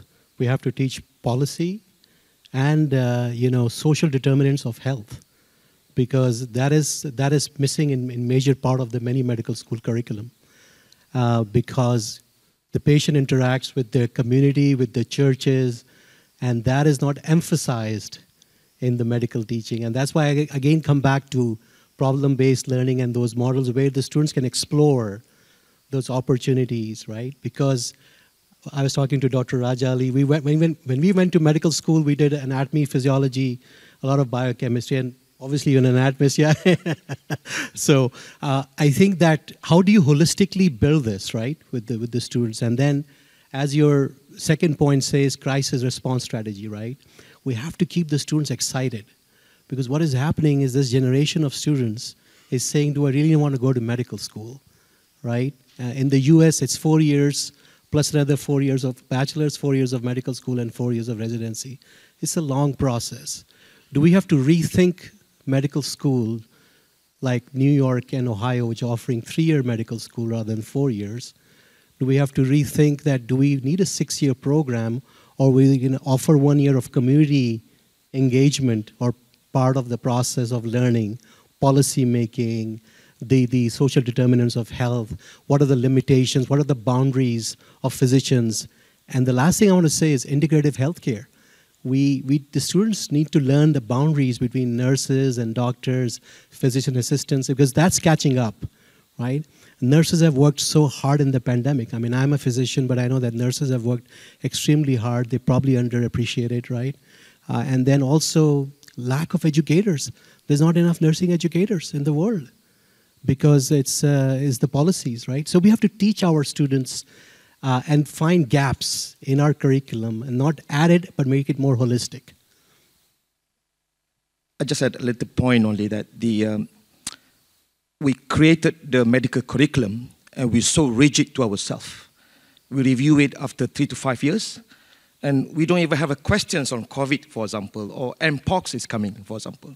I think we have to be very flexible in drafting curriculum. And to get on what Kashev said, that I think part of we ignore behavior science, we ignore health promotions, we ignore public health for so many years.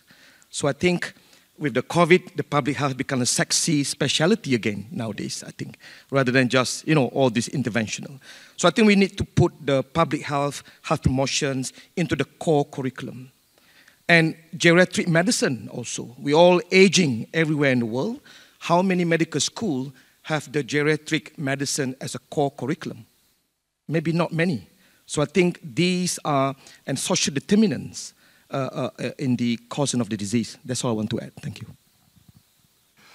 I'd like to continue the minds about the curriculum.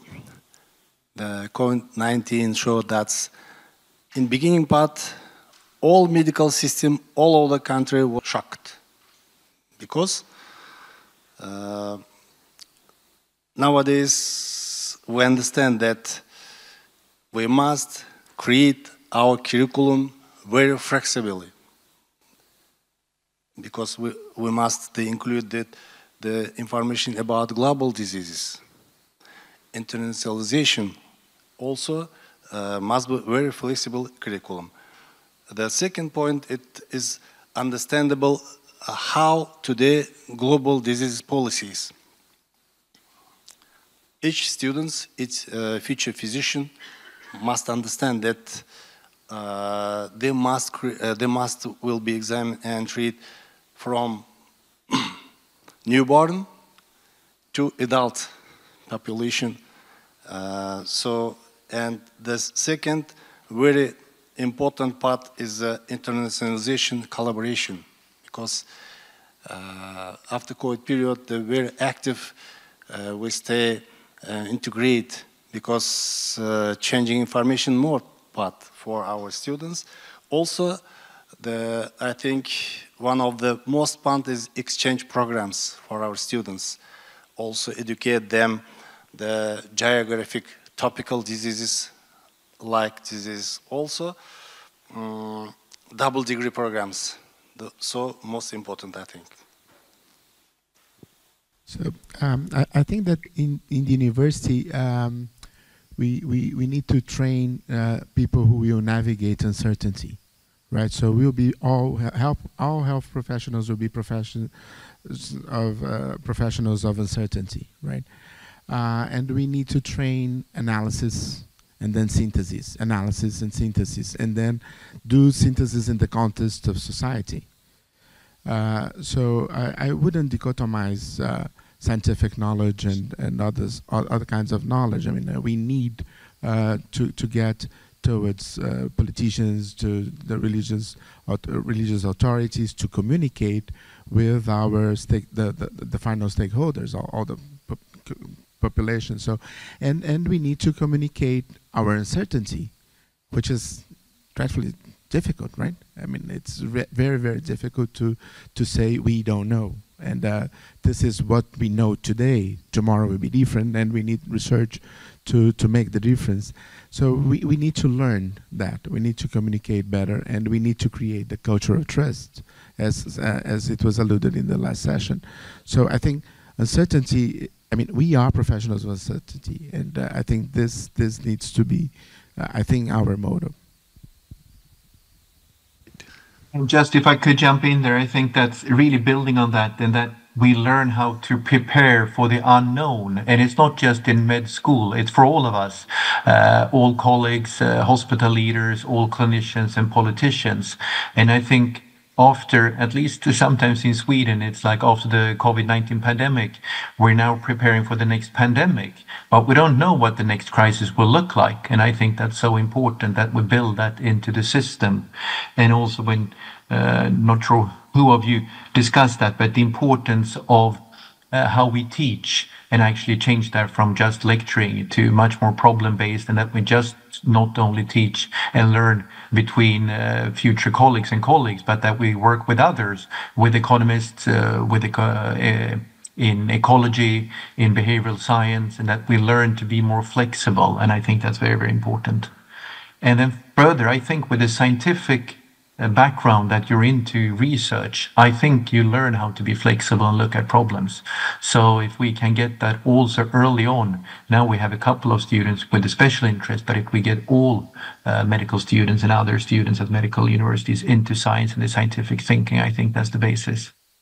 And then finally, I just want to, again, culture, that we teach to read, and not just medical books, but read normal novels from now and older ones, to learn about other societies and just get that aspect. I think it opens up a lot.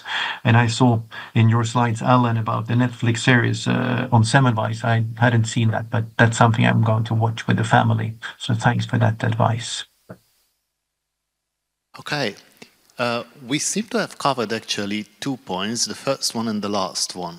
But there is still an intriguing issue here. So, which turns out for me at least is that as if the medical education have been as it was for many, many years. I mean, the major lines were pretty much the same. Don't take me wrong, so I do acknowledge that at universities we always involved the latest things which science offered and everything. But this has speeded up like hell. Now, at the same time, the medical students, but any students at any universities, are really different. So I would say that the attitude between the students towards school as such at all changes, well, really every 10 years. So not every 50 years, but I would say every 10 years. So my question is the following. We have educators at the university and we have students. What openness have you experienced from the side of the students to understand the educators? Why can't they handle all these electronic tools with that speed what they can do? And on behalf of the educators, how open have they been to accept the new tools? Or they wanted to, let's say, reshape the brain of those guys who wake up and go into bed with all these electric, thingamas. Well, I just want to say it's the mindset in medical education. And you raised very good 2 points, right? The students and the educators, right? The more we move the model towards collaborative learning, you literally have to be a player's coach. You have to play with the students. Like when you play basketball, right? You can teach them well with that model. I think it's just the fear of change, to be honest. I think that faculty, they're embedded in their ways, and some adapt to change much better than the others. Some are resistant. I'll give you an example. I had a faculty, a really good friend of mine, and he told me, Dr. Cash, that people lovingly call me that name, and Dr. Cash, you're asking me to use like an iPad. I'm 64, I'm about to retire, right? And so how would you basically take that faculty and make them a champion of using technology and talk about collaborative learning, right? And then as one of my colleagues said, we have to move stuff. There's curricular, there is co-curricular, and there is extracurricular. Right? The more we listen to the students and look at their well-being, and that is why I feel that the departments like student success, learning strategists, as you pointed out, wellness and clubs, the more we make it holistic, the more they will confide in the faculty. Because this generation, they want to be heard. They're opinionated, they're on social media, right? So why not use social media? Why not use short lectures? Why not make like some things like chunks of material to engage them a little bit better? I think it's just the engagement and the change in the mindset, which is the pandemic has taught us that we have to shift that a little bit. Obviously, keeping in mind the values of the faculty, so it has to be an inclusive process, right? That's why one of the things is the good way to get students on committees to hear their perspective. If we empower students and we listen to them and we make this a collaborative learning experience, that's where the win-win situation. Now, you're an anatomist, and I can tell you that anatomy is coming back. It's important, right? Look at the amount of science that they've invested, the amount of technology and material, plasticinated, all these tables, and it's like a huge technology influx, right? And before it was the death of basic science. People say, well, anatomy and physiology, well, probably they don't ask those questions that much. Well, now they do, right? So it's like you have to take a more approach in terms of making students collaborators. So it's a learner's experience. We are all learners. That's where you promote lifelong learning. Thank you. Thank you, Alan. Very difficult. I think change is the only constant.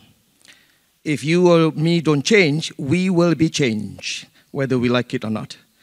And I think as a dean, I appointed 5 students, undergraduate, as my personal advisor. And I have learned a lot from them in terms of their language, their interactions, and how many of you know what FOMO stands for? F-O-M-O, fear of missing out. Follow, F-O-L-O. Anyone? Fear of losing offline. FR, FR, for real, for real. FS, FS, for sure, for sure. We need to ask them. We need to learn. There is a clear intergenerational gap. We need to understand them, what they want. And I remember during the COVID, senior professors refused to teach because they never heard Zoom before. They never heard online before. They say it's not real. How do we teach students through online? They don't see the patient. but in fact, as you rightly said, the fear of unknown. We really have to engage them, teach them, relearn again. And I think at any organization, either academic or industry, I always mention to my staff the 4 categories of people. Number 1, those who are very highly engaged individual, lecturers, staff, or anyone, 20-25%, anything they will do. No hesitation. They look for solution. They are solution providers. They are not problems creator. Number 2, the major contributors. They come to the class, they come to universities, 9 to 5, they teach, they do their output, that's it. And number 3, those who are opportunistic. When they see there's a leadership change, when they see something change, they try to say, hello, I'm here for you. And the last one is completely disengaged. You know, they come maybe at 10, 3 o'clock, they're probably shopping somewhere. You know, so I think we have to acknowledge all these 4 categories at the different speed of, I suppose, transformative. Those who are highly engaged, these are different way. Those who are disengaged maybe need rehabilitation, you know, but don't leave everybody behind. No one leave behind, as you can see the SDGs. So I think adaptability, fear of unknown has to get rid of, and how we be part of the change, you know, I think really important as academician or any industries. That's my opinion. Thank you. It was questionnaire between my students about how you can give information from book, from audio or videos. 99% of prefer videos and audios, and about 40% of from books. So how we can understand students and how students understand teachers? I think we use telephone, all teachers, all students, but we use 2 or 3 functions this telephone. Students use 90% function. So I think nowadays adult generation must some changes for students, because using the visualization, digitalization instruments for education most important, because students very fast adapted all changes, but adult generation more difficult. I think it will be a key point for adaptation. That's a tough one for me. I think we need to practice active listening of students and of patients, first of all. And if we want to create the dialogue, we want to understand what are the means that the other one would prefer to use. And we need to adapt. If we want to keep the dialogue open, we need to adapt to what the better channels of communication. Again, it's communication. Right. So if we are afraid of doing this, what's that? Fear of. So I'm pretty sure that we will find people like ourselves 30, 40 years ago who are our teaching assistants, and they will fill the gap, right? So I've been learning a lot with the students. I've been learning a lot with the patients, right? So hopefully the reverse will be the same. It will be correct. So I think we need to change. I mean, change our position and understand what are the best means. And I think the students will understand that I am not proficient in the last. X or tweet, so I won't be using X or tweet to teach them. My son does that with the physics students at the university, but I cannot. So eventually the students will understand, and they will see that I can contribute something to their learning with another means of communication. Okay. Comments from Sweden. Yeah, no, this is also really interesting in the interaction with students. And sometimes when I'm slow with something new, they teach me and they tell me that it's not that difficult and I should just learn to the latest one. I think 2 important issues. The first one being that some students, what I can see is that they think that everything is available online, and it's not really important to get to understand the basics. And I think that's really, really important, that all of us, we need to understand the basic physiology, pharmacology, having the basic understanding of the human body and the world. Without that, it's not possible. And I think it's important that we keep that. And at the same time, it's impossible to know everything. And then we're coming back to this preparing for the unknown. We don't know what patients we will not have, etc. So having the basics and then building on what's needed for the specific place where you are. And then the importance, again, coming back to also what we discussed before, that we need to understand the basics also in technology, but we cannot master it all. If we're medical doctors, for example, then we need to work with others. And if we come back to the whole issue of data-driven life science, more and more will be driven by data and computers. Then we need to work with others who are expert in this field, but we need to have the basic understanding that we can discuss and get what we want, and not that we are driven by engineers and data scientists, but life science should be driven by us, but with the input from others. Otherwise, in Sweden, when we got the whole telemedicine from the beginning, it was very much driven by colleagues from the outside, non-physicians, with really good input, but it became the wrong side sometimes, that it was not for the best of the patient, but the best of the technology, and we need to merge this, and therefore it's so important that we have the understanding, all of us, again, is both education and continuous education. So, time is running up. We have approximately 8 minutes. So here it is, I would say, good to hear that we share similar challenges and we are thinking towards different solutions, I would say. So I would say that these are such problems which do not divide the world and do not set walls between universities. I would say they rather pull together universities. Now, in the last minutes, I would just address those points what we have already addressed, and the previous session was all about that one.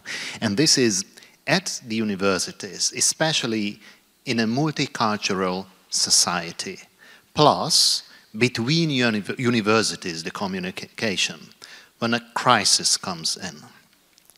What were your experiences? So what did the students do? Did they think that, well, we can stay home and have a light time? What did the educators think? Did they have motivation to contribute somehow to health management during these very difficult days? Did you try to move the students towards this direction? So some of us university students were extremely active during the pandemic. What were those efforts? Have you experienced communication between universities, communication between students of different universities throughout this crisis? Did they share new thoughts? Did they have a new approach towards public health management? Well, I will just start by saying that that the students, they do talk to each other, right? So as we all shared, it was a common denominator in the sense that it's hard to move to an online learning environment, right? But as we talked about in the previous session, what is here to stay, correct? So I think that the challenges were faculty challenges, communication gaps, how do you delivery of the content, plus the anxiety of teaching online. But now it's I think Zoom meetings and all the technology is part of our culture. And that's where I feel that we need to tap into cross-cultural collaboration. That's one thing that we should do, because if you collaborate, you can change, you can look into policies, you can collaborate in research, you have a more chance of funding. If you have Semmelweis and a couple of other universities on your project, you probably have more chances of funding. I think it's just like breaking silos, right? And faculty, are important, right, in this, and they have to be. You have to talk, you have to communicate. What's the anxieties, and as Dr. Ali kind of specified, there are those categories. And can you see that we are from different countries, but all the problems and solutions that we are talking are quite common. And so it's not that where you're in a but again, as I say, let's not marginalize anybody, right? And let's kind of look at an inclusive way of seeing how to make sure that communication is robust. I think the simple answer is engagement, engagement, and engagement. We really have to bring the student engaged with us and try also teach them how to get the solution for us. I mean, don't left behind so that we never know what magic solution they can offer. And I think the student is very powerful and they have a lot of knowledge, and how also we have to portray the crisis into the opportunity. You know, how we turn the poly-crisis into the poly-opportunity. People know about Zoom, people know about technology, people embrace the change, people embrace this and that. And I think we have to live with a full of positivity and change really the crisis into opportunity, leading to the need of the good, great leadership of any higher education. That's my point. Thank you. I'd like to share my experience. I have in our academy more than 12,000 students. Each student cannot answer any questions, give question. So last 3 years, I began to use social networks, Instagram, and I put there motivation videos, 1 minute or 30 second motivation videos. After that, all students questions, and I will answer. The second I always meet these students, very popular persons in our country. For example, Olympic champions, or the popular in the medicine. So like motivation meet lectures. So I think one of the most point is nowadays using social networks. So for us, the legacy of the crisis, which we took as a top-down alignment of all our activities that are somehow chaotic or quasi-chaotic every day, we got the opportunity to get aligned towards a common purpose.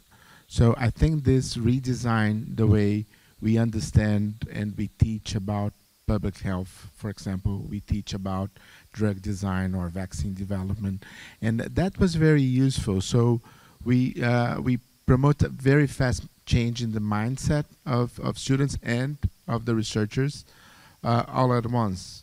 So we are prepared to that. So I think this is the best legacy I can recollect from the.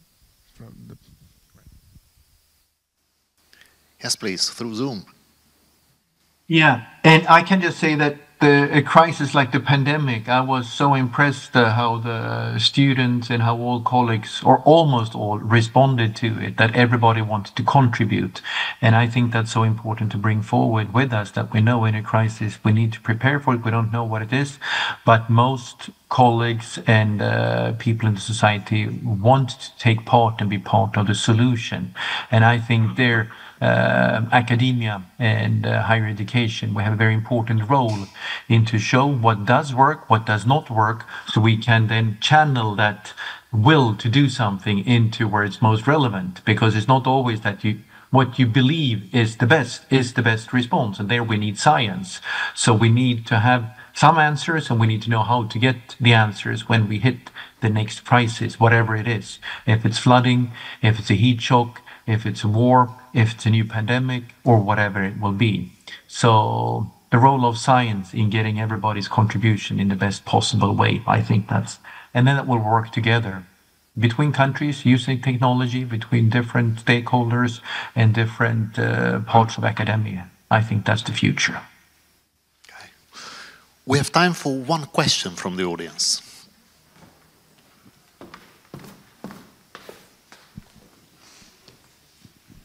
Thank you very much. I'm Barbara Herring from Royal Holloway University of London, and so very interested in hearing about this aspect of things. What I wanted to sort of explore a bit more, and leaving it as a question, especially after Rajat talked about the planetary health aspect of things. I think we have looked at health so much in a westernized way that if we're thinking of a cross-cultural collaboration, what I was hoping to hear in this conversation is how we've looked at indigenous medicine and indigenous practices that are linked to the planet we live on, that used to deal with a lot of these issues before we started writing about what that microbe does and what the other one does. So I would like to sort of put it out as a challenge to all of us in academia to begin to decolonize our curriculums and embrace the diversity and the wealth that is in indigenous communities and begin to include them in the education. I remember everything my great-grandmother told me about how to behave. I really can't remember what my last appointment with the nurse said about how I should look after myself. So there is a way that we can communicate, the language we can communicate with, the culture that we need to look at and empower communities, community leaders. You mentioned briefly churches, mosques, community centers, peer groups. So I think we have monopolized education and we think we know it all. Apparently we don't, clearly. So I think there is a challenge for us in academia, higher education, to bring all these other people along and value the education and learn from them.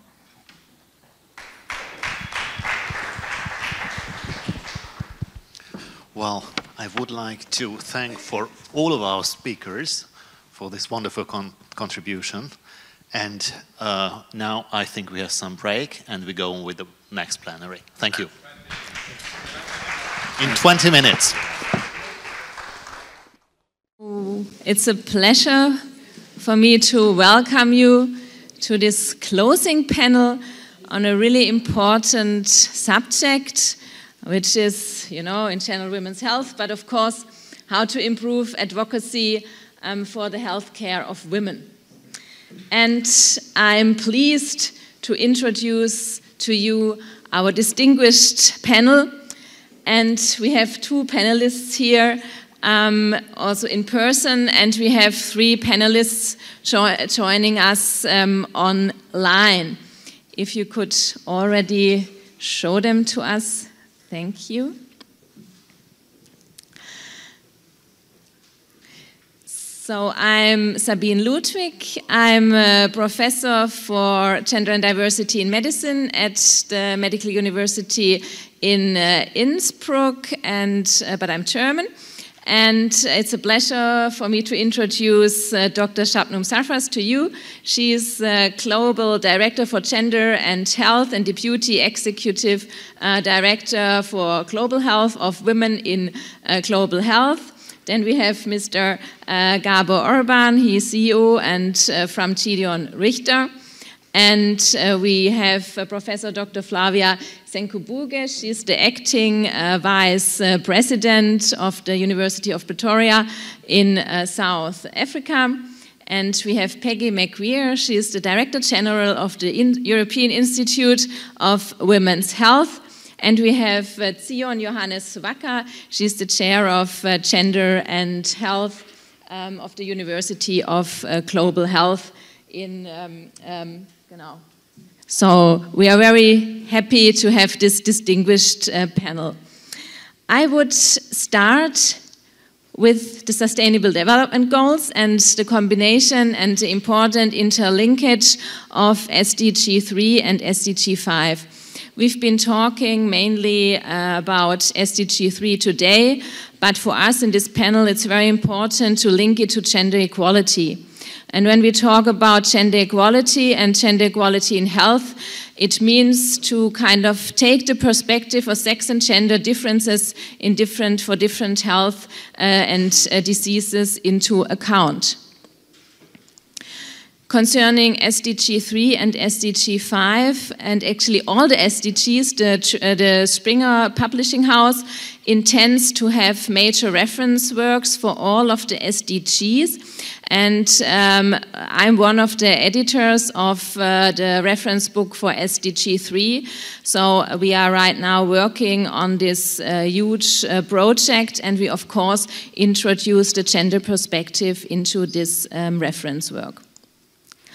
Now, if we talk about sex and gender, I want to come to a definition so that we all talk, on the same basis.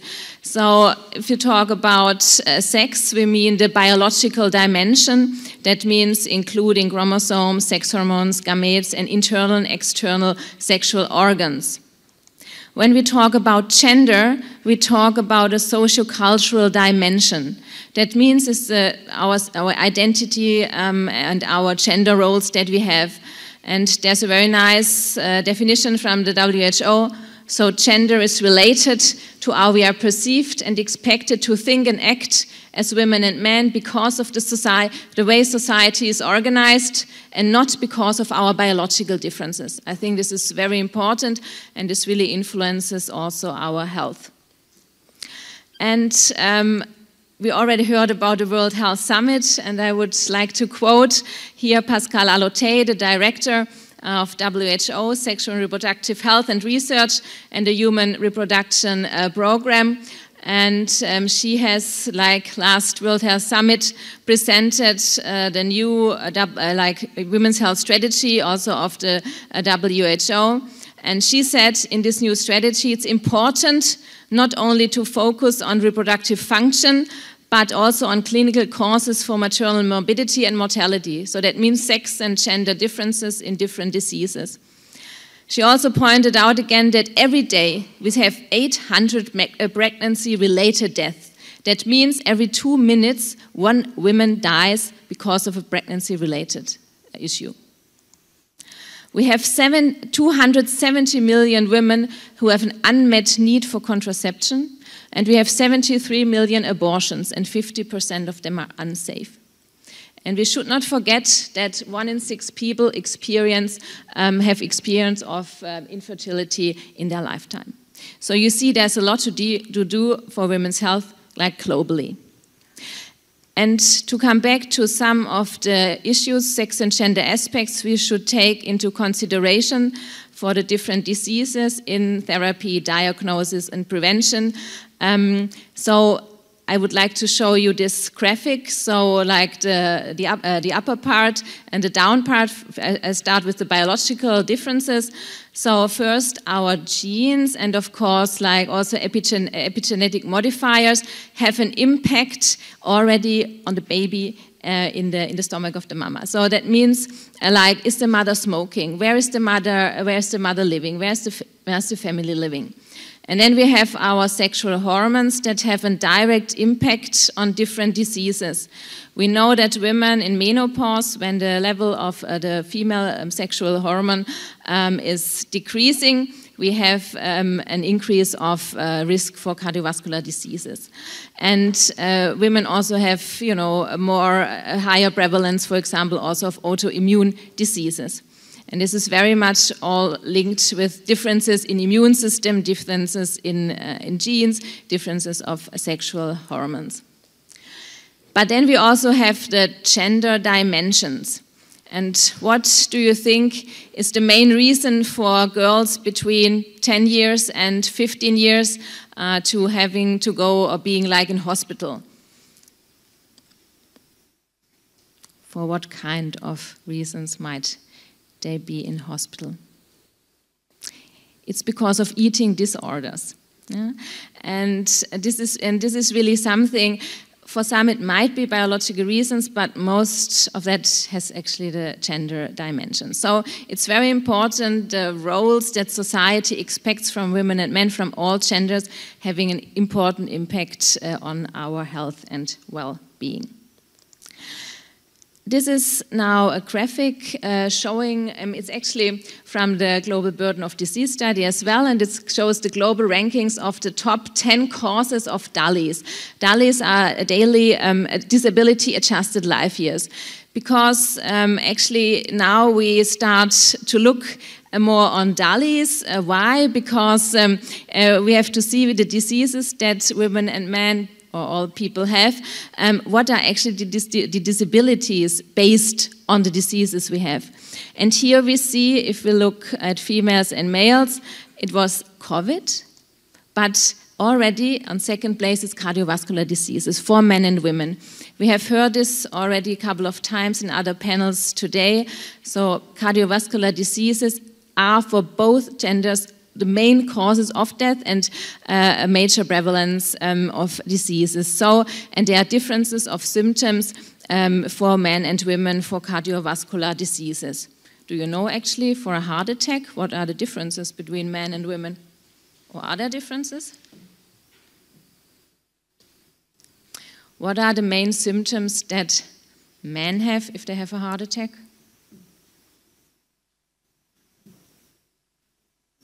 Pain in the arm. Yes. And for women, is there any difference? Less symptoms, and they have like, you know, stomach ache, nausea, or they have also like pain in the back or in the jaws. So, and this is still, often women still underestimate their own risk for having a heart attack and often don't take those symptoms seriously and think about a heart attack. And it's still also some of the health professions. We try to train them, but it's still, I think, we can improve the awareness for those diseases. Then, of course, for women, we have depression. Depression is high on women. We have heard this already today. And also dementia. So concerning brain health, there are important differences between women and men. And now, concerning health behavior, we see in general that women are eating healthier than men. We have this in the German population studies of the Robert Koch Institute. And here we have a huge cohort. It's actually the German military service. We have interviewed 230,000 civil and military employees who have participated in workplace health promotion measures and not participated. And we see in general those employees who have participated have a better health condition and also have better health behavior and eating healthier, and especially the women eating healthier than men, and especially women over 40. So that means if we look at health promotion also in the workplace, we have to look which group we target. So we have to target the men and especially also the younger men and the younger women. And smoking is the opposite. So we see more employees in this setting are smoking, especially the younger ones. So also here we can focus on this group to get a reduction in tobacco consumption. And some words on pharmacology and research. We have here a pharmaceutical company represented. We see side effects of certain drugs in women and men. And we know that often drugs are not tested on women, mostly on men. We see a change, but still. And we just should think about that there are certain differences in anatomy. For example, colon is longer in women and the small intestine is longer in men. The transit is slower in women. That means certain drugs stay longer in women, in our bodies, as well as the gastric emptying is slower in women, and stomach acid production is higher in men, and enzyme activity, for example, for alcohol dehydrogenases, is higher in men than in women. That's why men don't get so easily drunk than women. So that means, should we go into this direction? Does it mean that we need to have red and blue pills in the future? That's later the question to him. And after having introduced into some of those medical issues, one issue on the economic side, we know that, of course, poverty and not enough income has an impact on our health. And here we have the gender pay gap. That's now the European countries from the European Statistical Office. And if you see, actually, the German-speaking countries and also Hungary, we have around 20% of gender pay gap compared to Italy. Yeah? So I think this is really something that we have to look at. And that's also, maybe a question that I will ask him as well. So how is it with the gender pay gap also in the institutions where you're working? Now, and for this I conclude, and I just would like to say that, you know, underinvestment in women's health is costing the global economy, and that's why addressing the women's health gap is in everyone's interest. And now I would come to our panelists, and we would start with the first question. How can we drive innovation to improve health outcomes for women? I would like to start with our panelist, Dr. Shabnum, and please go ahead.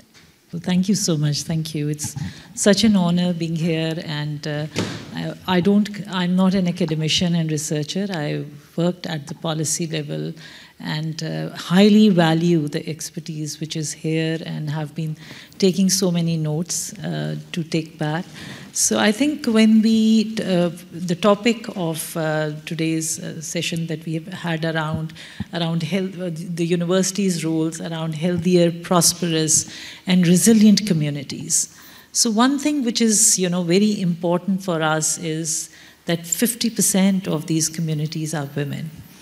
So if we are to talk about one disaggregate, that should be a gender disaggregate in all what we mention, you know, in terms of the data sets, in terms of our approaches towards, you know, handling any of the issues that we've been talking since morning.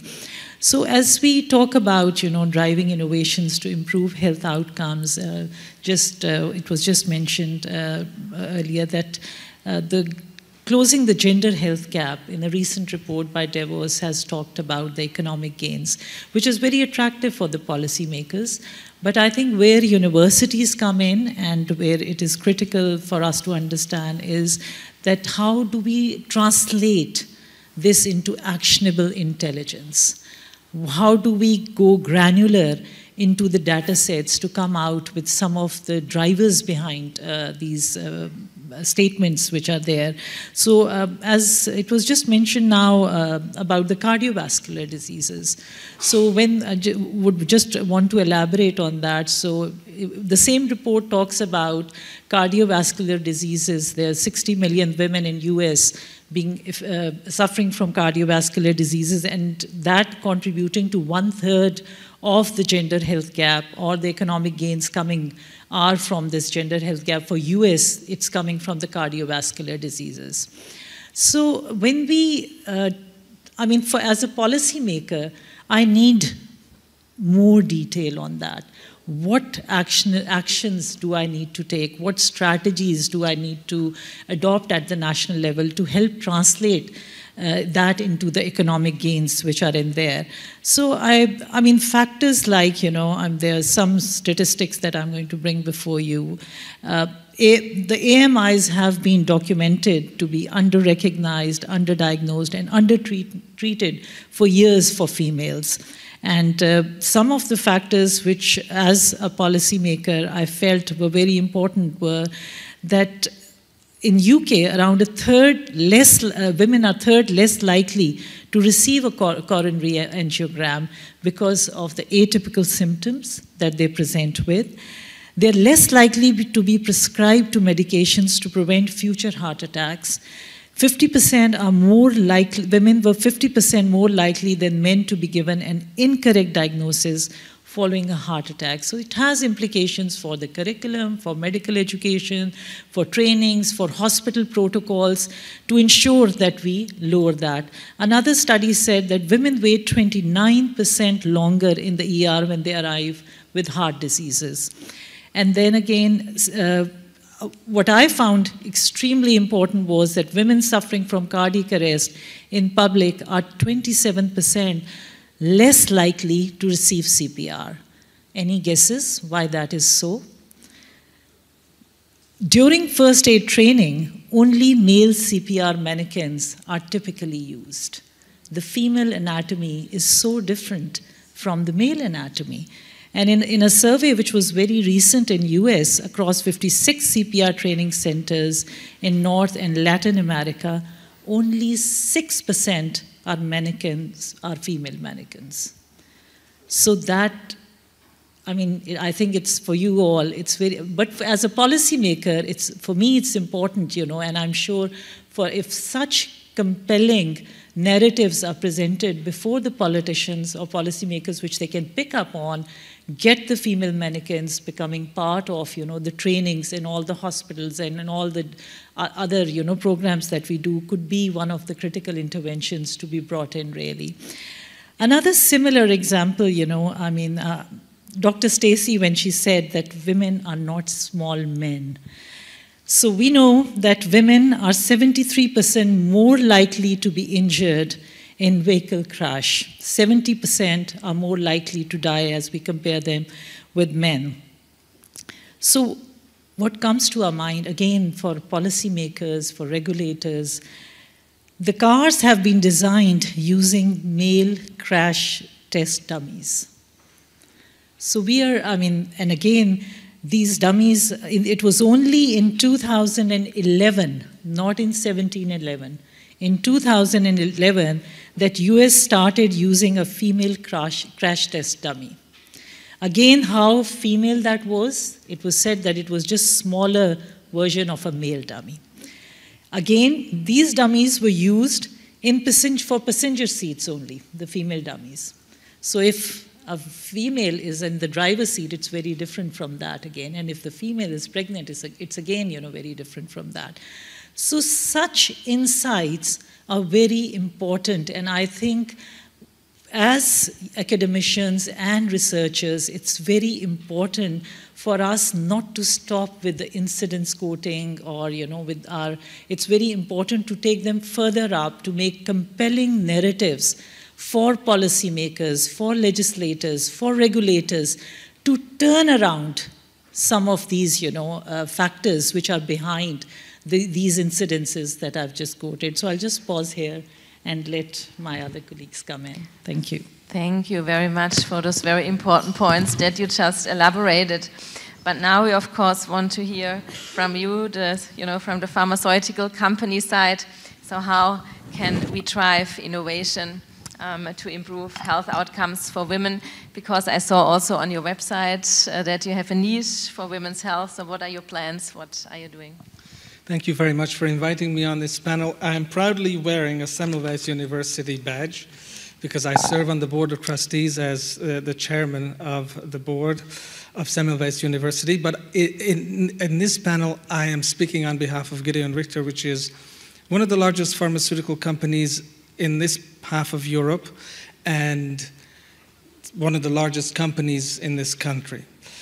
Our biggest business unit and the one closest to our heart is women's health. And this has been a decade-long love between women and Gedeon Richter.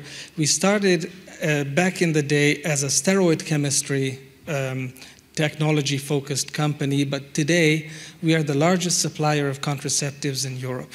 And the next step for us is to broaden this scope and become the largest supplier of solutions for women in Europe across the board. What is across the board? It means beyond contraceptives, we want to be able to treat endometriosis, fertility, or infertility, and menopause as well.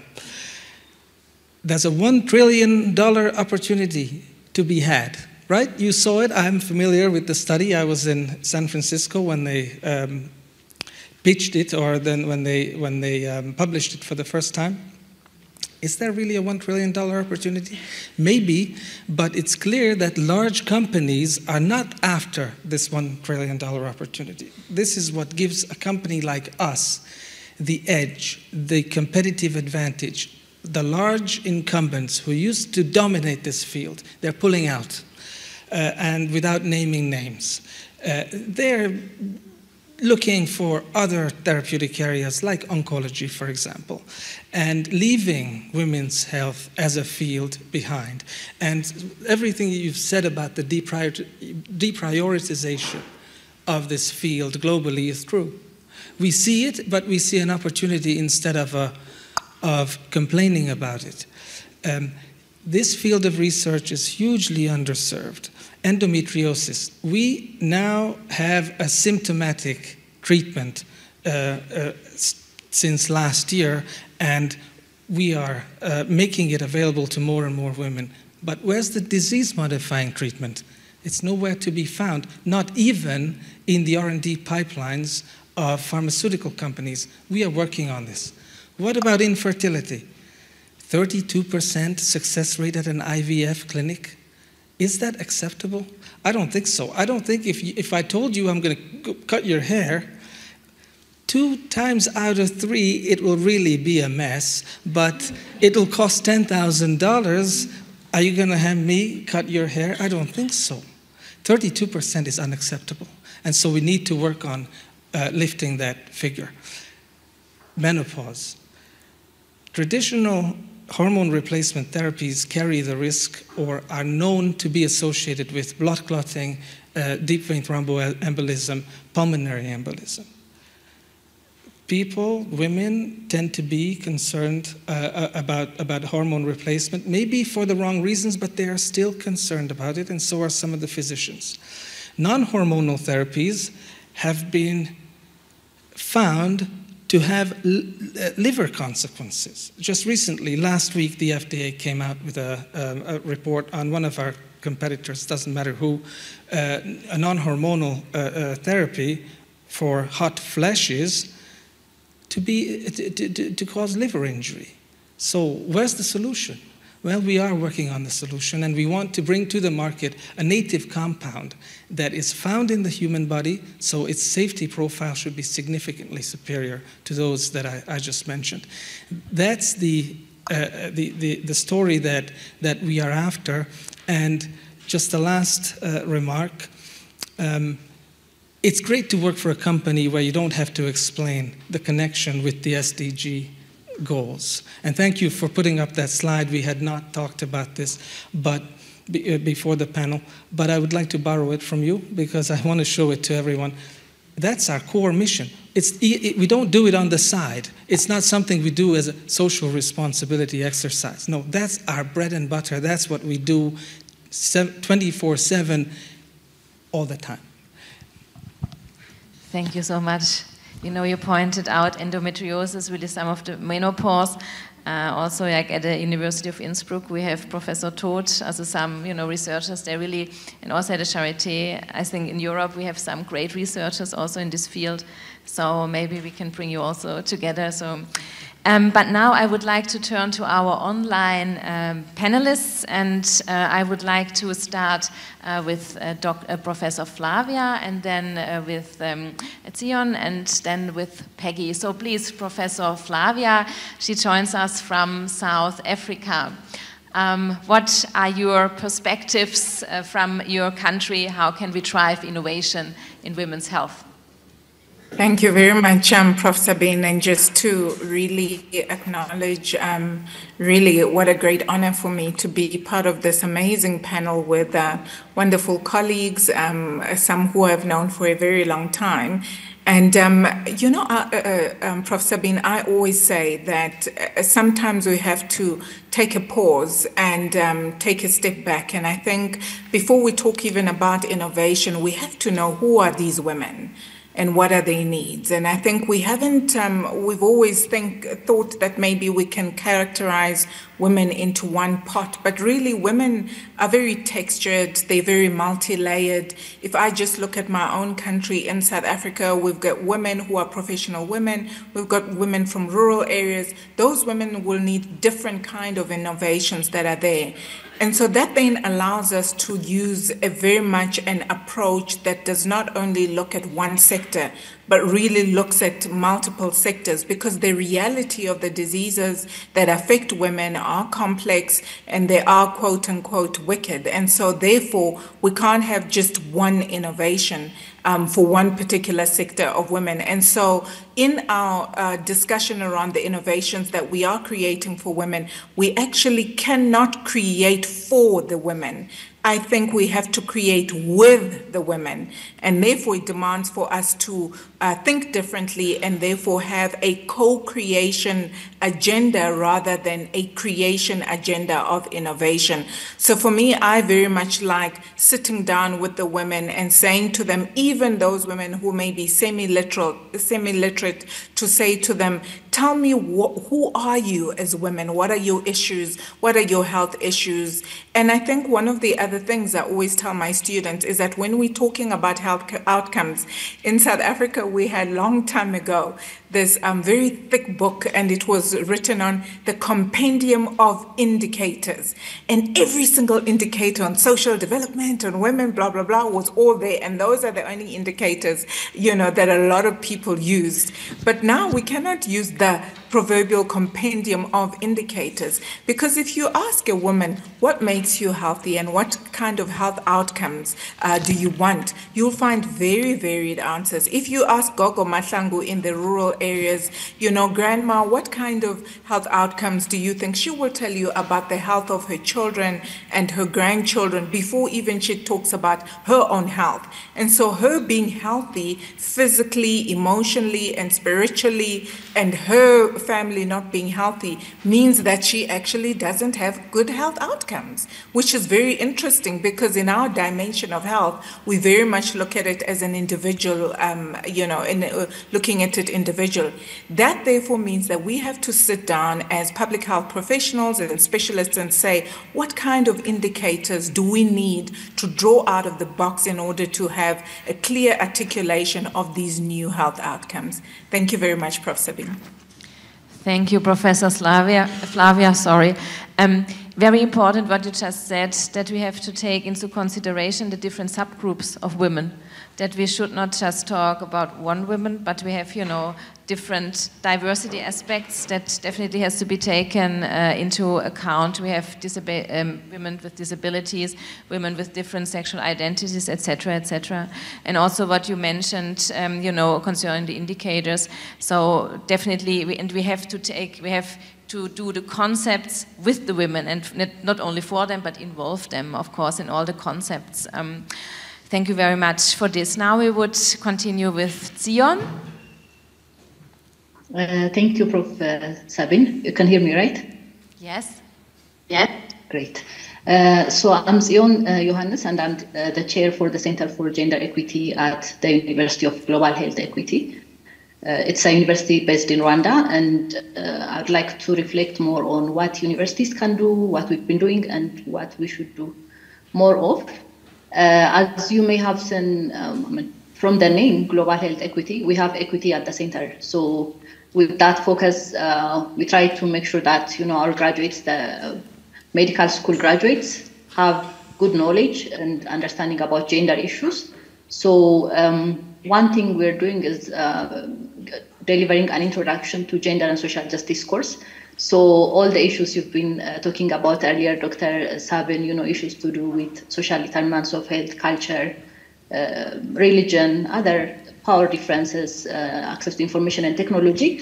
We teach this for the first year medical school students. And this is because, these are going to be the future researchers and innovators. And beyond that, maybe another practical action we're doing and worth mentioning would be the establishment of Center for Innovation at the university. It's a recent progress, but this also presents a 10-month fellowship program for fellows from 4 African countries, Rwanda, Kenya, Malawi, and Ethiopia. So it's new, but at least it's creating opportunities for early to mid-career professionals to come up with appropriate solutions, research, the challenge, the local context, and we are providing the space and resources for them to develop solutions. And again, this is a start. It is by no means well developed, but it is something.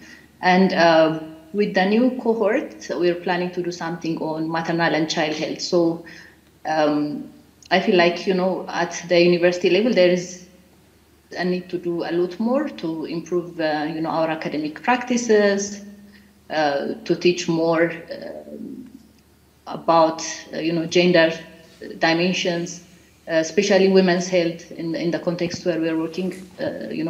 There are a lot of disparities that you also mentioned earlier. So I think it's improving research and community establishing systems is very important. Another thing maybe that would be beneficial to other universities is to set up a system or even structures or even units or a single individual to take this as a core responsibility, because we have different priorities, and innovation is key, but we have to be really conscious about what we do in this regard.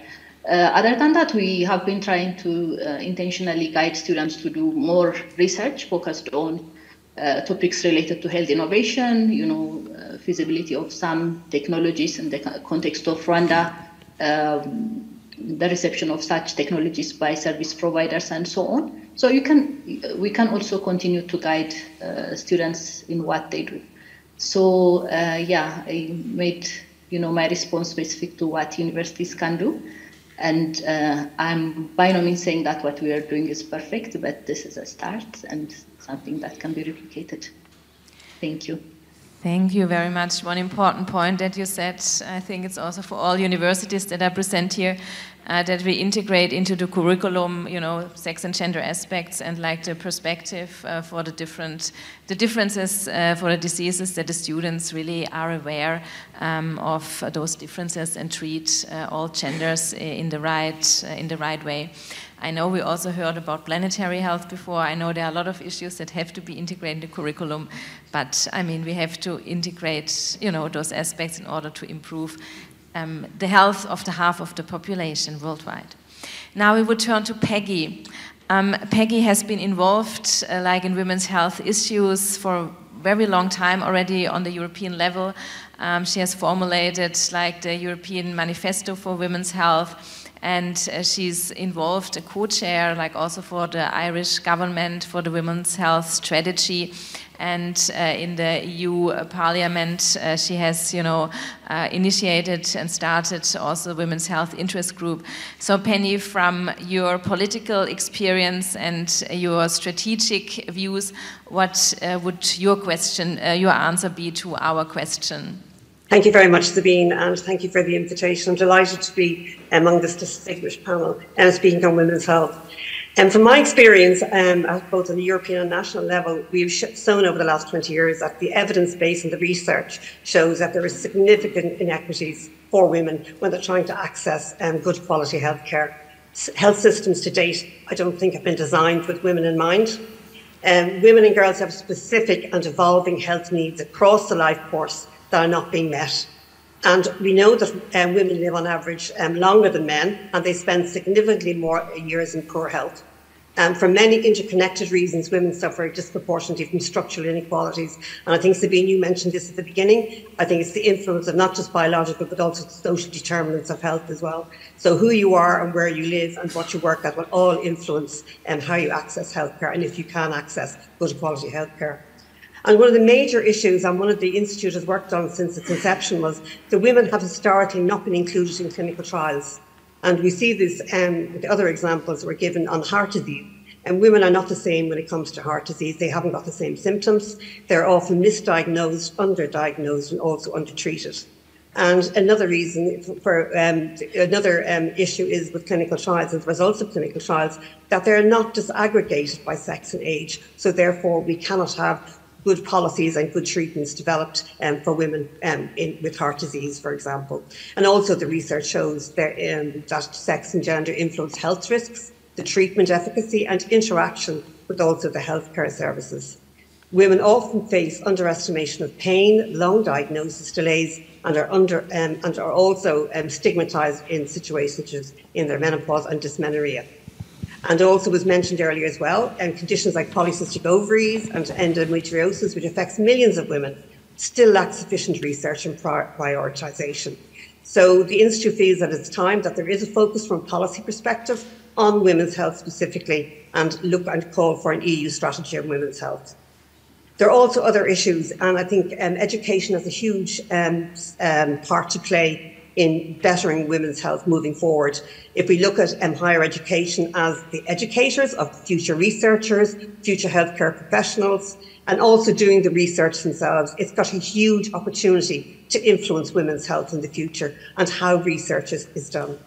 Because if we look at the period, say, from 2014 to 20, only 0.6%, for example, of EU funding were allocated to gender equality measures, and sex and gender biases have been documented in 8 out of 10 of the major disciplines in health research.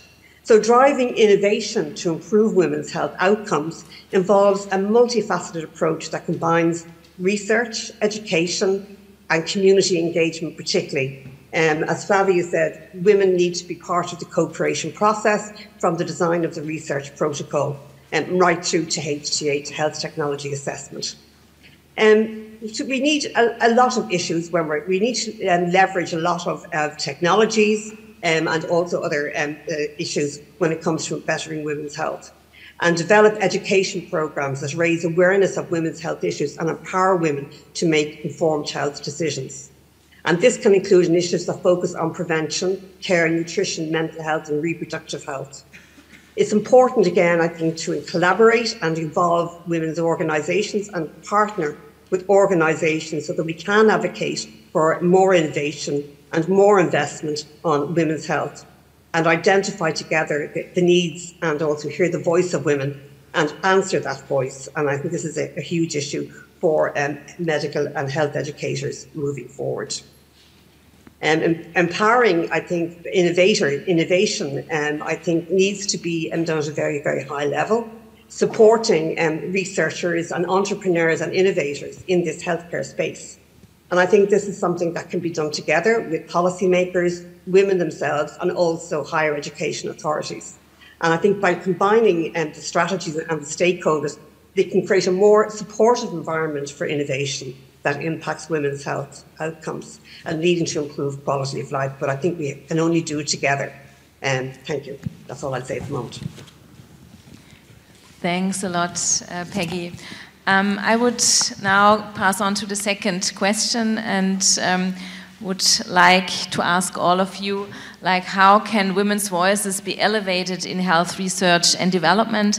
I would like to ask the panelists to keep a little bit shorter your answers so that, like, we manage also the last question. So please, I would start in the same, with Shabrum and then with Gabor. Thank you. I think for this, I would just want us to reflect, based on your experiences, that in the health sector, do health professionals, they get equal opportunity to undertake research, regardless of gender? Again, regardless of gender, do they get equal access to research funding, equal opportunity to be first authors, equal opportunity to have their work cited, and also for the healthcare research funding to be equally distributed for male and female dominant diseases? So Peggy has elaborated on the same, and I think one of the things which, the female first authorship in leading medical journals is just 26.8%. And the authors, again, looking, for me, coming from the global south, I want to point out again that where does the maximum global population reside in? Where is the maximum burden of disease? And yet authors from 5 high-income countries dominate the positions for first and last author in 70% of the publications. We've talked about endometriosis, and another example is erectile dysfunction, which affects 19% of men. And 5 times more research goes into it as compared to premenstrual syndrome, which affects 90% of women. I think it's very important for us to see how universities can work around policies to encourage research into these underfunded areas which are female dominant. Again, from the policy perspective, I found it interesting that in 1993, FDA reversed the decision that mandated inclusion of women in research studies, and it was in the same year that the US Congress passed a law for inclusion of women in NIH-sponsored clinical trials. So if women would not be in clinical trials, they would be, you know, we are still, you know, looking at symptoms which are atypical, they react to medicines differently, the side effects are different. We talked a lot about healthy aging, but the aging index and the drivers for that are so very different between men and women. So it's extremely important that we use the gender-sensitive language and lens as we talk about these, so that our strategies, our programs, and our policy recommendations are gender-sensitive. Thank you. Thank you. Before we can elevate the voices of women, we have to raise awareness. That's our first task, and I think we have a lot of work to do. Explaining to patients who don't even know that they're patients that it doesn't have to be this way. It doesn't have to, they don't have to feel that pain. It's not part of womanhood, motherhood, a normal a part of women's experience to be unwell, to be experiencing those symptoms, that they could benefit from treatment. Who has to raise awareness? Well, patient advocacy groups, patient organizations can help, yes. But that won't be enough. Physicians, and not only gynecologists, but a broader network of medical professionals have to keep repeating that message, and this is why we're working with them so intensely to make sure that they're up to speed on the various ways in which women can benefit from treatment. One more thing, and this has to do with universities. Dr. Merkelly has placed special emphasis on educating the broader public in recent years, not only medical students, but everyone in this country, about health outcomes, about different issues. We also together funded and we implemented a project creating a smartphone application. It's called Semmelweis Help, and it is supposed to help parents diagnose kids, but we're doing a second version of it, which is centered around women's health. Everybody's engrossed in their phones these days. That's the best way to raise awareness and to make women aware of the problem. That's when they can start elevating their voices, speaking up, when they have gained the knowledge.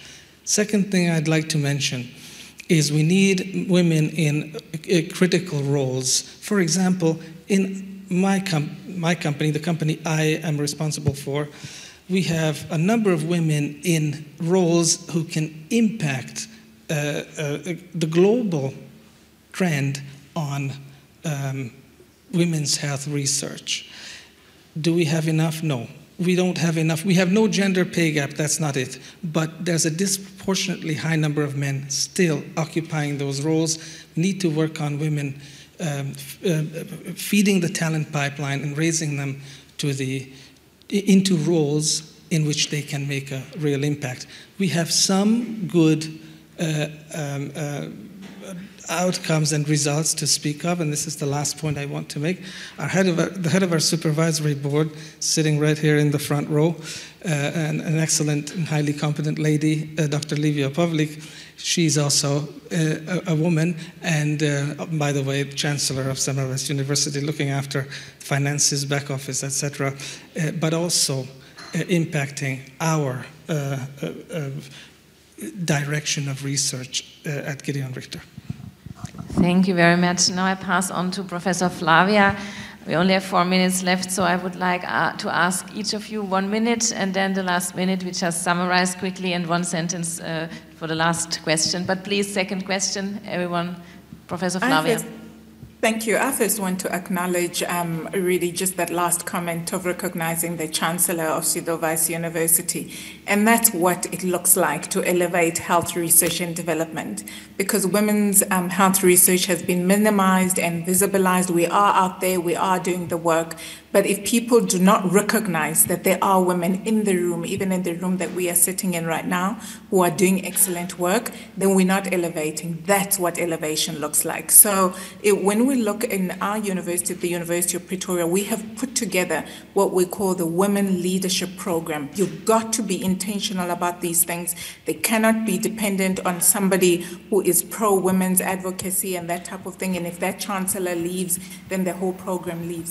You've got to institutionalize it in the universities and then do like what Dr. Tion was saying, start them from grassroots within these programs so that by the time really they take up these positions as chancellors, as deputy vice chancellors, they sit on those chairs very comfortably. So for me, in answering the elevation question, we just had a wonderful example of elevation. Institutionalize it, and I'm more than happy to collaborate with anyone in the room on the Women's Leadership Program at the University of Pretoria in South Africa. Thank you. Great, Flavia, very important point. Now we pass to Tion.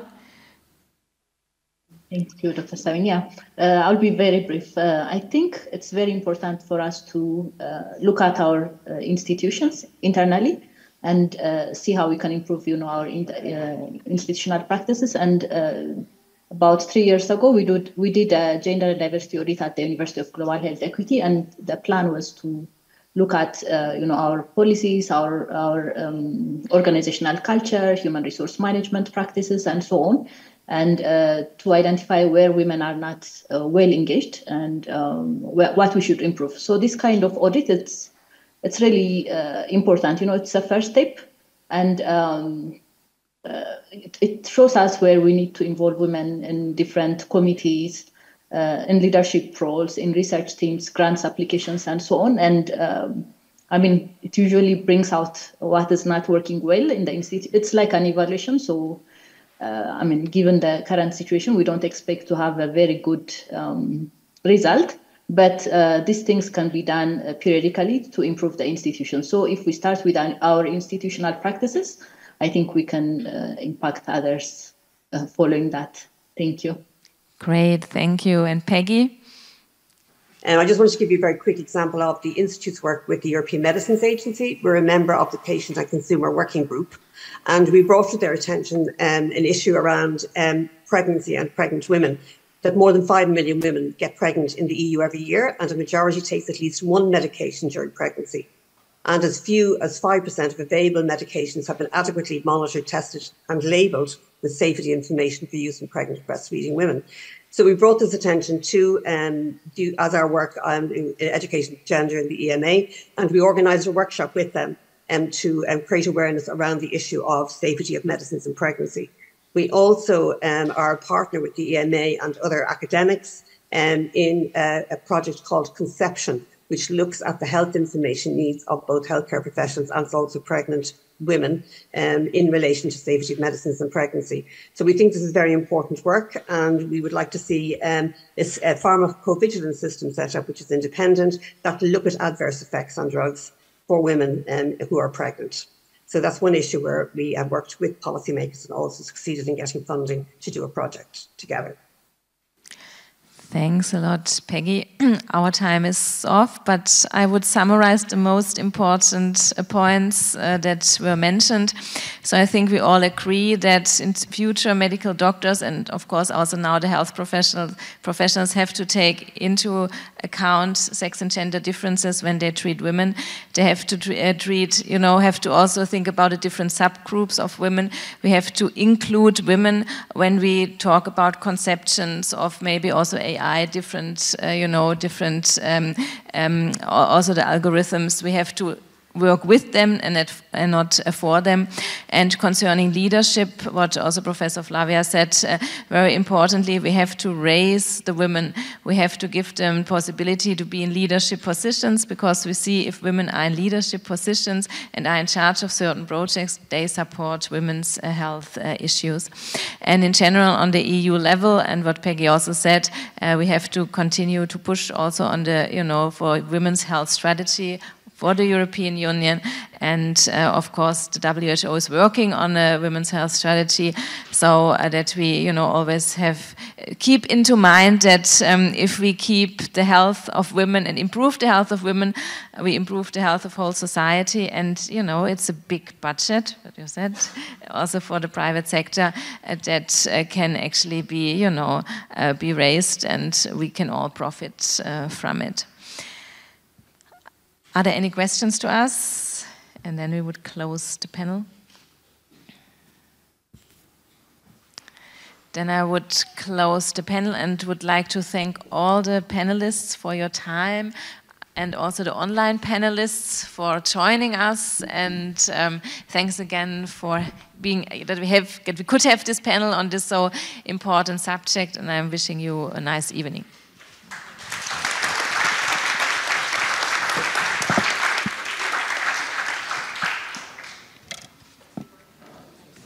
Thank you, panelists and moderator, for the last closing panel session. Good afternoon, conference. I will not keep you for too long, but on behalf of Times Higher Education, I wanted to express my thanks to Rector Merkley and his team for hosting us today. To our speakers, a huge thanks for providing thought-provoking discussions and idea sharing. Lastly, to our delegates for making the trip to Budapest. Our events are built on community and understanding what can be achieved when working together. When you consider that the last two installments of this event were virtual due to COVID-19, the underlying importance of today's event and being here as one group is somewhat to be celebrated. I just wanted to wish you a safe journey home, and thank you again for attending this year's forum on SG3, Good Health and Wellbeing.